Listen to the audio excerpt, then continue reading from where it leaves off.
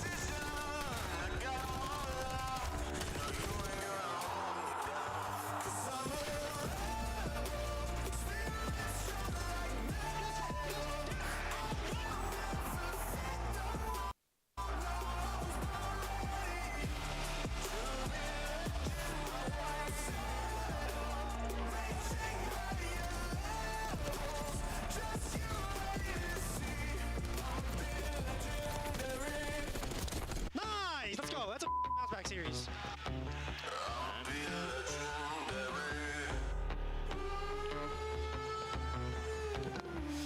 Yeah. I got the power. I've been working after hours. Seize the moment. I came back up, caught a coward.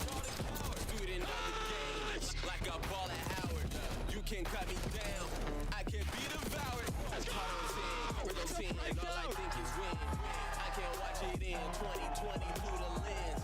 When I fell off, I always had to try again. Got the code that connected like I'm signing in.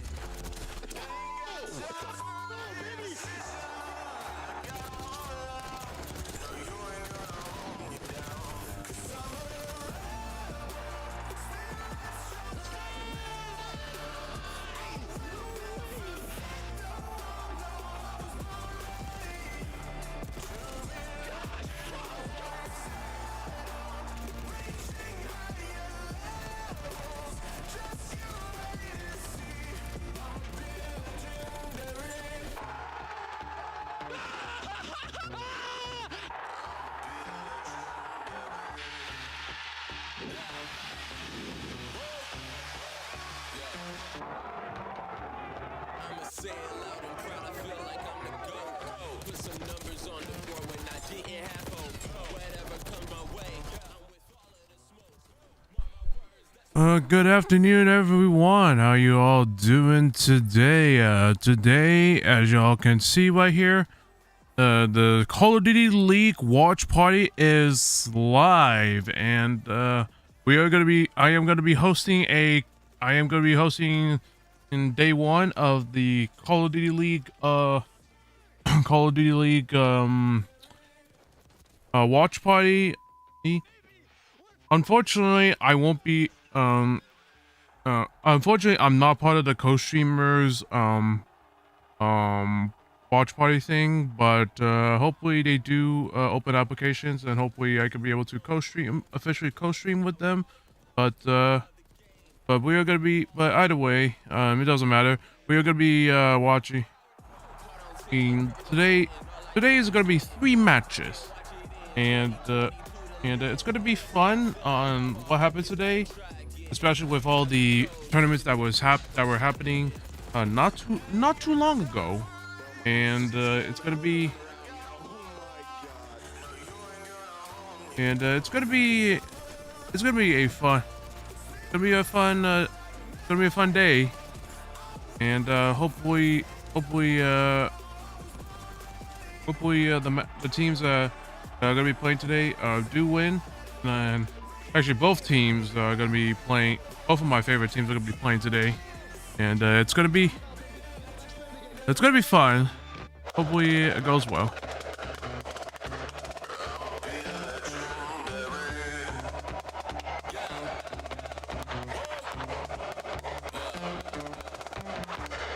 I'ma say it loud and proud, I feel like I'm the GOAT.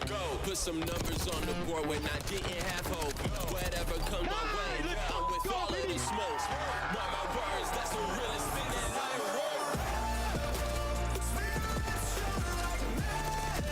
wrote. I started season 1 Battle Pass as a Prestige 5. Nice. Yeah, I've been pretty busy. I've been pretty busy. Not pretty busy, but like I've been putting more focus on my a lot of focus on my my classes so far, since obviously final week, and gonna make sure everything is ready to go to be turned in. Two of the most lethal submachine gun players in the world. Another multi-kill from Rancor. He's been the untradeable. He's still on the back. He's able to find. Oh my God, Snoopy! It's unheard of. This man is gone. Shotzi's there. It's history in the making. Ladies and gentlemen, you have made it. Welcome back to the Call of Duty League. A long 6 months off season is over, and we are back for Black Oh, Ops this is the 7. official? I'm your host, Chris Puckett, alongside Anthony. This is the official? Nameless, and Rosalie Parker. We know her as. I know I saw in the kickoff tournament hosted by the CDL. This was the background, but it seems like this is the official. They're all different except desk, for one. It was an insane off season that started immediately after EWC, and I couldn't predict half of the moves. Wheeler, I saw you dropping a nuke in our lobby just a day ago, so you have been grinding this game. Yeah. What do you look forward to from the pros, though, tonight? Yeah, I mean, we got some new game modes. Overload has been a lot of fun. The movement, jumping off walls, all that crazy stuff. And then snipers are back. So this game is going to be exciting. The gameplay is going to be fun. And as Ali mentioned, a ton of roster changes. We're in for a good one. It's a I mean, snipers are back, but I heard that there is still a GA on the snipers, but we'll see what happens. Yep, as you all can see, Optic versus Falcons, Breach versus Royal Ravens, and then FaZe versus Thieves. This was going to be a bit of a banger, and I did see Thieves beat the hell out of Vegas during Kayson's Showdown tournament a week ago, so last weekend. So it'll be interesting how this goes down in the official match. Texas was undefeated in our Monster Energy launch weekend all the way to a grand final. They did go to a game 7, but they won that event. They've been a favorite anytime you see them in scrims. And the question is, who is going to lead the team in kills? Because everyone seems to be finding success early in this game. Yeah, I mean, the way What's this game's going on? played, you just felt right away this Optic team was going to be sensational. Yeah. I mean, the answer they found last year was Mercules. I'm gonna- And, you know, a lot of the narratives, and, you know, GOAT talk, and, you know, I've been included in this discussion before, calling Sim the GOAT, you know, talking about these different players who are up there in the all-time legacy. Shotzi's entered that discussion, if not leading that now, right? Because they have just been unbelievable, and him in particular has been great. Kudos to the Optic organization, making some great moves. I completely agree with you, especially when you think about the trials and tribulations of last year. Yeah. I mean, they were cycling world champions on this roster, not just anybody. Skies, Kenny, Pred, and it was a rookie in Mercules. That was their final piece that they needed. They keep him coming into this year, and Shotzi, I haven't seen him any happier. Is it a 3-dog race in your mind? Crim 6, Simp, and now Shotzi for the GOAT title? Scump's in that discussion as well. But yeah, Shotzi's entered it without question. I mean, back-to-back world championships, up to 3 if you're Shotzi now as well. This Optic team I mean, also poised to make a it would be run this year. This amazing game for them is to gonna be so good do for us. a three-peat. optic. I mean, He knew shit, exactly what to three-peat do after world winning the champs, World because Championship. that He would gave be his young guy not only they Mercules a get back to bonus, back. a This little will be the raise as first well, and time. made This will be sure the his third roster was time. not Well, moving first for time. Black Ops 7. Three-peats. Other GMs could take a page out of his book because everyone else made some moves. I want to start here with the squad that I don't know. Are they better? Are they going to be a championship caliber squad?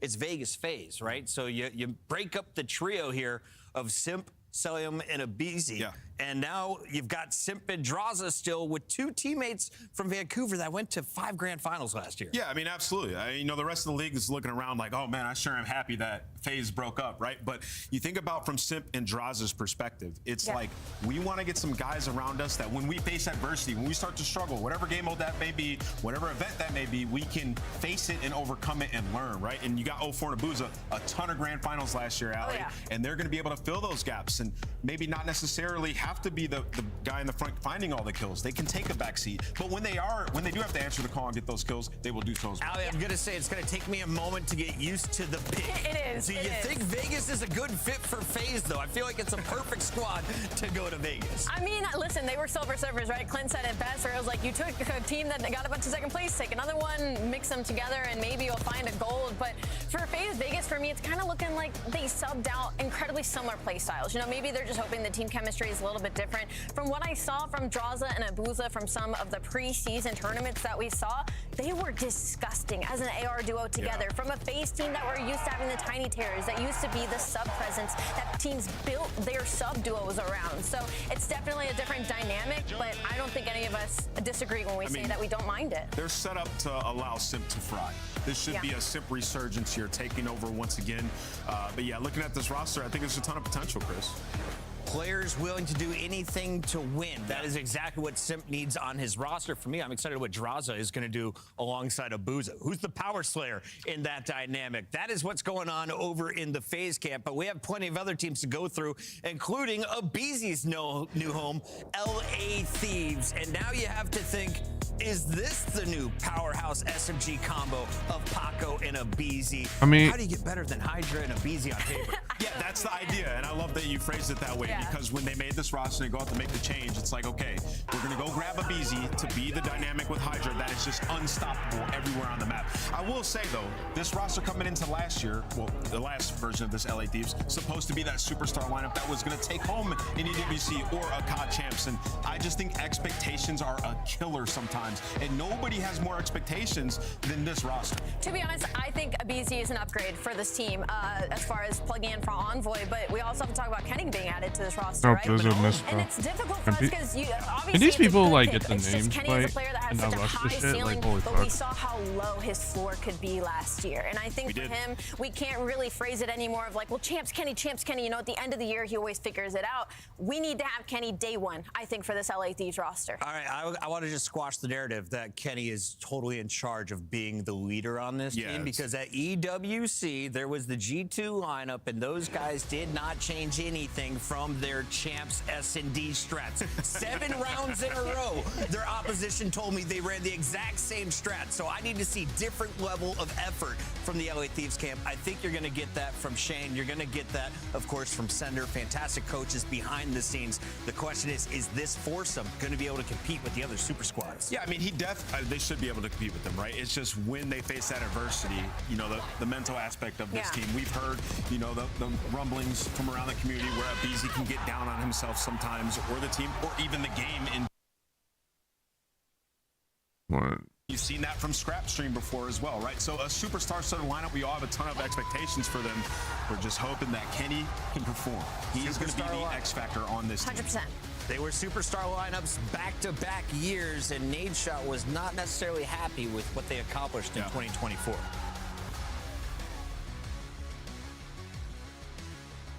There's certainly a world where keeping the team exactly how it was last year could have been the play, could have been the right idea. I don't think it would have been the wrong decision. I just think from my perspective, it's tough when you have like a super team and you fall short of champs in EWC. We just didn't look like the same team. Like, we got off to a hot start. We almost won Major 1, lost Major 2. Major 3 and 4, we won. I mean, that's a pretty good year. But when you don't make a splash at the big dance in EWC there shortly after, it's kind of just like, okay, something might be missing here. Like, truly. I mean, I love Dan Ghosty and I love Envoy. You can believe me if you want. You can call me a liar, but I'm being dead serious. I love those guys, and I thought we had a great team. But after falling short of champs in EWC, bro, it just felt like you had to make a change. That is America's Nade Shot, and of course his team LA Thieves, but the European Nade Shot, now known as Gotaga, has far eclipsed Nade Shot, and his team, in theory, could be more dangerous than the Thieves this year. You look at the pieces, you got Envoy. I mean, it's quite interesting seeing. Like I saw what Paris Gentlemates did during the Kaishan shutdown, even though it was very late for both teams. But first thoughts, I mean, this Gentlemates team, on Thieves, they're pretty dangerous, but feel like they have any we'll see what happens. They've already done better. It's a star-studded lineup, right? They've been performing in the preseason, and the Gentlemates roster from last year was very bad. So this team poised to make a run, they're in a very good spot. They are. It's the same situation last year to me, where like the roster looked really good on paper, but the difference is that we got that sneak peek. We were able to see what this roster was able to do.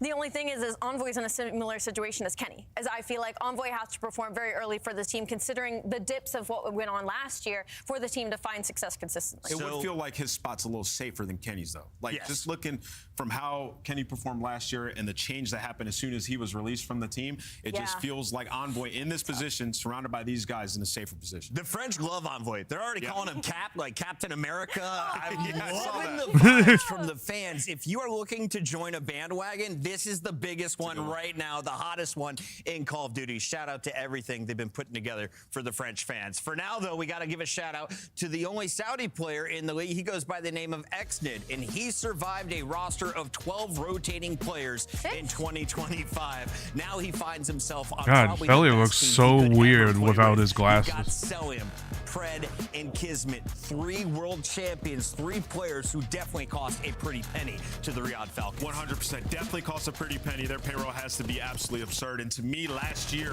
when they went out and they got Pred, I mean, even partially when they got Clayster, it was setting up like, we're going to try to be a big player in this league, and our expectation is to win tournaments. Like, we're not just trying to mosey around, and you see that, right? They went, they got another tournament, or sorry, other esports. In other esports, like, they're a big player, and they went. Oh, it's going to be interesting on how how Kismet, Pred, XNID, and Cell are going to come together, because I just don't see.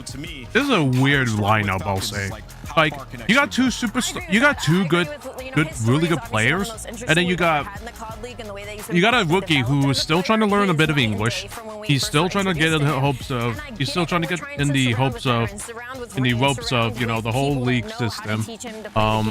He's still trying, like, XNID's gonna be interesting. Kismet is a good person. He's really good. He was especially damn good. But I don't know. This is a weird lineup.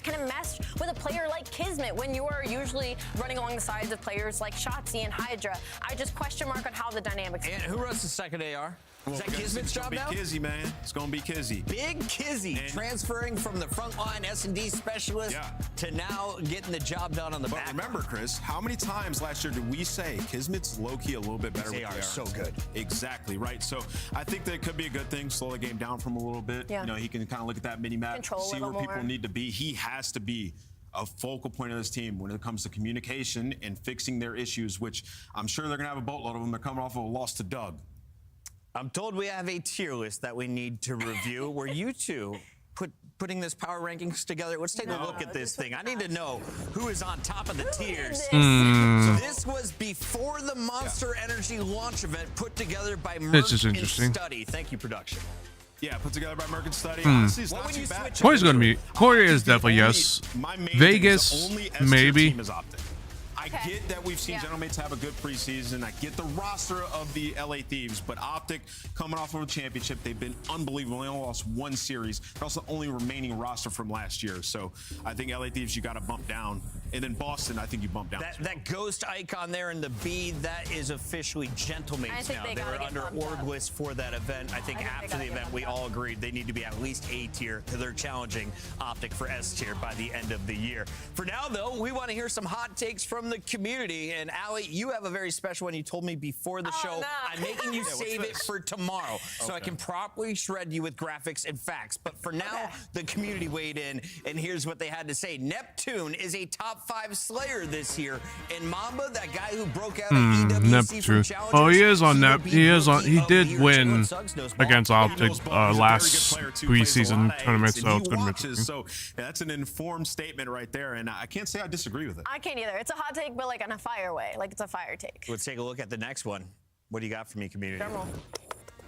FaZe to not make finals all year. Anyone? This is from Andrew Campion. You know Enigma. He's a commentator. You saw him at EWC. He's done a lot of work on World Series of Warzone and CDL Challengers. Definitely a hot and risky take, but I mean, you look at the roster and it's like, again, we talked about it. They're Silver Surfers. Both these, everybody on this roster have made a lot of finals all of last year. So I think at least they got to get one. Did he say not make or not win? He said make. Okay. So they're going to make a final. I think they'll make a final. You think they make one? I think they'll make a final. They'll make a final. Roster's good, man. Solid roster, and Ali just mentioned these guys spent a large portion of last year in the final. I don't know which one I agree less with, Andrew's comment or this one here that says Snoopy is going to have his year, ladies and gentlemen. Snoopy will make one of the CDL All-Star teams this year. I mean, First of Snoopy is going to be. Is this decided by I statistics? mean, I don't Is this know decided about by the fan vote? Boston Because I team do because, not like, see you Boston got Breach Cammy, winning votes. Well, I'm gonna Purge, Awaken. No. Awaken is out. You got Purge. Well, if they vote you got Purge, Cammy, Snoopy, and Nasty. There was a time to make a big leap. So they just upgraded their own AR, which is gonna be interesting. I mean, we'll see what happens in today's. It's just a good team. All right, It was today's match, right? Yeah, today's match. This one, So it's gonna be Cricket Fan interesting. 19, I think we could disagree or agree with you. LA Thieves I mean- did not win an event. I currently agree with you. They will not win an event with this current lineup, but I think after Major 2, you will see some shakeups and you will see a championship caliber squad ready to close out the year. Yeah, I mean, that's definitely a possibility. I mean, the If you tell me criticism all I have with my teams, they hometown either team won, then I'm is like, okay, if they don't definitely perform- if they don't perform early, then I would believe that they're on roster watch. But let's throw that out the window. We're just Yeah, no, and This season hasn't Nameless even is right. started. We're sitting at 0-0, They're not good but at. this They're is not going to be where good at community thinks Major we are 1. Then currently there's a landing problem. with the best ARs. If you're looking for the anchor, maybe even a top Slayer, look no further than the men on this screen. And it is so incredible to see a young man in his 4th, 5th event, Mercules, wearing the crown ahead of players like Dashy, Scrap. You even got, I mean, Celium's down, in the 4th tier here? Look, I'm telling you, at the very bottom of this pyramid, all these players should be fighting whoever made this, because Kleenex was an AR for, half a season? Presented by Breaking Point. The fact that Draws is at the bottom is also insane to me, especially considering what we saw in the preseason tournaments. I don't know how I feel about. And what are you moving up? What are you moving down? Yeah, I'm moving Rencor up. I think Rencor he was a superstar in this Who league does he last move year. down then? Ghosty, Abuza, or Sib? I'm probably moving Sib down. Right? I mean, but Sib in the preseason so far has been electric. I'm adding an extra player to the pyramid on every level. We're expanding the pyramid. Yeah, I'm told we got to stay on schedule. And speaking of it, we've got 3 matches coming your way. It is opening day here on the Call of Duty League for Black Ops 7. We're going to see Optic Texas facing off against Riyadh Falcons. Boston Breach at 4:30 plays against Carolina Royal Ravens. And then, of course, it is Simp, Draza, Abuza, and 04 taking on Scrap and the LA Thieves. That could be the best match of the day. Allie, how many of these go to a game 5? All of them. All 3 of them. They're all going to game 5. I don't know about all 3 of them, but we'll see about that. Scuff, the official controller of the CDL. Monster Energy, official energy drink of the CDL.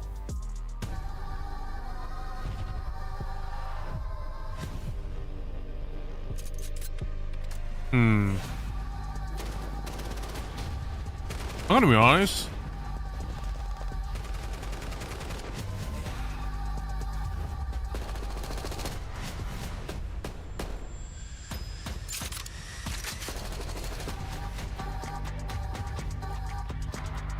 honest. I don't.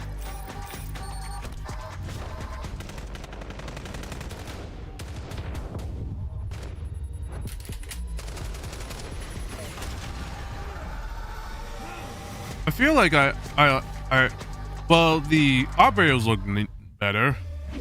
The guns, I am not sure about that. The guns, I am not sure about that. Year of travel. Now, Nameless, we're going to 4 It's like a different PNG places, and this that's like time, expand zoom. It's like actually both of them look like they took a PNG and they expanded it to point where you could actually see the pixels. I don't know if that's intentional. I don't know if that's the actual art style. This is the way to start the year, right? We're coming But out like, with a bang. It's been 6 months I since don't we've know. been on NA soil. We are ready for you guys to get loud in person. Get your tickets right now as they are on sale. And if you can't make it out to Texas, don't worry. You've got plenty of time. Well, you got major between now four, and the no, end of June four to majors. get in on the action. You got, We're going you got international. Optic, you got Birmingham, you got DreamHack Birmingham, and Atlanta DreamHack, and a major for by only Call of Duty This League. little NA-EU battle we have going on because we're split right in the middle. We're going to be going to Paris. We're going to be going to Birmingham. So that means Optic, Texas. Y'all are going to have to give us some serious high bars when it goes to that crowd energy for that #1 event. And we got some good news if you're a player. We do. If you didn't make it to the pro level, if you're a young guy making your move over from Halo, we have a home for you in Call of Duty. We call it Challengers. And some Halo players are already on starting lineups, but I expect people like Renegade to take over this scene if you're not careful. The Huntsmen announcing their squad. So many other teams starting to put together star-studded rosters from other titles, and emerging faces are growing here in the Challengers unit. And we got one in the league. Everybody knows Legend. If you were familiar with the Halo scene at all, he's going to be over on Surge trying to develop and, you know, just be patient with them. We've seen a ton of Halo players come in and develop, but let's talk about I mean, there are Challengers. some, I mean, Renegade being on Optic Challenges is going to be amazing to I can't tell you how see. important that is to the ecosystem of Call of Duty. When I was coming up, you could just buy a team pass, come in, compete, and make a name for yourself. So there has to be a healthy environment. I did that back in the day. Exactly, Allie. It has to be a healthy environment for these guys, and I think this is going to be the best year of Challengers that we've ever had in the CDL. I completely agree. I with you. mean, Bound unfortunately did retire, even though he did play a little bit with COD. He unfortunately did retire just because of, he wants to hang out with his family more. But their spots, and even Merc last year was proving something. So. 4 elite seasons and a Pro-Am at Major 3. It's all going down in Black Ops 7. And of course, we've got a new game mode in the new title. Let's revisit what will be Game 3 and every best of 5. Out with Control, in with Overload. A new objective-based game mode with 2 scoring locations for each team. Now that objective, it's got 3 pickup spots, but talk to me about it in the big picture. How does this play out compared to something you might have seen in previous Call of Duty? Yeah, how does this play out? It's super fast pace. There's an EMP, as Chris mentioned, 3 different spawn locations that will alternate. You want to get that EMP. There's 2 zones that you can, you know, download the EMP into to get yourself a point. And you're going to see teams kind of playing quick, but then slow down when they get close to goal and try to set up plays, right? So it's a lot of like on your mini map, setting up plays, pinching at the same time, and then knowing when you actually have that opportunity to score. It's super fast paced. It's a lot of fun. It's a lot of having to switch between offense and defense very quickly. Like Ann said, the pacing's going to be insane. Think about, you know, capture the flag. Think about uplink. It's very similar to those game modes, and I think it's fun. It's going to be fun to see what kind of strategies the teams try to strive for and where they're going to lean. If they're going to be more offensive, if they're going to be more defensive. I think there's a lot of different ways you can approach this. Overload will be in every Game 3. You get a chance to see it for the first time today with the new update. You carry a pistol while you have that EMP, and of course you're going to. okay, so they did nerf. We'll discuss that later. They did nerf the Overload. I want to know, are The snipers Overload going carrier. to make it in? Because in all the launch events, Nameless, we got our first peek at what the highlights could look like at the end of tonight. Abuza here in our first highlight. Kismet getting involved. All of these players showcasing they got the boomstick. Yeah, I mean, there's a huge portion of the Call of Duty community that just only snipes, right? So it only makes sense that it should have some representation in the pro scene. And then also, it just changes the dynamic in how you play the game, right? Yeah, it adds another element. Exactly. It's not always an advantage. It's sometimes a liability. You know, you've seen it plenty of times. If And with the wall jumps, too? If he's not finding his kills and he's stuck with a pistol, you're going to be at a disadvantage. So you already see, and this is from, what, 2 days of gameplay? We've seen so many crazy clips. And I'll tell you what, nothing is more aggravating than getting killed by a sniper as many times as sometimes these players do. That first clip in that series where Abuza had it out, you could see how frustrated Kismet was getting with that sniper rifle, pulled one out of his own and started dominating. So just being able to see the emotions from the players and the kind of way it makes them feel and change their gameplay is just going to be so interesting to watch. You guys had the best sniper of the tournament, by the way. That was it right there to clutch up a 1v3. We're going to have more clips coming your way and a ton to talk through today, including where they will be sniping. We saw a few raid highlights there. There's going to be returning maps from previous titles as well as new ones. What are you looking forward to, Allie? like on map-wise, the 3 lanes, it's very traditional, reminiscent of old traditional COD, and the pacing is going to be a lot more punishable, I feel like, when it comes to maps like this, because there's not as many angles and as many doors that you can bust through when you make a mistake. And personally, I love Den. We're looking at Colossus right now, but you'll see the Den, to me, kind of looks like Gridlock from Black Ops 4. Yeah, I think we're starting in a really good spot here, Chris, Allie. I like a majority of these maps, and we got a bunch of new maps also added in Season 1 yesterday, right? So I think it's going to be ever-changing as the season goes on, but you're seeing a montage here. Den, just a beautiful map. As I mentioned, 3 lanes. I bet it was look cool, but not sure about the camo. Yeah, no, the gun camo is totally a miss. It's unfortunately just a miss. I don't know what the fuck they were thinking. In the middle of the map, where if you're an SMG player, you can close that distance. There's not just dominant AR power spots. Now you're looking at the classic raid. The classic. It plays way different now, though, because of the wall running and a bunch of different spots. The evolution of the map. See water stairs, you can just fly off the top. Up top bedroom right here, it takes 1 second to get from bottom to top. So traditional power spots aren't as dominant. 6 minutes away from the first matches of the 2025 and 2026 CDL season for Black Ops 7. Lock in, ladies and gentlemen. We've got 3 matches coming your way, starting with Optic Texas taking on the Riyadh Falcons. It's going to be a spicy banger to open things up.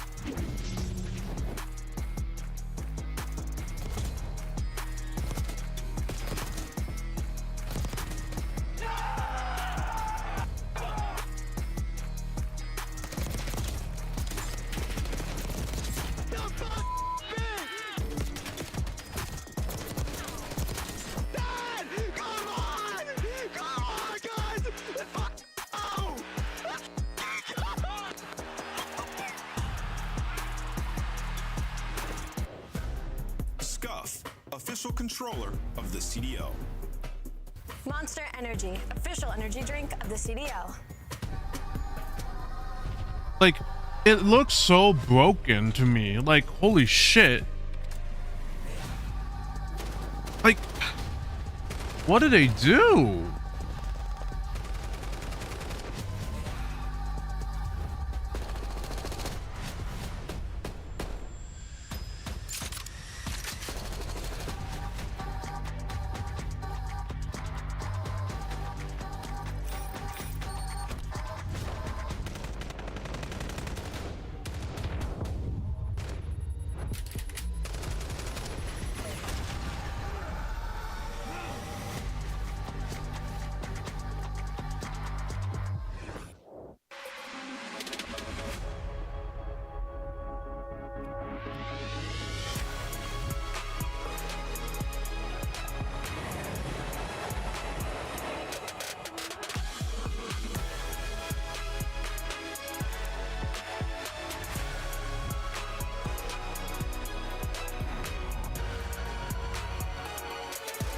God, selling without his glasses is, he looks so different than when he wears his glasses.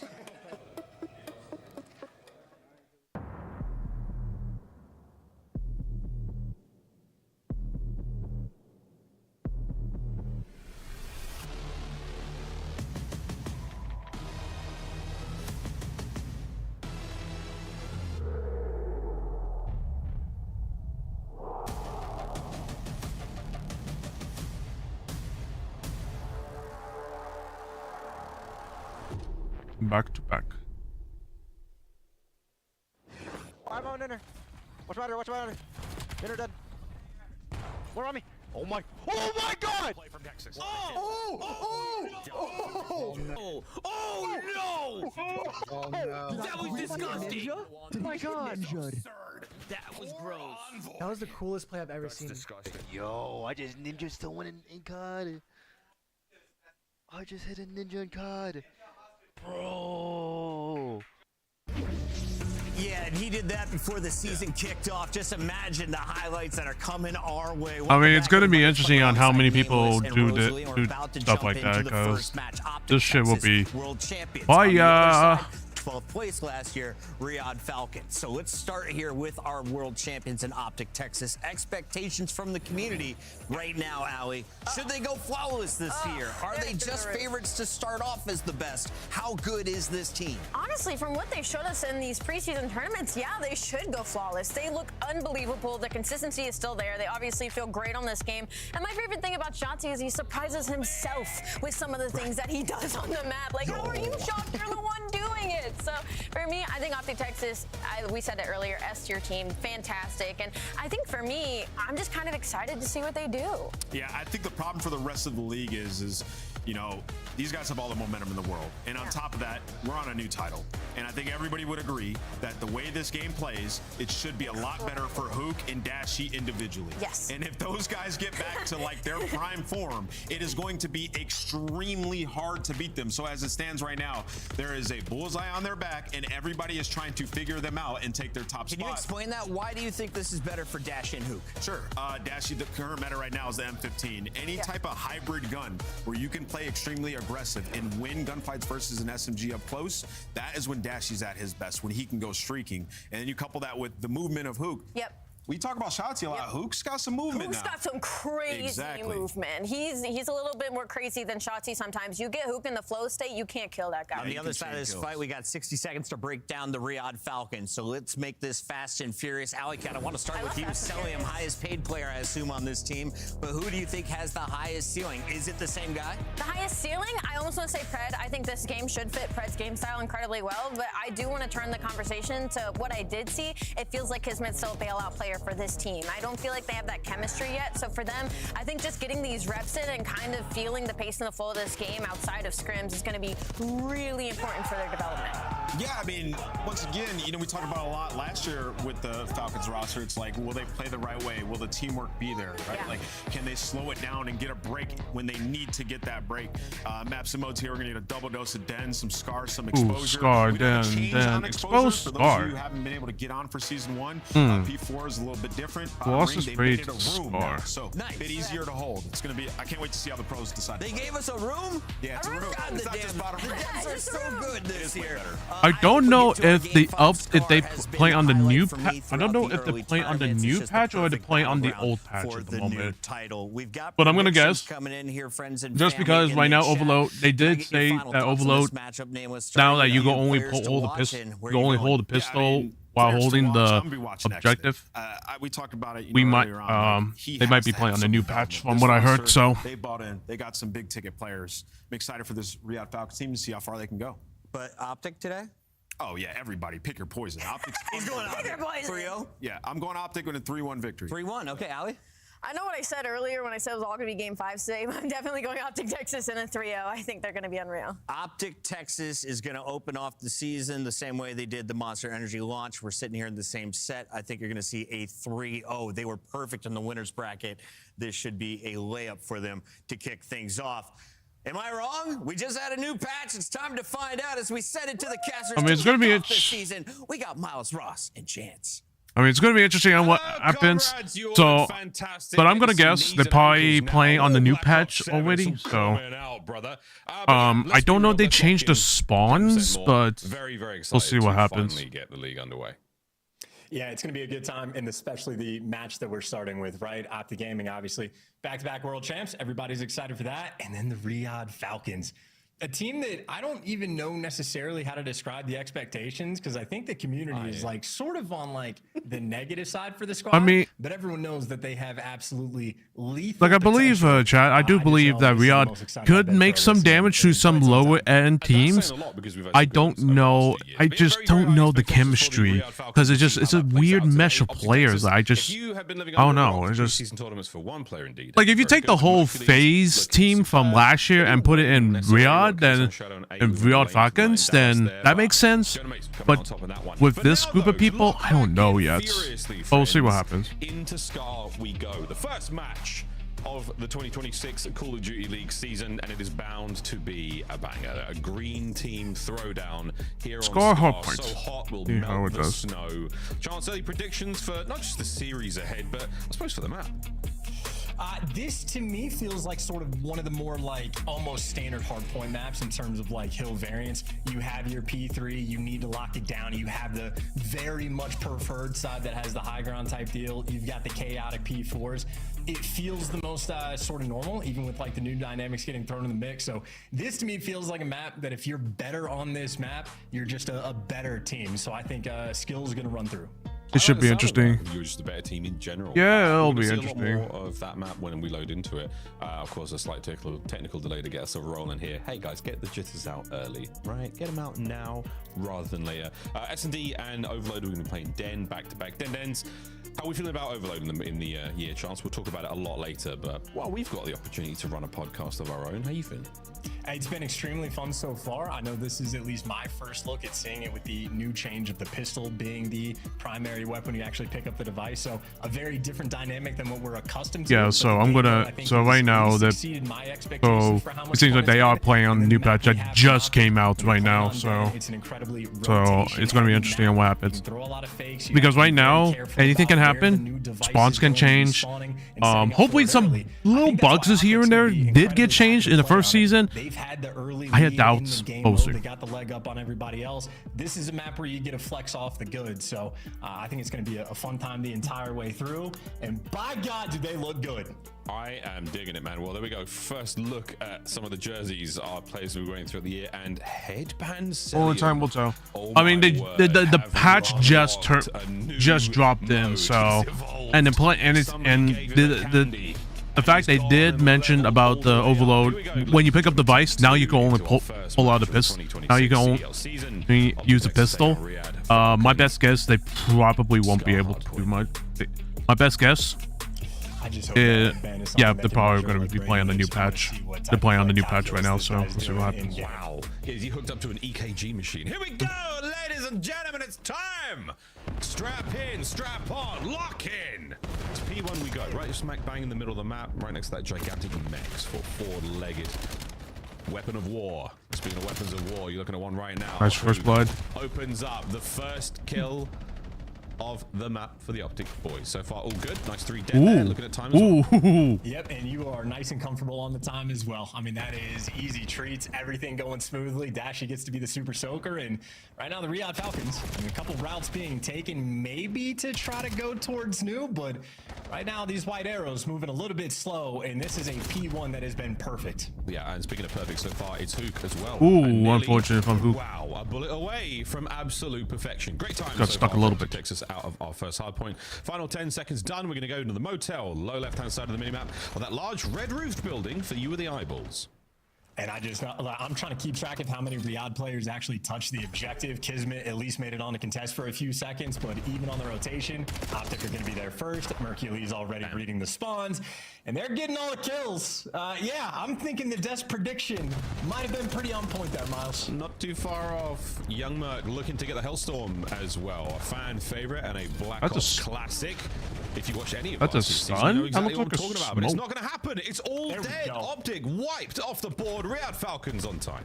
They're fighting back. Okay, so they are allowed to use mute fields, which, because it looked like they weren't allowed to use it from the pre-tournaments, but it seems like they are allowed to use mute fields, even though there's like cold-blooded and shit. You do still get that silence upgrade. Yo, I'll say.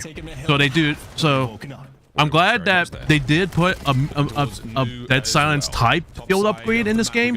I'm glad for that, but we'll see what happens. But we'll see if it gets used a lot. The problem with the mute field is that it takes like what, 3 seconds to deploy, so that's going to be a bit of a problem. If you are in the middle of a gunfight and then you have to use it, then that's a problem.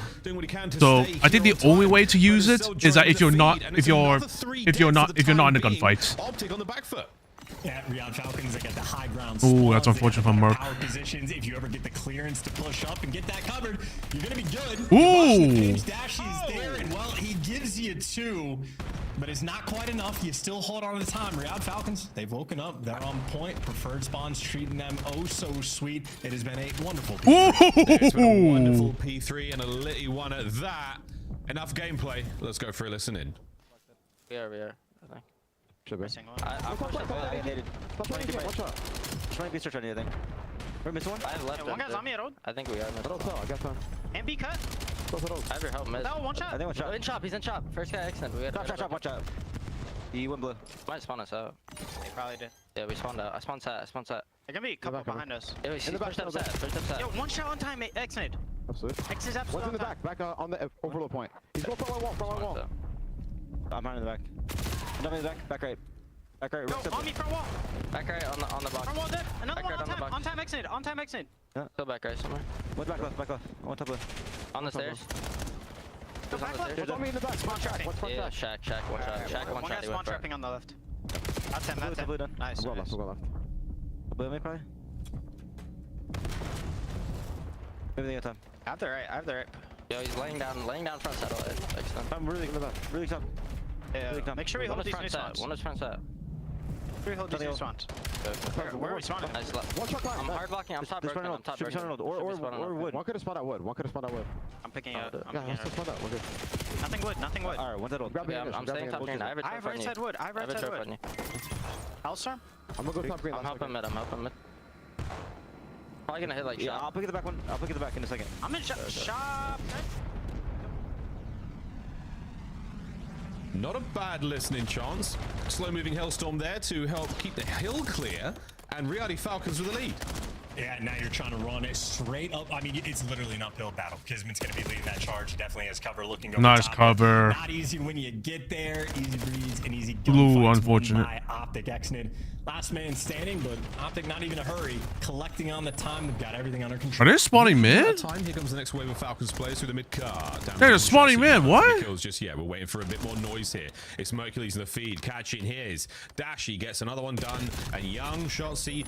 I mean, technically, that's a. There on time. I mean, that's technically a on the other side of the map, but shit, what the hell is going on? Heating things up, and I mean, he's caught right back up to the rest of the lobby. So things look. They gotta go good mid. They gotta go new. Considered the fact that it was a 60-0 start, I thought we were shaping ourselves up for a blowout, but Falcons did wake up. We got a battle, and now they're the ones in control of P1. And the blowout we've got going on for the Falcons right now is everyone's great hair. Still trying to take the lead back, and there it is, ladies and germs. Back over to P1. Second set on us. First set was very much a test for both of our squads. A strong start from the Optic boys, but right now Celium on a 4 spree halfway towards his Hellstorm. Can he get him some timeout? Nah. Shotzi going to continue to find time and kills. Lovely scoreline for them now. As Anthony Cuevas Castro has pulled himself back from a big old deficit, and he's looking at 13, now 14-13 on a spree. He's come alive. Yeah, and this is a delicate situation as well. Kismet right now desperately trying to fight 2 players, waiting for his teammates to be the reinforcements to get in, and Pred wins a massive gunfight against Shotzi to make sure your flank is secured. Now it's all guns forward. You get the rotation P2, you get the first 3 kills, and Riyadh Falcons, they're down by 20 going into the new hill, but they have everything under control. That's another 3 dead. They know exactly where Optic are spawning. They press forward at the last possible second. Xnid aware of the fact that the flip could be on alongside Celium. Not enough for that second kill, and now an awkward series of spawns. This is going to be a moment for Optic to get in and break. You'll definitely take that, and you will be smiling with the lead now starting to grow. Yeah, and they're trying to work on that funnel system as well. Hook was the furthest man pushed up. Hercules trying to follow that into place. Everybody sort of filling into that. Ooh, you gotta watch back. You gotta watch back, Shotzi. More or less swarm though. Oh my god, the P2. spawns are so Interesting fucked. Spawn from Hook. You got Falcons players everywhere surrounding the hill. They need to break quick. Yeah, trying to find these kills, but it's not happening. Mercury's holding it down with an iron fist. The pistol into the back. A 5 spree on time. The shoulder shimmy. One more for the streaky. No! Hits the wall jump. No kill there, but I'm loving what I'm seeing early. Dash there, the final few moments on time. Rotation is on. Shotzi there. He gets first. He gets brought down. Riyadh Falcons now once again win the rotation to plane. Yeah, and they got the left side spawns as well. So this is deja vu all over again. Selim, though, he is pressured out and still wins the gunfight. If there's any main AR that's going to be twisted, he's top of the list, but he's also completely surrounded. He lost the left side spawns. Every one of his teammates. Yeah, I think they made the smart idea of upping the respawn timer a little bit just because the ultimate credits. Good to do these are small maps. I don't. Wait for the patient play. Nice play, Shotzi. Nice play, Shotzi. Boy, gets himself 3. Pred, the last man left alive for the Falcons, and Optic are starting to figure it out. And now you want to try to turn the rest of this hill into a blender. Let the gunfights come to you. You stay L-triggered. Merc's there for 2. Shotzi there for the follow-up kills. Everything singing sweet. And what was once a close game, Optic have certainly found their form and blown it open. Dashy at the start of the hill, and Shotzi, well, he's there for the kill. And how about those spawns? Optic ahead of the game. No way ahead of it. The funnel now, Mercules, 1 by 1. He nearly kills them all. What unbelievable skill. Over to the new hard point we go, and Optic, they've set it up like a fortress, looking to find the win here in map number 1. Kyler Garland finding his kills on the right flank. Shotzi on a 7 spree as well. He might have just picked up a few more, but no need. It is Big Brucey eating good. They're on time. Next wave of players now for the Falcons, and it has to be magic. Yeah, it is not going to be either. This is just going to be a victory lap. You have to cross through the no man's land of hell just to funnel in through a stairwell. Dashy gets L-triggered, and you trade him out, but the battle you have ahead of you, 5 more seconds and the game is over. Maybe good news, the Hellstorm is going to be completely ineffective. Bad news is, again, you have to play beyond perfect Call of Duty. This is typically what happens. You're going to see a strong resurgence now from the Falcons. When the going has got tough, the tough will get going, but it's not enough. It's 5 seconds for the win now for Optic. A few more seconds over towards New Hook once again, the man of the moment, Mr. What the hell? Himself. Are they taking a piss? What are they doing? A retreat now for Mercules, trying to guarantee the spawns. They're good. Shotzi making his way towards time. Exney now on the race. Can he get himself in there? Hook, the point man, in towards it. 3 dead in the feed. Yep, and that is going to be map 1. Ladies and gentlemen, Optic, Texas, win their first hard point of the 2026 season. On form, just another day at the office for those lads, and even the little things that on day 1 they're already doing right.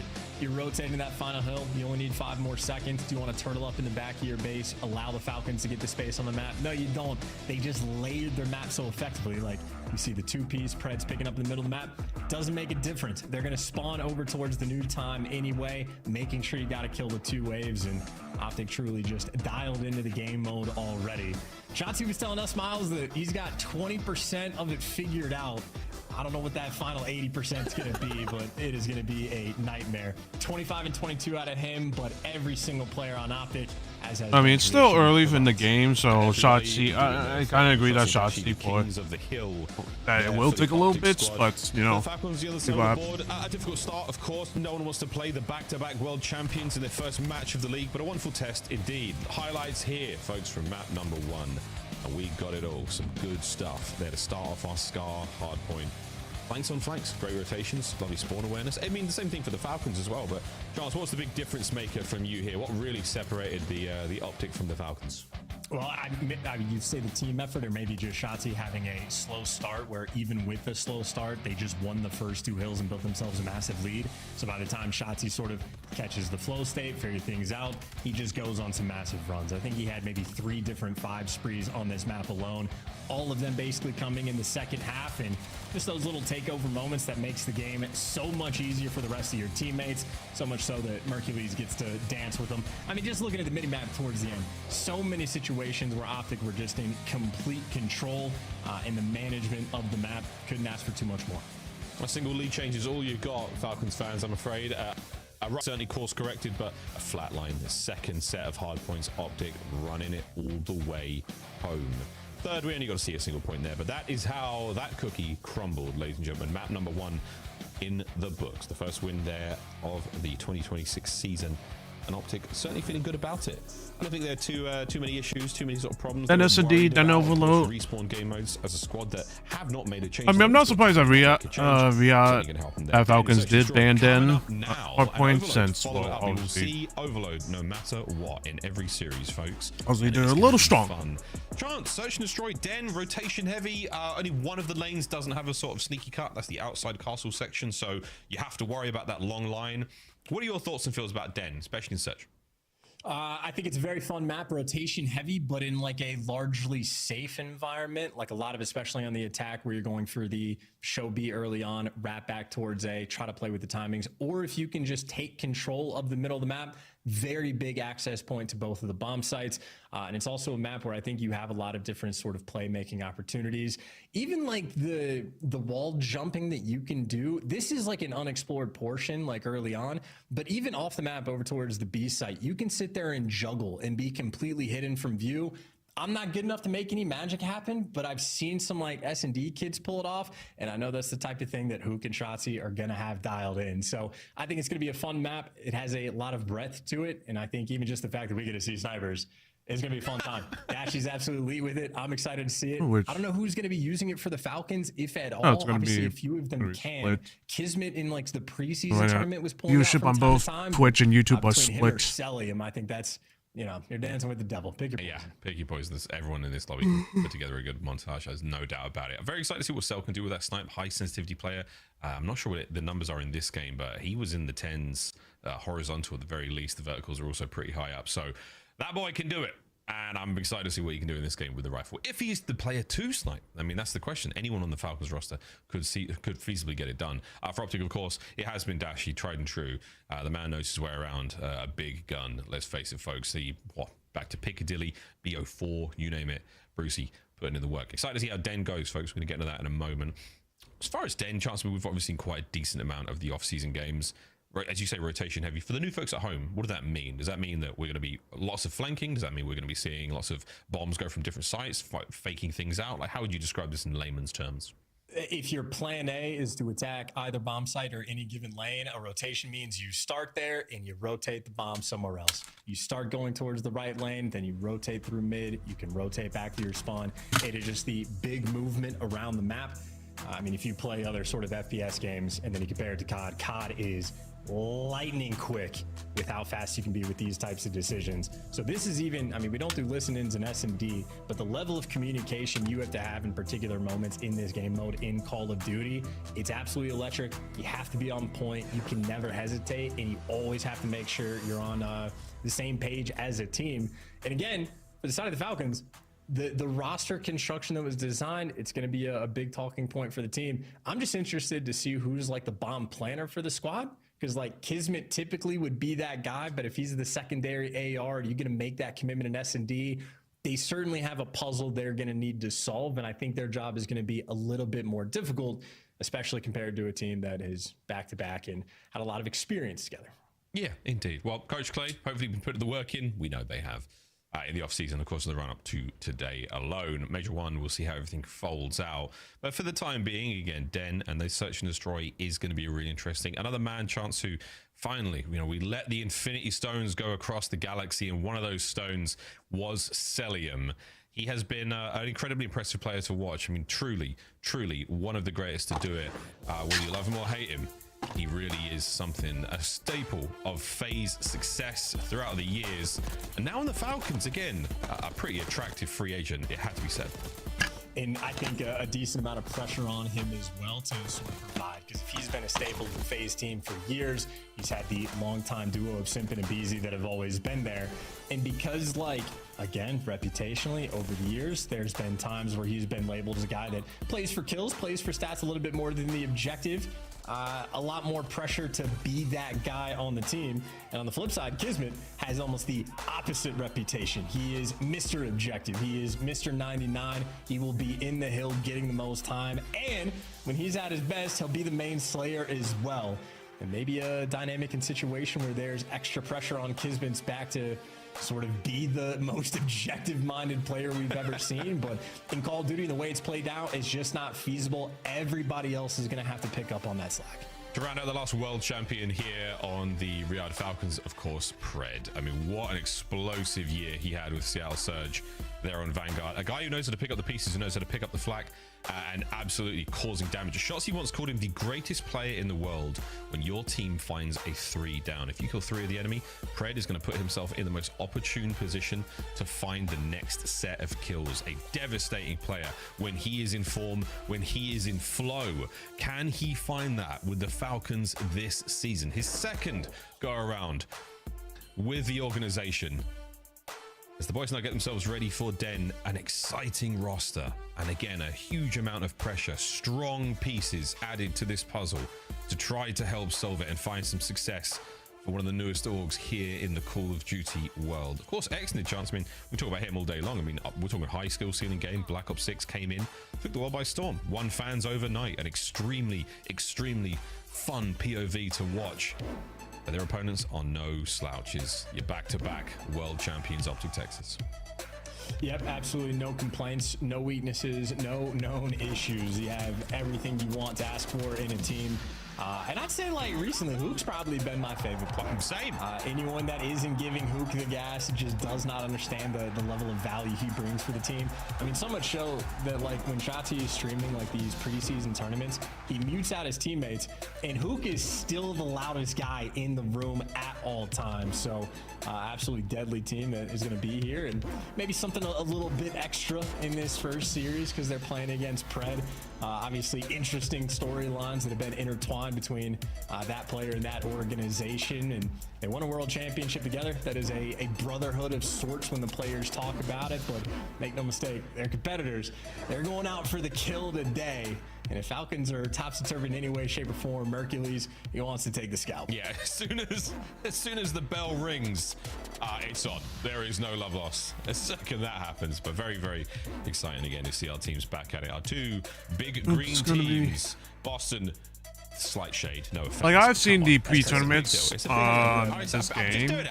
It's the start I've seen of the the pre-tournaments. It's the start of the year. I'm Really really interesting on getting it out of the way how now. this is gonna go down. Two of our biggest teams in the league. Or- Very, very excited to see them go up against each other. And then hopefully that loads into It's never gonna be banger. But there is a GA on the sniper still. Technically, so if a person dies 2 times in a row with the sniper or whatever, you cannot use that sniper anymore. Which, understandably, because like right now, what I've heard is that when you watch him play any of the value, the sniper is so powerful with like because of the aim assist and shit like that. I think he's probably the most important player on that they're asking and praying to the devs that they gotta get rid of the aim assist off of the snipers. Which I kind of agree because like the aim assist is definitely wonky as shit. So why would you put that on a sniper when it's still wonky as fuck? Hook's the guy that has figured everything out already. Like when we're in these preseason tournaments and we're watching Hook off to the side, this man is permanently locked in, shooting against bots, bouncing off of every single wall you can imaginably think of. And Hook is probably the player right now that knows more about this game than anybody else. Like incredibly well educated in the COD sense, and the guy loves to learn, and he is about that life. So very feverish what he's able to do, and yeah, I mean, listen. Anytime you want Hook gas, you just let me know. Well, I was going to say, anytime I have a very obscure question about a brand new title within the first like 2-ish weeks, I will go to Hook for it. Should be the playtester, 100%. He's like the only one. You don't have to nominate anybody else. Don't pay anybody else to come in there. Give Hook the game for a week. He'll figure it out. He'll figure it all out. We're trying to figure out what's going on with our den map number 2, folks, as well. You know what? I'm like, what? We'll just skip the search and just give us Overload, right? That's okay. We can watch the search. I'll watch the search. Oh, okay, fine. That's all right. I was quite like the idea of just getting into the new mode for the first time here in the Call of Duty League. Of course, the Monster Tournament, fantastic. And every other pre-game or pre-season match we've seen of Overload has been very, very exciting. But it's something different, you know, when the true bells and whistles are on, when the skins are on, it's a little bit something different. Available in store right now. And also, I do believe, I mean, the CDO skins have leaked. You've seen them. They look good. I'm excited to see those when they, like, for real, when they finally get to drop. I jumped in a Merc stream today. He was somehow wearing the phase skin. Shout out Joey D. Don't quite know how that happened, but I do think we might be ready to party, ladies and gentlemen. Everybody pack your bags. We're going to Japan. Not really, but the players are. We're going to Den. Not really. Is it not there? No, it is, but not everybody. Everyone has to stay at home or wherever they're watching the games from. But our players are going away with the bomb. Yes, and Shotzi is going to be the lone Interesting defender. play. He just made contact. He spots it. And he's squaring up for the Chow, and he's got number 3 Mercules there in support, but it is a nice play. Ooh, what a shutdown. What a shutdown from Merc. 1 versus 4, and he is nowhere to be found. No, not a soul. Fred, watching the flank there, he was the man on the backside of sight, and it is not going to happen. Everyone on Optic finds a corner, any corner, lays down, and round 1. Now, I would presume we'll go to some lovely cinematic free cam shots that the observers have got lined up for us. while Mercules disrespects his surroundings. Great round there, Chance. Yeah, and while Hoog gets to practice his movement as So well, again, Hoog, this is all the he live does. But, the live yes, bugs if you are watch the the preseason live bugs tournament, are the still round there. one bug is still in the game. Hey, carried Ice Cream over Girl. from last year as well. Happy Friday to you too. How you doing? Welcome, welcome. Off the rip. Shotzi shows himself on the So bomb. the bug There's is a still lot of there. Pressure coming in from the attacking That's great. team. So He swings over towards outer, easy for some layup reason, him, and, the game well, doesn't. for The game, Mercules, that's like for gonna some be reason, easy if too as multiple well. kills are happening, nothing it doesn't more register as demoralizing lives for some than reason. losing around that So quickly I'm and just having to spend wondering. 50 seconds I'm just trying to staring figure at a out black screen, what happened in the debating on what you wanna game, do the on source code defense. that is Not a not fun registering situation to lose the that round one. fucking No, how was your day? the fucking Okay, lives. Let's get it. Lives Also, plenty remaining. of time for the So I don't get winners that. to accumulate some And I don't know trophy how time. the fuck they haven't fixed that in season 1 yet. Lean forward, lock back in. Round 2. Or maybe they are still playing on the latest patch. They're still playing the We'll see what latest, Optic wanna do the on old attack. patch. I don't know that. Or they are playing the new patch, and that's how it is. And I'm like, then I'll be like, okay, again, a rotation this is heavy fucked. map. You can already see spreading the map on the attack. Like, how can you showing a lot play- of pressure over towards A? Xnid might be here to meet it, and that's a great nade. Could allow you to get some pressure. And funnily enough, on defense, Falcons did not send a single player towards B. No, they've sort of. I'm doing 2-2 great. Just finished a split coffee here, emo 2-2 while playing having a from the middle of the map. special. What about you? And I'm Dashi doing good. peels somebody off. Ooh. Any of the. Oh, There not it what a is. That's snipe. unfortunate timing. Kismet. I'm doing good. Had a. Xnid's gonna push Oh forward man, they got a. again, They bold got a. maneuver. Book about to get active through the smoke. Catches the outline of a player there, and that's going to be a 4v2. Bruce having Had little a bit of pressure, or only in had the a form of brunch. gunfire Had from the brunch. Falcons. I had a Lead on burger wide for open. morning. Optic So walk right on in after the first 2 kills. pretty forward. Kind of forward at the moment. He's already pushed himself So, up towards that but back here we are. They've cleared But out all the but space. here we are. I mean, this is Ooh, as nice. easy as a 4v2 as it's gonna get. Yeah, nice. But crunch stop. here we are Easy watching some pushes Call of there, Duty and League. Now it is Xnid's turn. Glad to hear. 1 versus 4. Yep. Slow and steady. Yeah, I'm. You never know. Yeah, I'm until also. you do, and we now know Optic 2 rounds in a row. Not a problem so far here on Den. First taste of a sniper rifle there from Dashi. You're going to see plenty of that this season. And again, on a map like this, you certainly want to find those OP Boom! picks, give you as much space as possible on Den. But yeah, apparently, if you die twice with the sniper, you can't use it anymore. I don't know if that's for the whole team. I don't know if that's the whole team, or if it's just that one on a person. huge disadvantage on a map like Den. If it's the whole team, then I think it's a little ridiculous. But What do you guys want to do? then it makes. I don't know. We'll just spread the map, wait for Dashi to get a pick. We'll make decisions from If- there. All right, cool. Does it make sense? as But you I don't write know. it down. And now Optic triple stacking out in the defensive end. They're trying to run him over. Meanwhile, Dashi has to hold off the entire Ooh. team. And it's a snipe battle that Kismet gets Oh, what a revenge. trade. Of course, That's a so good the trade rest from of Optic Shotzi. have taken space. They've dealt with the flank. And Falcon's going to be a lot less comfortable in this situation. Ooh, number 3 is actually my. Actually, that's kind of smart from number 3. We're all going to take the hit through the dojo That's side of Merc. the map. Xnid and Co. now That's on that's the smart rack, from trying Merc. to find Nathan Kismet. Now with a big Ooh. gun finds the first. Shotzi gone. Eliminated from play. Man advantage right now for the Falcons. No bomb planted just yet, though. Yeah, they are a little bit scared, a little bit paranoid. They don't have quite the same amount of map control that Optic did in the previous round, so they're happy to take their time. 40 seconds is a lot to work with. I mean, make Hoops towards the them middle of the map, worry. and They have not had eyes on Mercules in quite some time. A skittish moment for the Falcons. Yeah, you weren't wrong about being slightly averse to the objective. An allergy test may be required. And Mercules wait on the fight forward. Massive damage to Decelium. Anyone here to push forward for it? Kismet gets Nice tagged. shot. An opportunity to trade, not found. Kismet Ooh. alone. The battle against Hoog won. And the one Nice who won the cleanup trades. is there.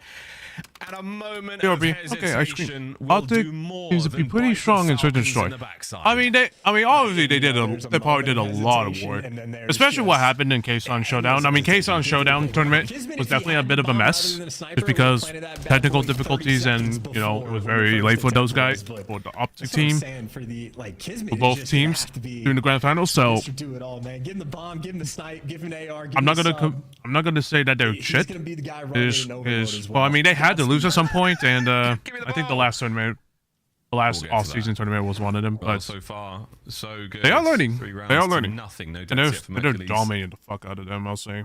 And not quite the full box of donuts for the Falcons right now. Let's see if they can't get something healthier into their diet. Kismet's still the man with the sniper rifle. Boomstick still in play. Not tremendously effective for either side. Optic with a 2-2 reshuffle.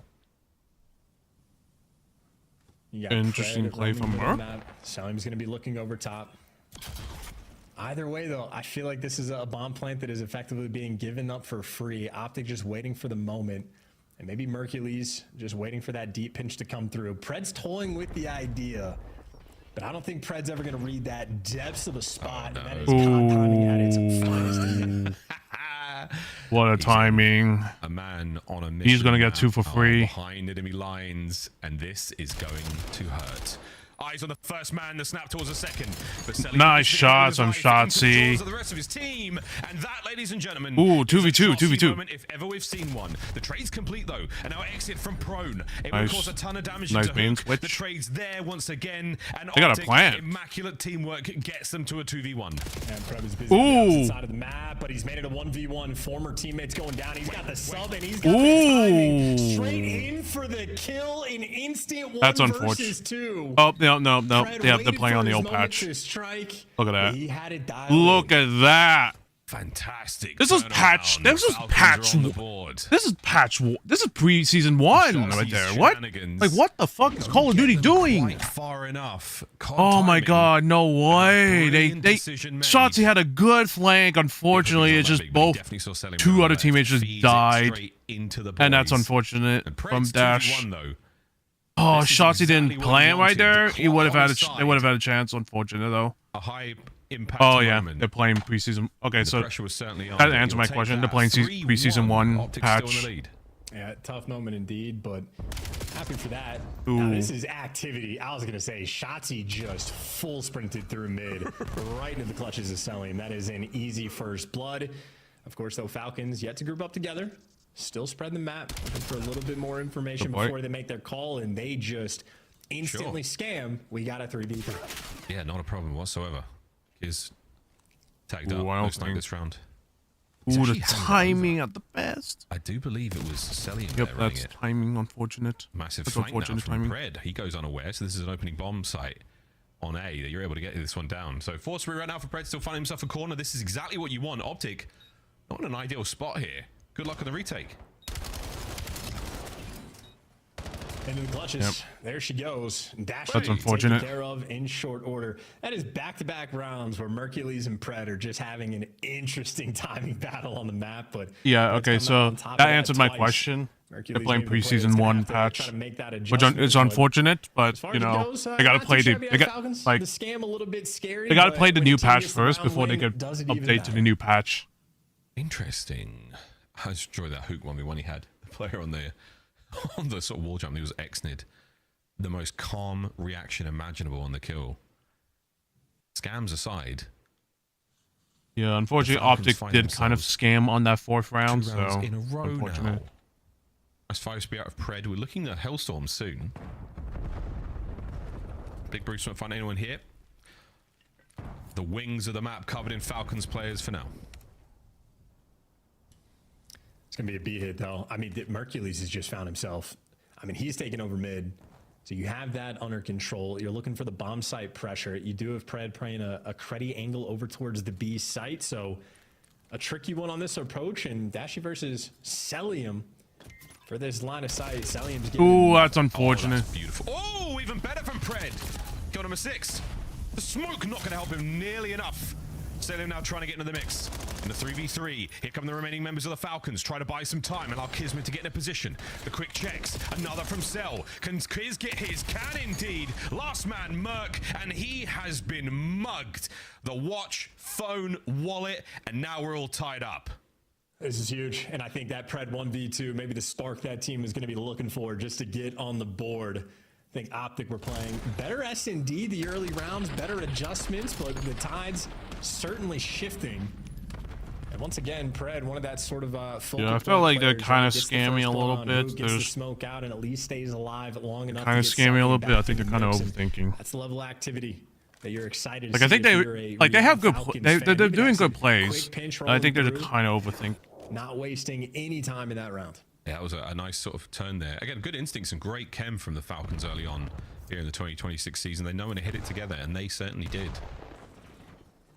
No way. Fred, 6 and 3. I wondered, did he get himself that Hellstorm? He didn't. That's so unfortunate. But he gets this. Oh, doesn't! Oh! That's Hook. First blood. Ugh. He just walked face first, basically the entire team playing credit corners. And yeah, comes out on top. That's That's Hook for you. Nade there. From Celium. That was Hook for you. Yeah, it was. Now he's a fragment of the man he once was. Thanks to that nade. Big lineup from Bruce. Great damage. Here comes the immediate hit from Xnid. That is super aggression in the 2v2 now. Mercury's eyes are on.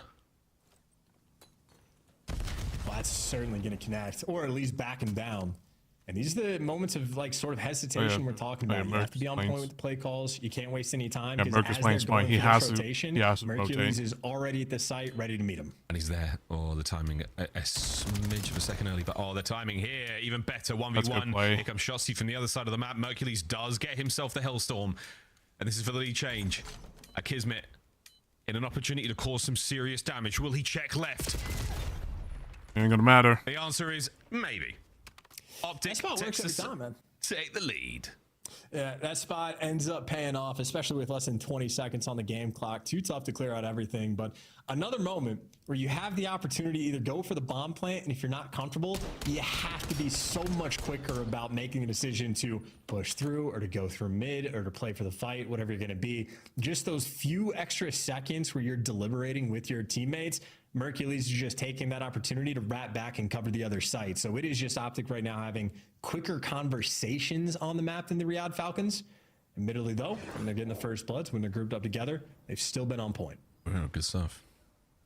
Attacking right now for Optic Texas. Lovely bit of work there from Mercules. In push. We'll see if the Hellstorm comes into play. A lot of coverage here on Den. Let's see how we go. The first Hellstorm of the 2026 season that we get to watch. And I'm not sure if it's going to find too many targets all over the A-bomb site. Keep those players trapped on the inside, and Optic will be able to buy as much space as they want. And that's nearly first traded for Chelsea 3v3. Fortunate to trade, but that's fine. As long as I get, as long as I can even the odds out. The pressure gets alleviated, and they might have called that perfectly. All three Falcons players go out towards mid, expecting the B hit. Nobody's home. Nice kill from Merc. And he peeks as his eyes poked out. Yeah, Mercury's they're gonna expect the flank, so that's good. Corner. Or will he hold that front Ooh, line? I don't think yet. Oh, yep, big there's on the wall there, gives away a shadow, but plenty of shadow spy out there on a Pred. Oh, we're not going to get the kill. Big work now, all down to Hook. 1v2. He has to play the trade. He's got to stay alive, get an isolated gunfight if he can. 25 seconds. Smoke now. The charge from the Falcons. Will they charge into death, or are they going to charge into glory? And a sneaky Pred on the defuse. Is it going to pay off? Hook on He doesn't get it. The bomb defuse. That's unfortunate. It was just 1 second late. Is instant on that. That's unfortunate. These are the types of he was things dead. you have to be completely on point with. He was gonna die if he just runs in there. So he had to play. He had to. He just had to play alive. He had to stay alive. Down, clutches the 1v2. Pred and selling him did not hesitate. Got the smoke out in the doorway. Moved into the site. Instant bomb hop. Zero fear. That's the type of play call that wins you around. And I mean, Pred's been good. He's, you know, more or less single-handedly won his team maybe 3 different rounds so far this game. We're giving Kismet the crown of, hey man, you gotta go do it yourself. But beautiful there. Well, Mercules finds an opening blood. Kismet counter on the mid. They jump their way to the top window and they find nothing but trouble. So down a man now on the approach towards the A-bomb site. They have to go the long way around. And Optic have read this one. Here comes Shotzi, first man. Nice shots from Shotzi. On the kill there. He takes care of Celium, backs away.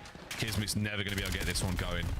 Ooh. Shotzi, wow, bites off a little bit too much there, taken care of. The 3v2, big advantage right now. The problem for the Falcons, can they get that bomb down? A race across map again, Chance. And I mean, this is going to be an interesting decision for Falcons to make because, well, I suppose at this point, no matter what bomb site they rotate into, they're going to be matching somebody. You got Mercules, the defender towards the A site. That's where the pressure is going to be. Ooh, he's 2v2, 2v1. A little bit in the back. Merc. But he's throwing does he read just this? waiting for the intel. Ooh, I think he does read it. But the rest of Optic not Ooh, the quite timing just doesn't work. The pressure is on Merc. Okay. Yep, pressure is on. Slides out. Without the push. Here comes the damage. Nice shots. Opportunity for the flanks. Yeah, the angle covered. Hook. He's checking every possible corner. Doesn't check the right one though, but that is going to be from Optic. A diligent retake from Optic Texas. And Hook throws himself. Oh my god! As the So annoying that they. It's so annoying that COD just doesn't get that. Doesn't copy that. Doesn't get that correct. Like they had it in the beta. How do you screw it up in the preseason 1 match or the patch? How do you screw that up in preseason 1 patch? Never a moment of sort of over-aggression there from Hercules. Waits for his teammates to get back in the mix, even if he's got a guy dead to rights, making the safer call. I mean, this is just efficient work. A lot of team shots rolling through. A lot of assists for the Optic boys. Trying to win this off the back of their teamwork. A round away from doing so. And where are we going to go? B-bomb site, looks like it. Opening salvo, a couple of nades out. We're going to commit to this one quickly. We have the numbers if we're Optic. If the Falcons, you're hoping for someone to make a mistake.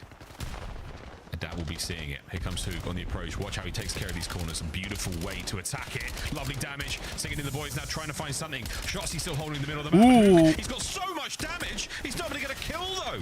The rest of the boys now showing up. Finally got killed. Jesus Christ.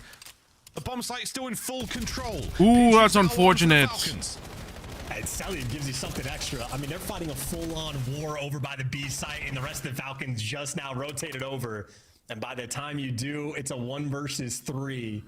Overwhelming force is going to get Optic this game.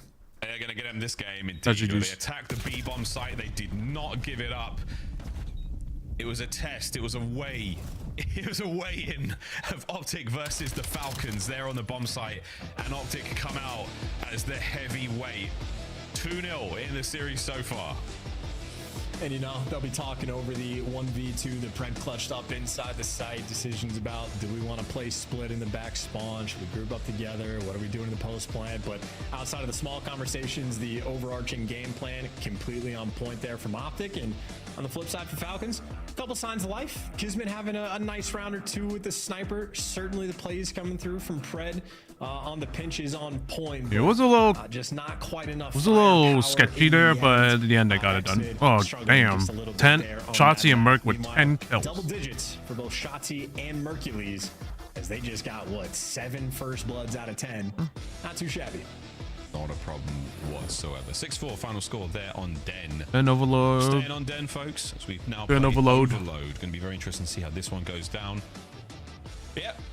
Plant the bomb. If in doubt, get it down. Help give your boys as many options as possible in the 1vx moments, or even on those 2v2s. Again, great work from Optic there, showing a strong hand on Den.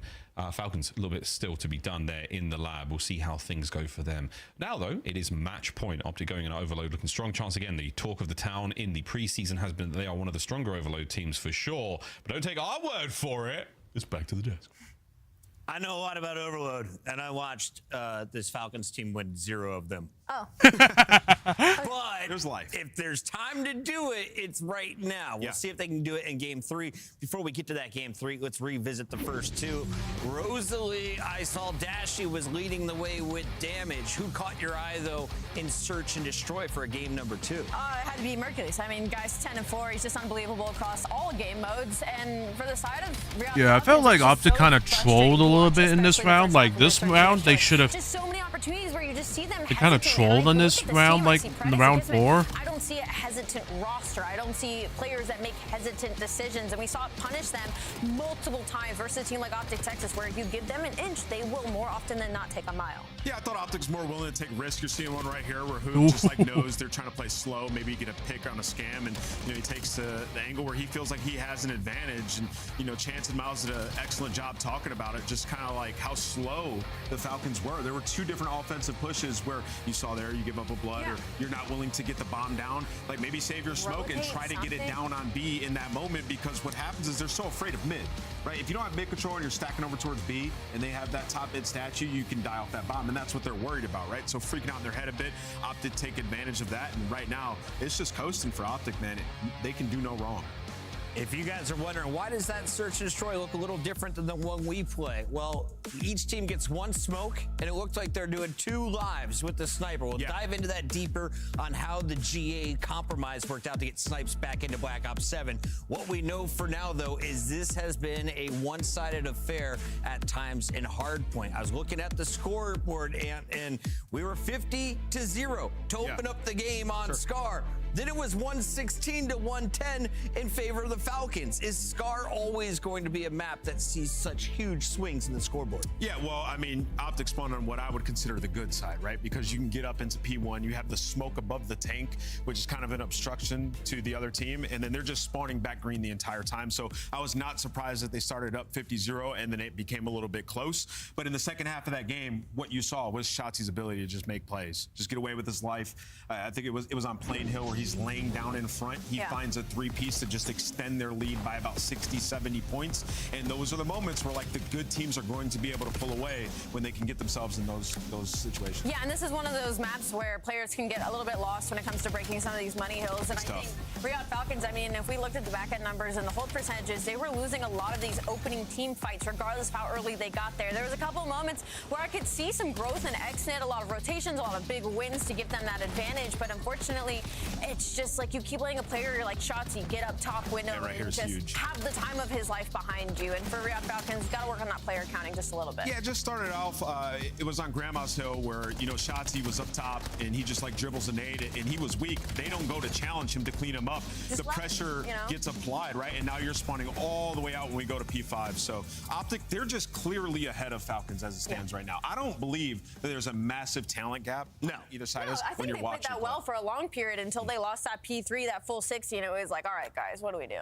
I feel like there's somebody cheating still. It's not Awakening. He's gone. It might be Mercules if he keeps dropping numbers like these. Let's take a look at the young gun. Are you seriously dropping this in your second year? Everyone is saying you're the best AR in the game, and he is trying to prove it's not surprising. It's a 1.73 and 4,600 damage. The man is cooking. Yeah, and I think what's so cool about it is just like the positions that they put him in. I mean, how many times was he the guy tasked with like in that search and destroy? Like he's alone wrapping playing information. Like there is so much trust that they put in this guy, and he just delivers every single time, no matter the game mode nor situation. Remember we used to be like, who are you taking to win their ones? I'm taking Mercs over every single time. Toronto, they found something magical and they let it go. Well, they had now wears an Optic jersey and he's never taken it off. They need one more map. We'll find out, can Optic seal the deal as we send it over to Miles and Chance. We're back, and it's finally time to play Overload, Chance. Finally. Been warming up. I mean, it's going to be interesting. In the break. Right. I think it's still going to be one-sided out of the way. It's on Den though, so maybe not as electrifying as Exposure has looked so far. For me, I think it might be the one, but we'll see how we go. See how we go here on a little bit of Den. I see you've never seen the B trains rolling through. You can run the score up on this. You can make some magical things happen. It can be, of course, a high octane match. It is going to be interesting though. I think the way we're playing Overload now compared to the end of the year, I think this is going to be a game mode that has a ton of like evolvement to it. Early on, it might be the most dynamic one we have, and therefore like the highest skill difference between like different teams. There's going to be some teams in CDL that suck at this game mode, at least early on. Like, it's a learning experience for everybody. We already know that Optic set the tone early on, especially on a map like this, that they're ahead of the game. This, to me, is just a test to see where the Falcons are going to be, how well they can compete, what kind of ideas can they bring to the table, and maybe fight back. I just want to hear it listening. So I don't know if we have to do that in the hard points, but Falcons, I'm very excited to watch this map for sure. I am very excited to watch the Falcons play this. I'm also excited to hear what the Falcons call the EMP device. You at home might have your own name for it: the rock, the ball, the device, the drone, you name it. I'm going to go with EMP and ball when things get really litty, chat. But Overload, a brand new mode here in the Call of Duty world. Thanks to the lovely folks at Treyarch for putting this one together. New year, new mode. Same us, though. Same us. You don't get extra points for dunks or anything fancy like that. You have to run it home to score. First team to 8 will win. If you reach the 4-point mark, we do swap sides. It forces halftime. So quite frankly, as you said, Chance, there will be some teams that just, and I quote, suck at it. they're going to get knocked out real bad, real quick. It's even for a map like this where, like, if you're spawning on the right side of the map, attacking towards the left, the B zone is going to be the preferred point. What feels like now, 90% of the time. But by the time we get to the end of the year, as things develop, like, there's going to be teams that might just not be good at that type of like play style, that type of setup to like run the point home, or maybe guys can actually figure out how to utilize, you know, there is a set rotation for where the EMPs are going to be spawning in. Starts in the middle of the map, goes to the top side, your third spawn goes to the bottom, and then it resets. It is calculable, it is knowable. So if you're a team, you're going to have so it's not random. So they did set the point. I was like confused, like on the competitive settings, like why is it like you capitalize. I think one of their settings, the competitive settings, was for overload. I think it was. Again, everybody's still learning the game mode. But for that S&D we saw from the Falcons, if they're hesitating in S&D on a map that like the device respawn behavior is like set to next. I think to me that's and now I see why. Of what's going to happen. But you could actually, it's like hard point. You need to know where the hell the shit's going to be spawned. Where the shit's going to be either spawning or. Tough task. I think we're going to see a lot of teams. Or where the points are going to be activated. For the drone mid map or for the ball. Sorry, I'll start doing it. I know it's happening. I'll fight for the ball, fight for the EMP mid map, and then run it topside straight away. Go for that top lane score immediately, maintain control of that, because then you have the next spawn up. And this is a map that doesn't have a cut. It doesn't have a way to get to that without taking a full wrap from your spawn all the way to that long lane. So I think this is going to be a 2-0 lead sort of situation where as long as the team maintains control, 2 off the bat right away, and then they have to fall to the bottom side of the map to the sort of computers wall jump area.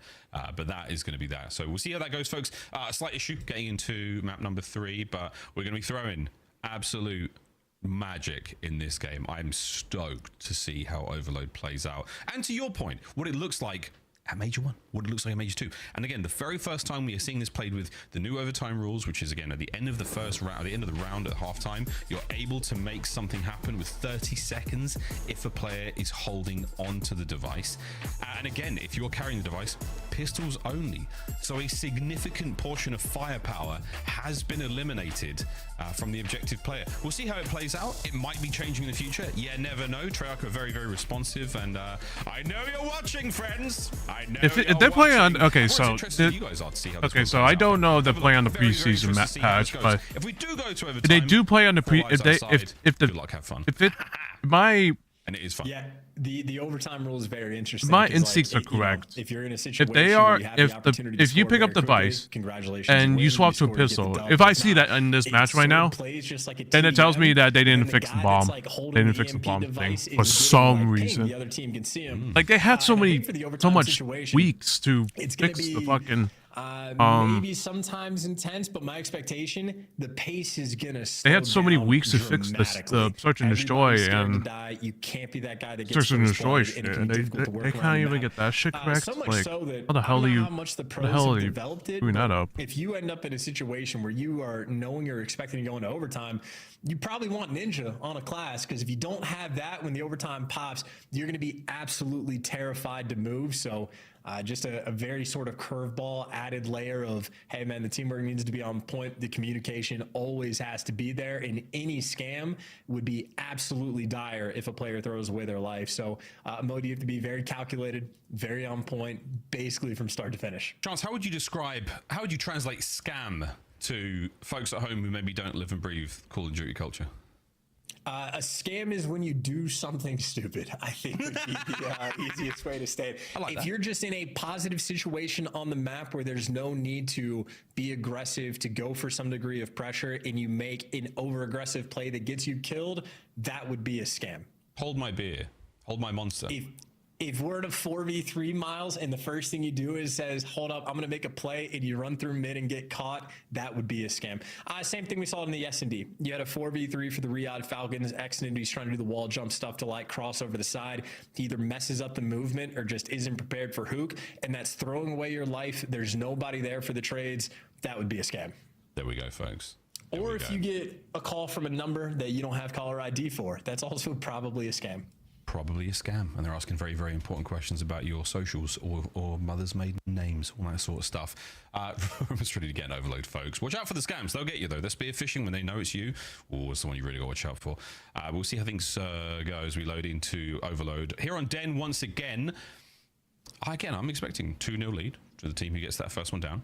After that, we've got to go 2-1. I'm not sure if we're going to see a team that dominant in the mode so far to get the fast halftime swap at 4, and then of course 8, the final score. We could see a map finish pretty quick. We do have a slight delay, I suppose. The EMP, once it is reset, it has to sort of respawn. It doesn't just reappear immediately, allowing an immediate relay. You've got to hold that position before it unlocks and you can make a run. So there is a technicality on how long the game could be. We might figure it out by the time the end of the year rolls by.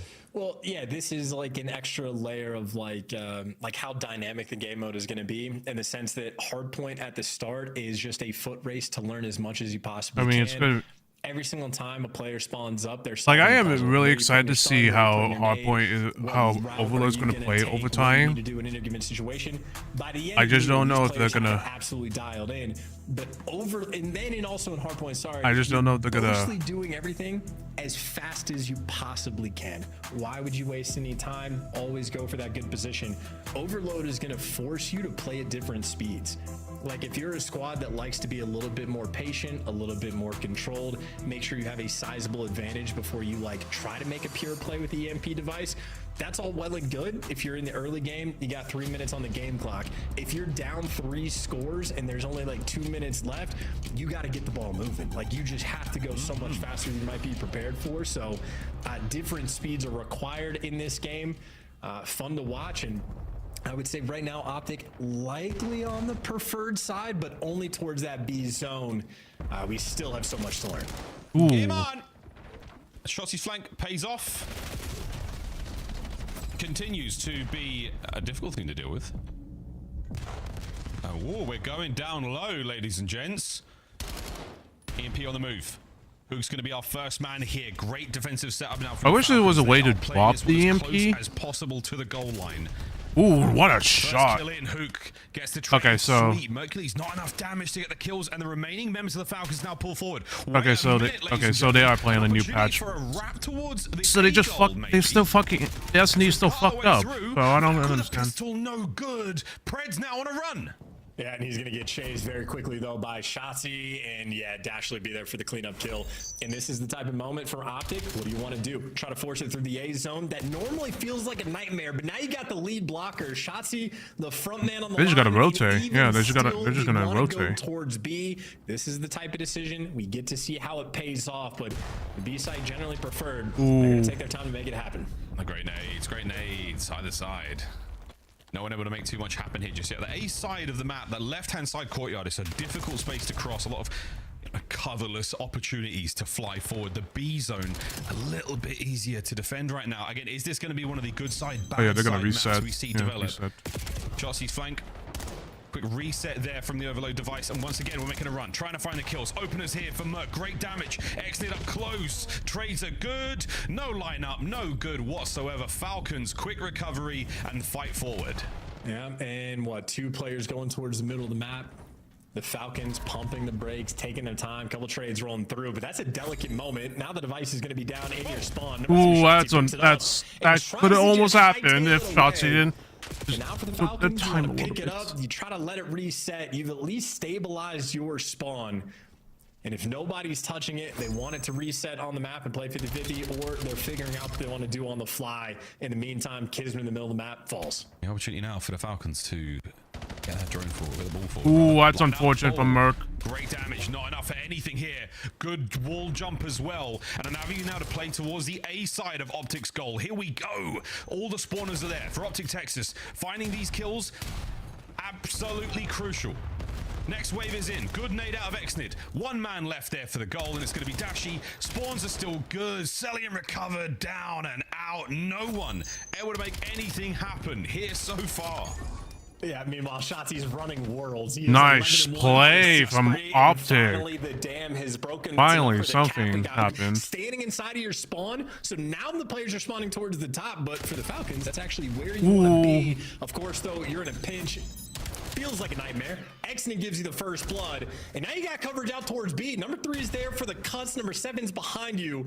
This is where things get chaotic. You got to win that fight, and you don't. Mercules doesn't take any damage, so it's close enough to Optic's goal, but that's going to be a recovery now. 1-0 lead, minute 35 in the first half. Towards the B zone we now go. Shotzi trying to get in position early, trying to catch these players out, but again, Falcons like to defend it from deep. Exney there on the close left. All first man down, able to get a trade. Mercury still with a nade to go with. Spread down the close left, a team nade, and you gotta go. Good for the second. Nice. Gets it through, and Optic starting to get it going. Yeah, Selim just got his second kill of the map. Unfortunately, on your teammate is not what you want to have happen. And if there was a heat map of what has been taking place, Shotzi has literally just been living behind him. There's a free 1, tries to earn the second. Actually, no, he gets the free 2, does enough damage on the 3rd, and now Dashy gets to be the lead blocker. Once again, we're stacking towards this B goal. Fantastic nade work there from That's a fuck ton of nades, I'll say. Holy shit. A classic setup. They just have to win these gunfights. Opportunity to grab this one out. Optic pump the brakes right away. We've not necessarily parked the bus, but we're going to hold on to the middle map presence we've got. And Hook somehow finding himself a couple of that's unfortunate. This is real work. Celium doing a nice bit of work there with a kill front. Dashy with huge damage, able to get this next player, and you've got an opportunity to make a run for goal. 20 seconds to go. Could we see a third? Well, he's got the device, and he's got one of the best pistol shots in the league. This is what you want to have happen, but with 13 seconds, it would be miraculous if they pulled it off, and even Kismet gives you that first blood. Yeah, you cannot force this one through. It's Optic happy for their 2-0 lead. They're holding them down on this side of the map, and Dashy, it's good work again. Here comes the overtime. 30 seconds. It's sort of a Okay, so if you hold the device, you do get a 30 seconds overtime. Overtime will run. He's got 30 seconds to make it happen, but unfortunately, he gets killed there. So if you die, the round ends. They're going into the second half again. Optic willing to take risks, willing to make stuff happen, and the man who's so they did that. So they did add in overtime if you're holding the device.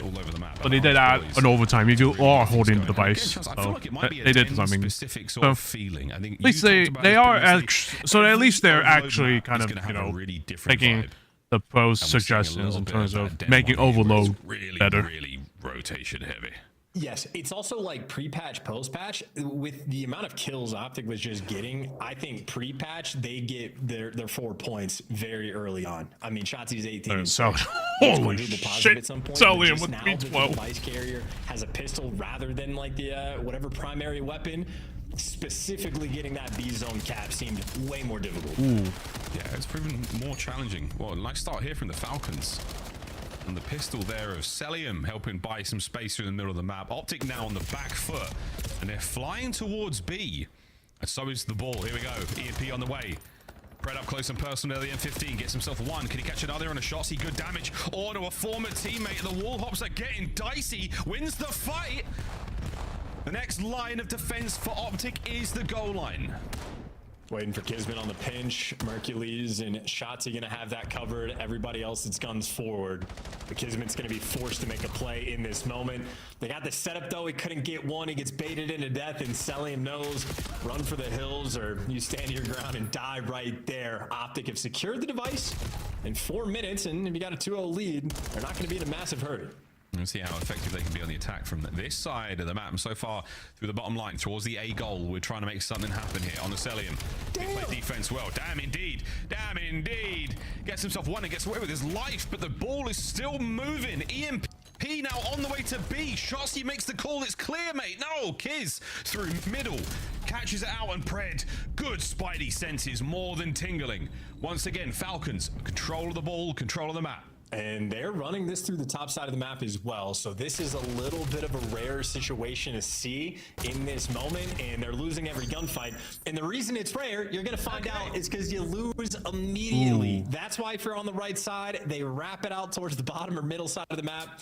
Well, I think they're gonna read. I think you know that number 7 is gonna be there. Yep. Yeah, now we've got topside spawn once again. Mercury's catching Xnid in a really unfortunate moment. Whoa, that's a what team wipe.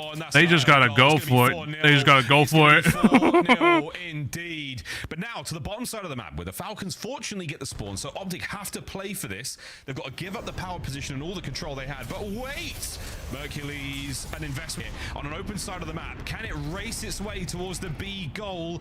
Optic are in position for that one as well, and we might be looking at a very, very big turnaround here, Chance. Yeah, now 2.5 minutes. The cruise missile are going to do fantastic work there for Mercules, and you just get the rock. You can do whatever you want with it, and there's no hesitation. You pick it up and you rotate it towards the top side of the map. This is exactly where Optic want to be. You get Mercules here for the cutoff kills. Great information. He might get traded, but you got the pressure on with the 4 lead in 2 minutes. This game is very close to already being over. Yeah, absolutely. 2 minutes to go. We're going to see the Falcons go absolutely crazy. Now she's dropped the device, so now a couple of trades either side. Falcons with the numbers, Mercury's keeping this one out of play. If it resets, it goes to the bottom side of the map. That's what Pred is playing for right now. That's a double kill. Oh no, it has hit the fan, boys and girls. Will it be 5-0? Celium stops it. Close enough into play. Mid-map now. Starting to find something here for the Falcons. Can they get this drone ball thing out of play? Well, they're trying to set up for it. They just got 3 out of the 4 kills they needed, but they're running top side of the map. And again, if you're attacking from right to left, going towards A, it is nightmare level difficulty. Xnid still playing it as well as he can. No point in throwing yourself off the map. It will reappear where your feet left the ground. Pred down, middle of the map now. Trying to make something happen. Optic Texas reading the push perfectly. Lovely shots from Xnid, not able to get the second man, and no teammates in position to really capitalize. Celium now trying to slow this one down. Pred through the middle gets his. An opportunity for a pinch. Can Optic go big? Wait, Pred doing great work now. Numbers are up now for the Falcons. An opportunity to backpedal towards B. Grab the EMP. Kiz head down. We're on the board with 50 to go. Hey, they got their one. That's all you need. Of course, though, it takes 10 seconds for that EMP device to respawn on the map, so they're going to have to, teleport. They're going to have to fly or make some magic happen. I think right now, we're just going to be playing for kills. We're playing for kills. Well, there will be an opportunity for a sort of shot clock 30-second moment at the end of the round if the Falcons are holding it. But at the same time, ladies and gentlemen, the first half was so strong for Optic. Shotsy once again, 31-15. The man is looking mean on the mode so far. And Optic Texas, most of the punditry correct. What a fantastic way to start off the 2026 season. Going up against the Riyadh Falcons and a clean and dominant 3-0. Yeah, and we got to see the chain effect as well on that map. If you're on the right side on Den, in the middle ball spawn is like the what a good start from the Optic. That's what I like to see from the boys. They try to force it towards A. They lose the point immediately, and because the previous EMP spawn was in mid, the next one just spawns up top, and it just set Optic up for an instant chain, back-to-back scores. They already had the 2-0 lead, and that's pretty much going to be all she wrote. But those types of decisions on maps, like having to know where the next EMP device is going to spawn, is the other team going to be set up in position there first? So many things you have to consider. That is why Optic Texas happy to have the knowledge early on. But tip it to Shotzi, tip it to Merc.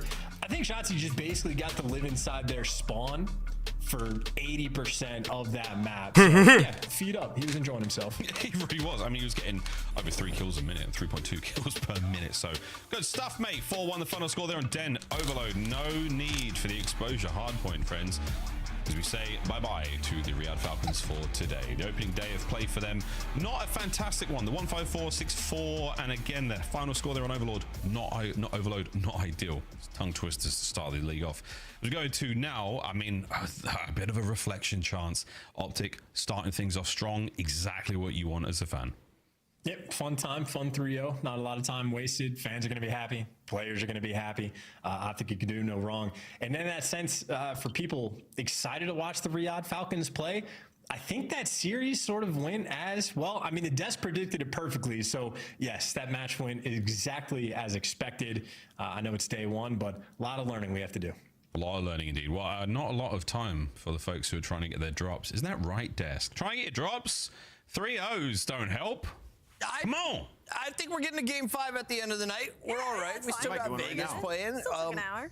But this one went as expected. If you watch these two teams just a week ago, this was kind of the state that we saw the Falcons in. And on the other side, this is the strength of Optic Texas. So everyone was wondering, can they keep it up? They definitely could. The question I have for you two is, who of the 4 had the best day? Let's take a look at some of the highlights from this series. Who on Optic should be wearing the crown for the MVP performance? I mean, right? Yeah, I mean, when you get a 3-0, I would actually probably go Mercules just because the Search and Destroy was the game mode that felt like it got the diciest. 12-4 performance. Yeah, he just had such a big performance, and he was also the guy on the island. Shotzi also played absolutely incredible. Yeah, it was just a bloodbath at the end I have to go back to, right? Like, it just felt like after Optic got that first one through, Shotzi just lived, as Chance said, in their base for a good minute. I mean, he went on a 7 spree and allowed Optic Texas to get that second through the loop, and we didn't leave in the first half the bottom left side of this map. Optic Texas, I wouldn't be shocked if Shotzi beat the kill record on this map and mode specifically throughout the entirety of this season. Yeah, I mean, you just saw a team that was totally in control. And, you know, talking about overload, especially on Den, like when you can get it up through the BSD side, you get in their base, it is so difficult for the team to wrap back and find those kills, right? You can just take your time until that perfect opportunity is there. And, you know, once that does happen, like you said, Shotzi can just get lost and wreak havoc while the team plays the reset. Optic just clearly ahead of Falcons at this point. That being said, though, like Falcons, something to build off of. You just went up against Optic. They're a very tough opponent. There was life in the hardpoint and the Search and Destroy. Just need to make some strides here in Overload. We'll see where they go from here. Optic, for now, still at the top of the tier list. All of the boys are shining. The question is, who earned your scuff play of the game? We'll have that for you in just a moment. I have a feeling it's coming from Search and Destroy because we had 2 standout players dropping some bombs on us statistically, Allie. It's Shotzi and Mercules for sure. I mean, Shotzi was going off in that Search Destroy. He had 3 first bloods. I mean, like Kant said earlier, I think it was 7 out of the 10. And then Mercules, again, you put that guy in mid, he's always going to win his ones. You put him on an island, he's always going to win his ones, maybe find the 2. It makes the map so much easier for everybody else. So here it is. It is your scuff play of the game. Nameless, walk me through these 2. Mercules playing alongside Shotzi.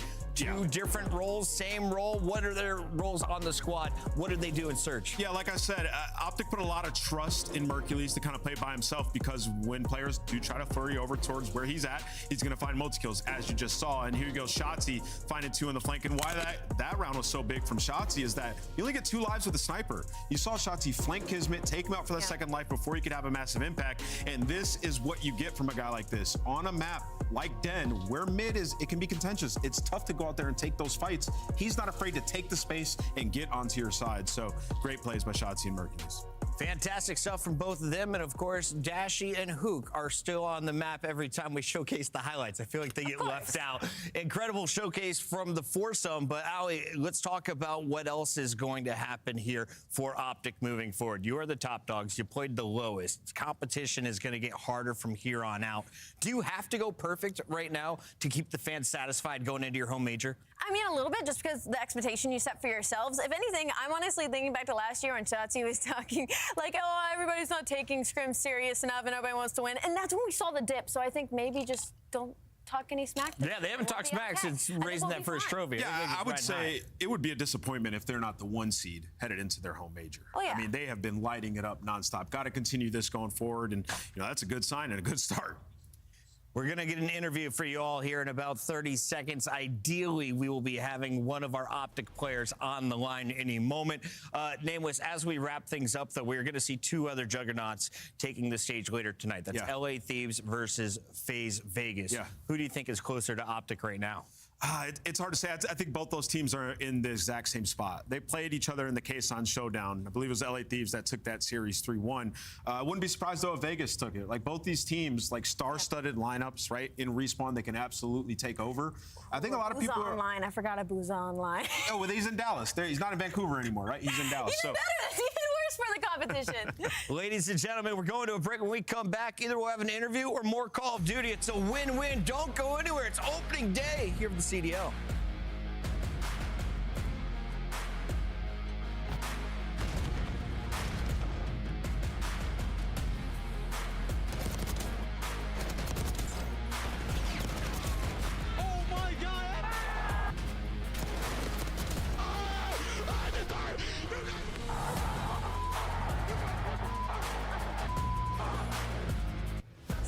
the official controller of the CDL. Monster Energy, official energy drink of the CDL.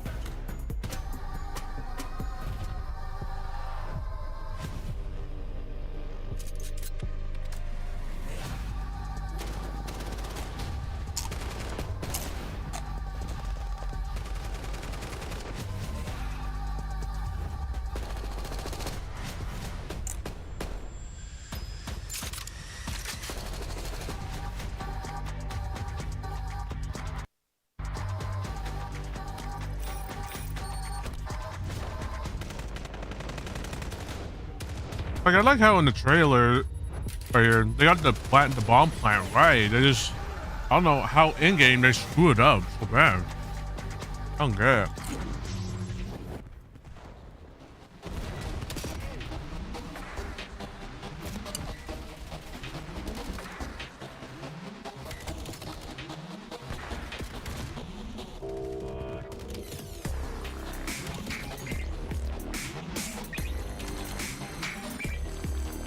I like how they kind of did it like obviously the desk is completely different now. They're on the on chairs. They're kind of like on the chairs now. But kind of interesting how they did a complete reformat. So they're completely going away from the old format of like not format, but just like the UI, the esports UI and shit like that. Like kind of interesting that like the different overlays and shit like that. I'm kind of glad they did that because like they really needed to update their overlays. I was like, it was just getting boring over time. So I'm glad they did do a rehaul of like their esports setup. So.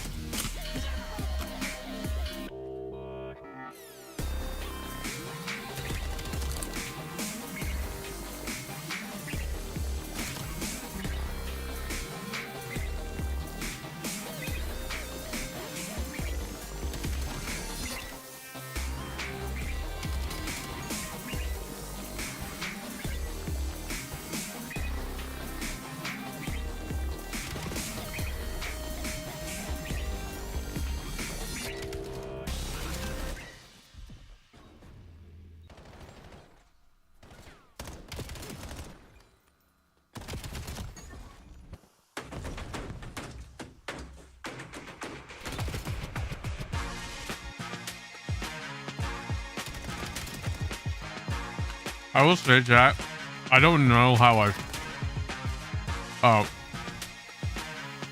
actually no. I'm probably not, even though I have like day 2 and day 3 lined up. I don't know if I'll be streaming just because, well, obviously it's getting close to finals week, and I definitely need to focus on that more. So I'm gonna decide tonight if I want to cancel both watch parties from tomorrow, just because like I need to focus on that. Just because I need to focus on my finals, and I still got like a homework I have to finish up, but by next week. So I'm gonna have to figure that out.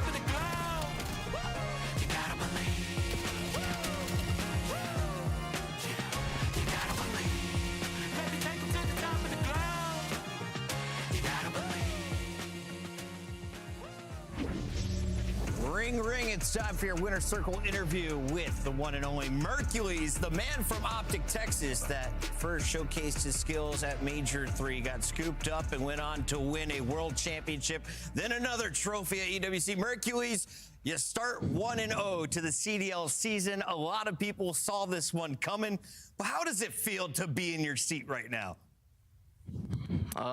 It feels good, to start the season on a pro team. Just we have time to, work and get ready for the season, so I'm excited. And to follow up on that, you're starting not just with a 1-0, you are also considered the #1 AR by your peers and the community. We saw the power rankings. You were at the top of that pyramid.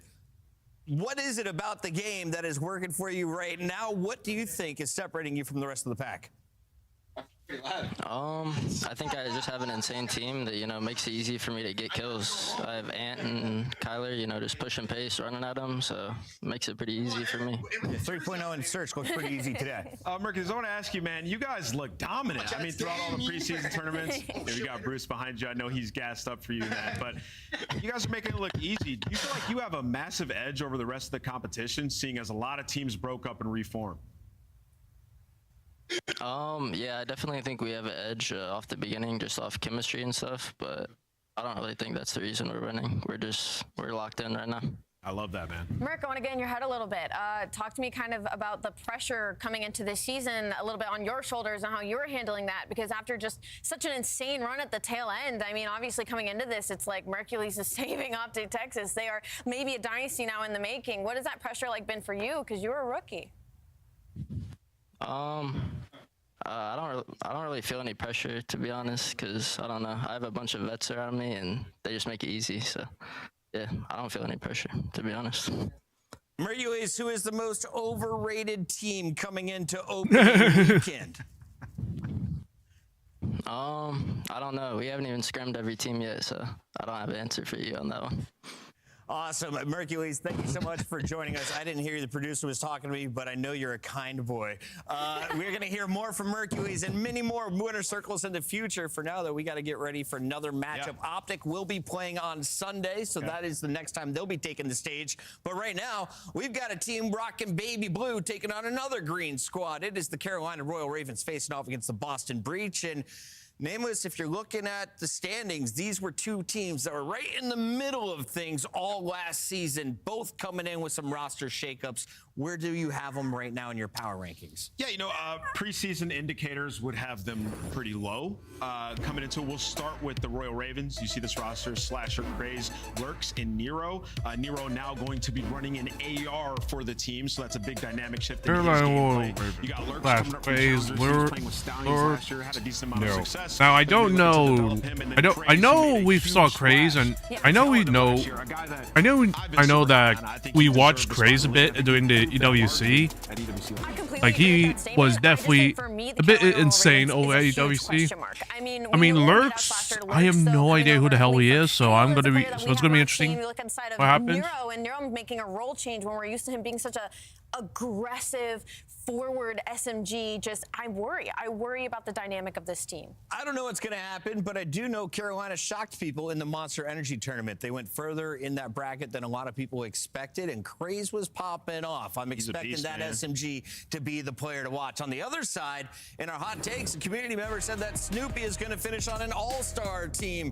If he's not the only one, which one of his three teammates do you think would join him? Nasty, Purge, or Cammy up next? I almost have to lean either Nasty or Purge. I think Purge had a really strong, especially tail end of the year last year on Boston Breach. I mean, they were making some incredible runs near the tail end of this year. It was just some inconsistency. And then you look on the side of Nasty, he was on Vancouver Surge last year. He was also surging as an AR. He was in the top conversation multiple times more often than not. So I think this is an upgrade for the Boston Breach roster. Yeah. I have them way further ahead than anywhere I had Carolina Royal Ravens last year. Listen, it pains me to say it.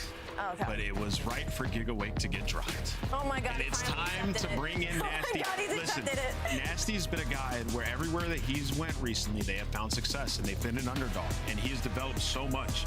And he's going to be such a good player for these guys, not only to like help Snoopy on the map, but also to be like that. Colossus, Scar, Den, so Exposure, Den. Underrated moves.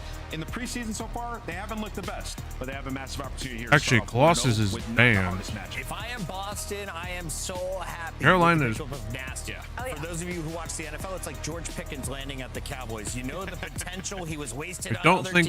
Showcased his skills on some new ones. No, Colossus is banned. Finish here on Boston. That is the big question. Isn't vetoed, so I'm we got to get our maps and modes and some pick'ems in here. So, Alley Cat, leaning into this one, are you feeling Boston first to three or Carolina? Oh, I'm going Boston Breach first to three for sure. I think it'll be maybe like a 3-1 situation, but I just don't feel confident in the Royal Ravens roster right now. All right, we're all 1-0. Nameless, you're going to go a different route? We side I think this is our game 5. And I'm actually going to go Carolina in this one. I do think Boston had some upgrades. Preseason indicators have been great, but I think Carolina get this one done. I have seen enough. Craze wins. Boston bombed out. I don't think they get it done. I think Carolina is going to start off their season 1-0. It's time to find I out. have this going game 5, but Boston winning this. I just feel like they have experience enough. I just feel like there's a little more experience, and I don't know how they play, both play, but just based off of how I've seen them. I'm looking at it from an individual basis, and like see who is the better team in terms of individual players. I just feel like would Nasty be upgrade to Awakening? I just feel like Boston can be able to kick ass more. So we'll see what happens. Or if he's actually going to truly switch things up and try to, rediscover himself with an AR. Either way, insanely high skill cap player, gonna be a ton of fun to watch. Holy shit, they are very much a team sort of unknown quantity. We really don't know what to expect at this level. Boston is a very good test for them because Boston, in my opinion, really good dark horse team for the year. If you're in the market for a dark horse pick, their stocks sort of going up in that sense. But we know they're going to be the camera's at the very least, it's going to be a solid squad. They have a good coaching staff behind them, a well-orchestrated game plan, smart players across the board. Cammy, veteran in his own right. At this point, it feels like Nasty's a veteran. Snoopy's well into his CDL season. This is his 4th one he's going to be participating at. So we know Boston are going to be good. The question for Boston is, can they ascend and solidify themselves in a top 4 spot? And so for Carolina, we get to find out sort of how the cookie's going to crumble, where they stand next to that pillar, and an opportunity to start their year off right. And a right year they would love to have. An org that has had great success at the start of last season, the Black Ops 6 season. We saw them, I think, peak really at minor 1 tournament, which is a difficult thing to say because after that it was kind of downhill. But we'll see if that can be the case, see if they can pull up get the updraft and really start to take flight. Almost ready to get into our series, focusing. There's a slight crash there. Excited to see Cammy once again on another Black Ops title.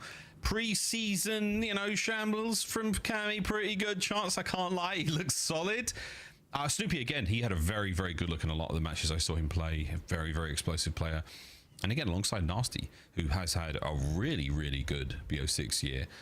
Again, a lot of love there for that Boston Breach roster. I think as a dark horse pick, you are absolutely right on the money there. A solid, solid squad indeed. Again, this should be a very, very good matchup. Are these two teams, sitting at front-running spots for winning tournaments? Not at the moment, but God only knows how far the ceiling is for these squads.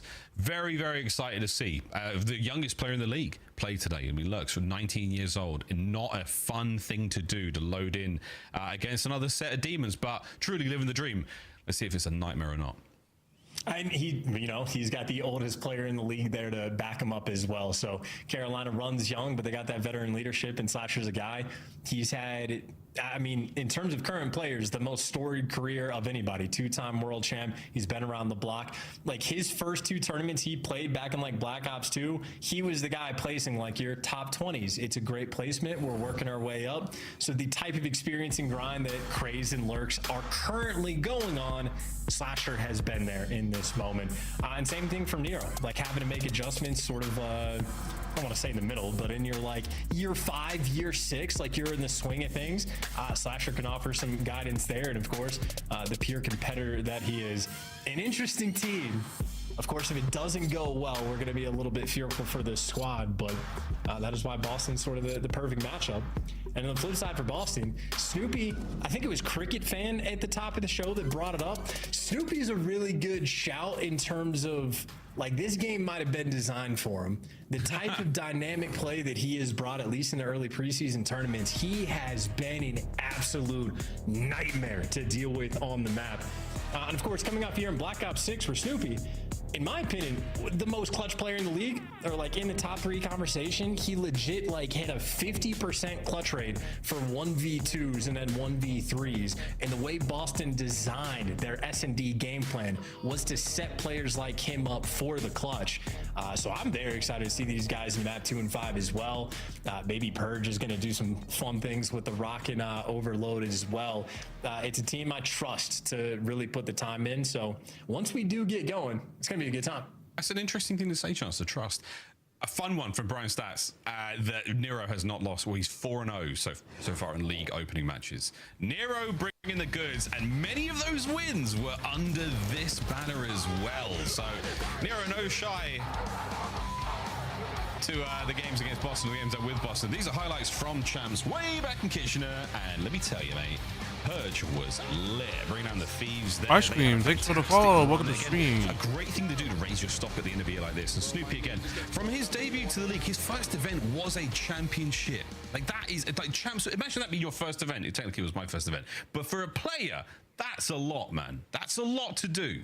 So for him to come in under, you know, the guys in the wings of Doug Sensa-Martin, who currently has a pretty solid record against a lot of pro teams in this game alone. I'm just saying, it's the truth. Wheeler brought it up on the desk earlier. No one picked up on it. No one picked up on that, which was crazy. That was a criminal moment in Call of Duty League broadcast history, but whatever, chat. But yeah, I'm excited to see how Snoop does, man. He's just going from strength to strength. The guy is figuring it out. Very, very young player. Very, very strong talent, in my opinion. Absolutely. And the first map we have in this series is going to be Colossus, which I think Colossus might develop into, you know, Bocage is the original Skyline. Had those like little. Like how they're saying that, even though it's going to be hyper maybe the pickums were, maybe the videos were wrong. Absolutely run it down. This is maybe the videos were wrong. Not every player on your team, the ARs don't get this degree of freedom, but you can absolutely tell your SMV players, turn your brain off and go chow. You sprint forward as fast as you possibly can. Take as many gunfights. Like Kleenex is going to be one of these guys as 10 more. For right now, it's like a variety of games, but mainly I'm a Call of Duty player, competitive Call of Duty player actually. So I mainly play Call of Duty usually. Like historically, I'd say Nero would be right I think next year what I'm going to be doing is trying to do a balance of more Call of Duty streams, but with collabs. Still with a lot of collabs. Because right now I'm like doing this whole mentality of I'm gonna stream when I have collabs. Because right now it's just, and then I'm gonna, I think next time I'm gonna probably I think next time I'm gonna reserve my Fridays, Saturdays, Sundays for the Call of Duty watch parties, since like I missed so many watch parties. Like even though yes they have been boring, but this year may be a little different. I don't know. We'll see what happens. Folks, I have received an update. We have another lobby crash. We're gonna wait. Oh, whoa, another update.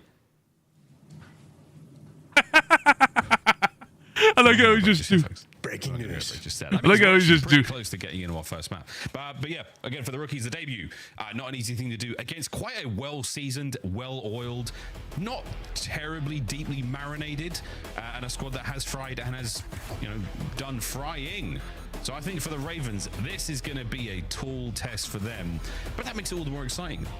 Folks always ask me, Miles, when's the game going to start? On the other side of this break.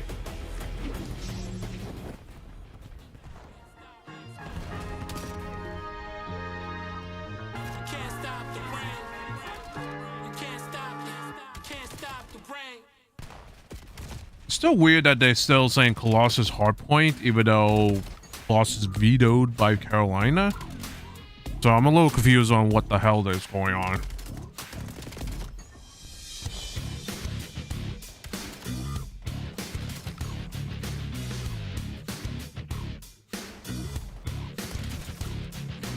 God.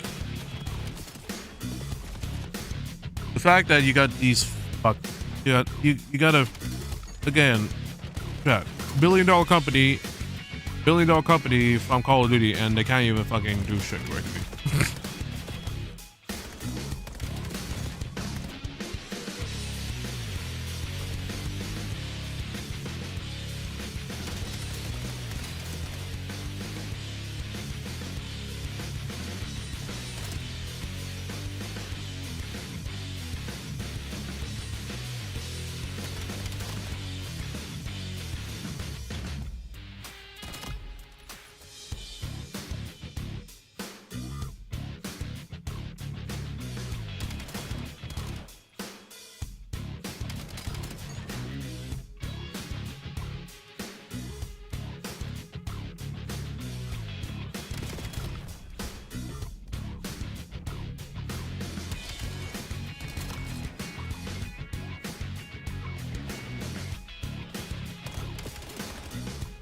Yeah, it's gonna be interesting how this year is gonna go.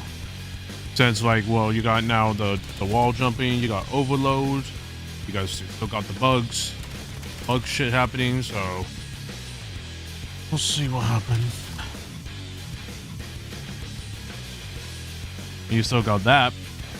Still got that the bomb plant and diffuse animation still bugged. Don't understand that. Like, I know that type of animation is not in the priority list, but it still annoys me. As a Call of Duty veteran who has played for about a decade now, it still annoys me. But you know, it is whatever. As long as a game as a whole mechanically works, then I don't have an issue. But animations like that still kind of annoy me. Still annoy me quite a bit. But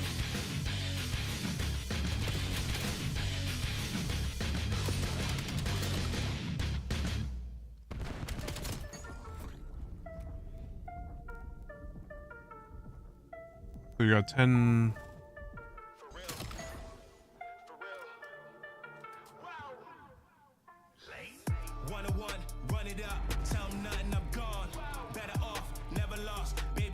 Still kind of sucks that the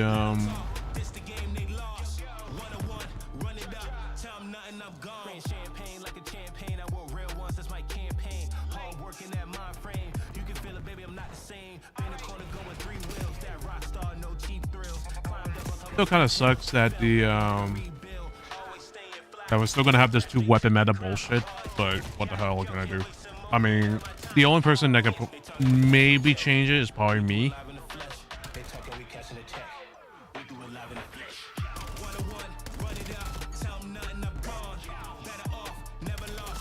It still kind of sucks that. I mean, I get it. These two, the 2 weapons are like the most well-known, the 2 really good weapons in the whole game. But then again, it's like this shit's just boring. How long will host and until when will you host the watch party? What do you mean by that, ice cream? I am hosting the watch party. I'm hosting a watch party. But the tournaments, it depends. Depends how long. Depends if technical issues don't happen like this long.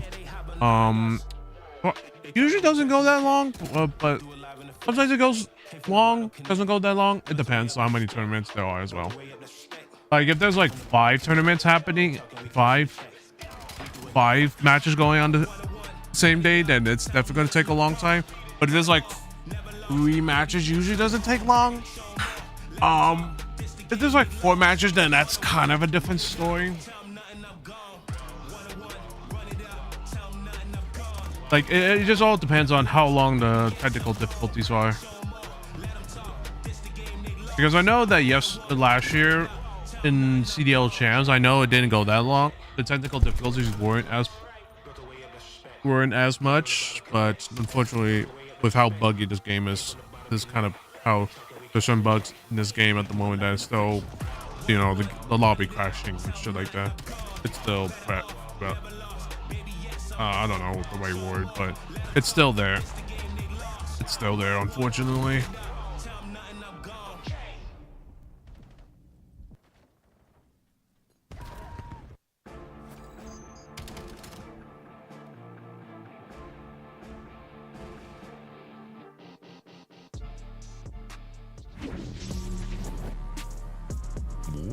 Ladies and gentlemen, what do you know? We might be ready to party. Ready to party. He's already partying right now, guys. Look at him go. Look at him go! Welcome back, ladies and gentlemen. Come on. To match number 2, I should say, of the 2026 Call of Duty League season. So far, off to a good start for an Optic Texas fan, 3-0 over the Falcons. But now we have the Carolina Royal Ravens taking on Boston Breach. Teams with, I wouldn't say a tremendous rivalry between them throughout the last few years, but excited to watch them go toe-to-toe nonetheless. The debut of 2 rookies for the Ravens. On the side of Boston Breach, well-seasoned, well-oiled, tasty vets at this point in time. Absolutely. And like we're just trying to get the dust to settle a little bit, right? Hot takes rolling through and through. Like the first series we had didn't entirely learn too much. Like we already knew Optic in the preseason was going to be one of the top teams. They proved that in Riyadh Falcons. We know there's going to be some kinks they have to work out in the roster, and while they're going to have a lot of fun exploring that to figure it out, these are two teams in a similar spot of decently high expectations for Boston, but they're just trying to elevate their game. They got third place at champs last year. They've made a roster adjustment. So like right now, there's definitely obviously they said that there's a lobby crashing happening. So definitely an lobby crashing happening. Quite a bit of faith in, like the coaching staff. Fortunately, you can't really. I mean, yes, yes, it's kind of. I mean, it's nothing new.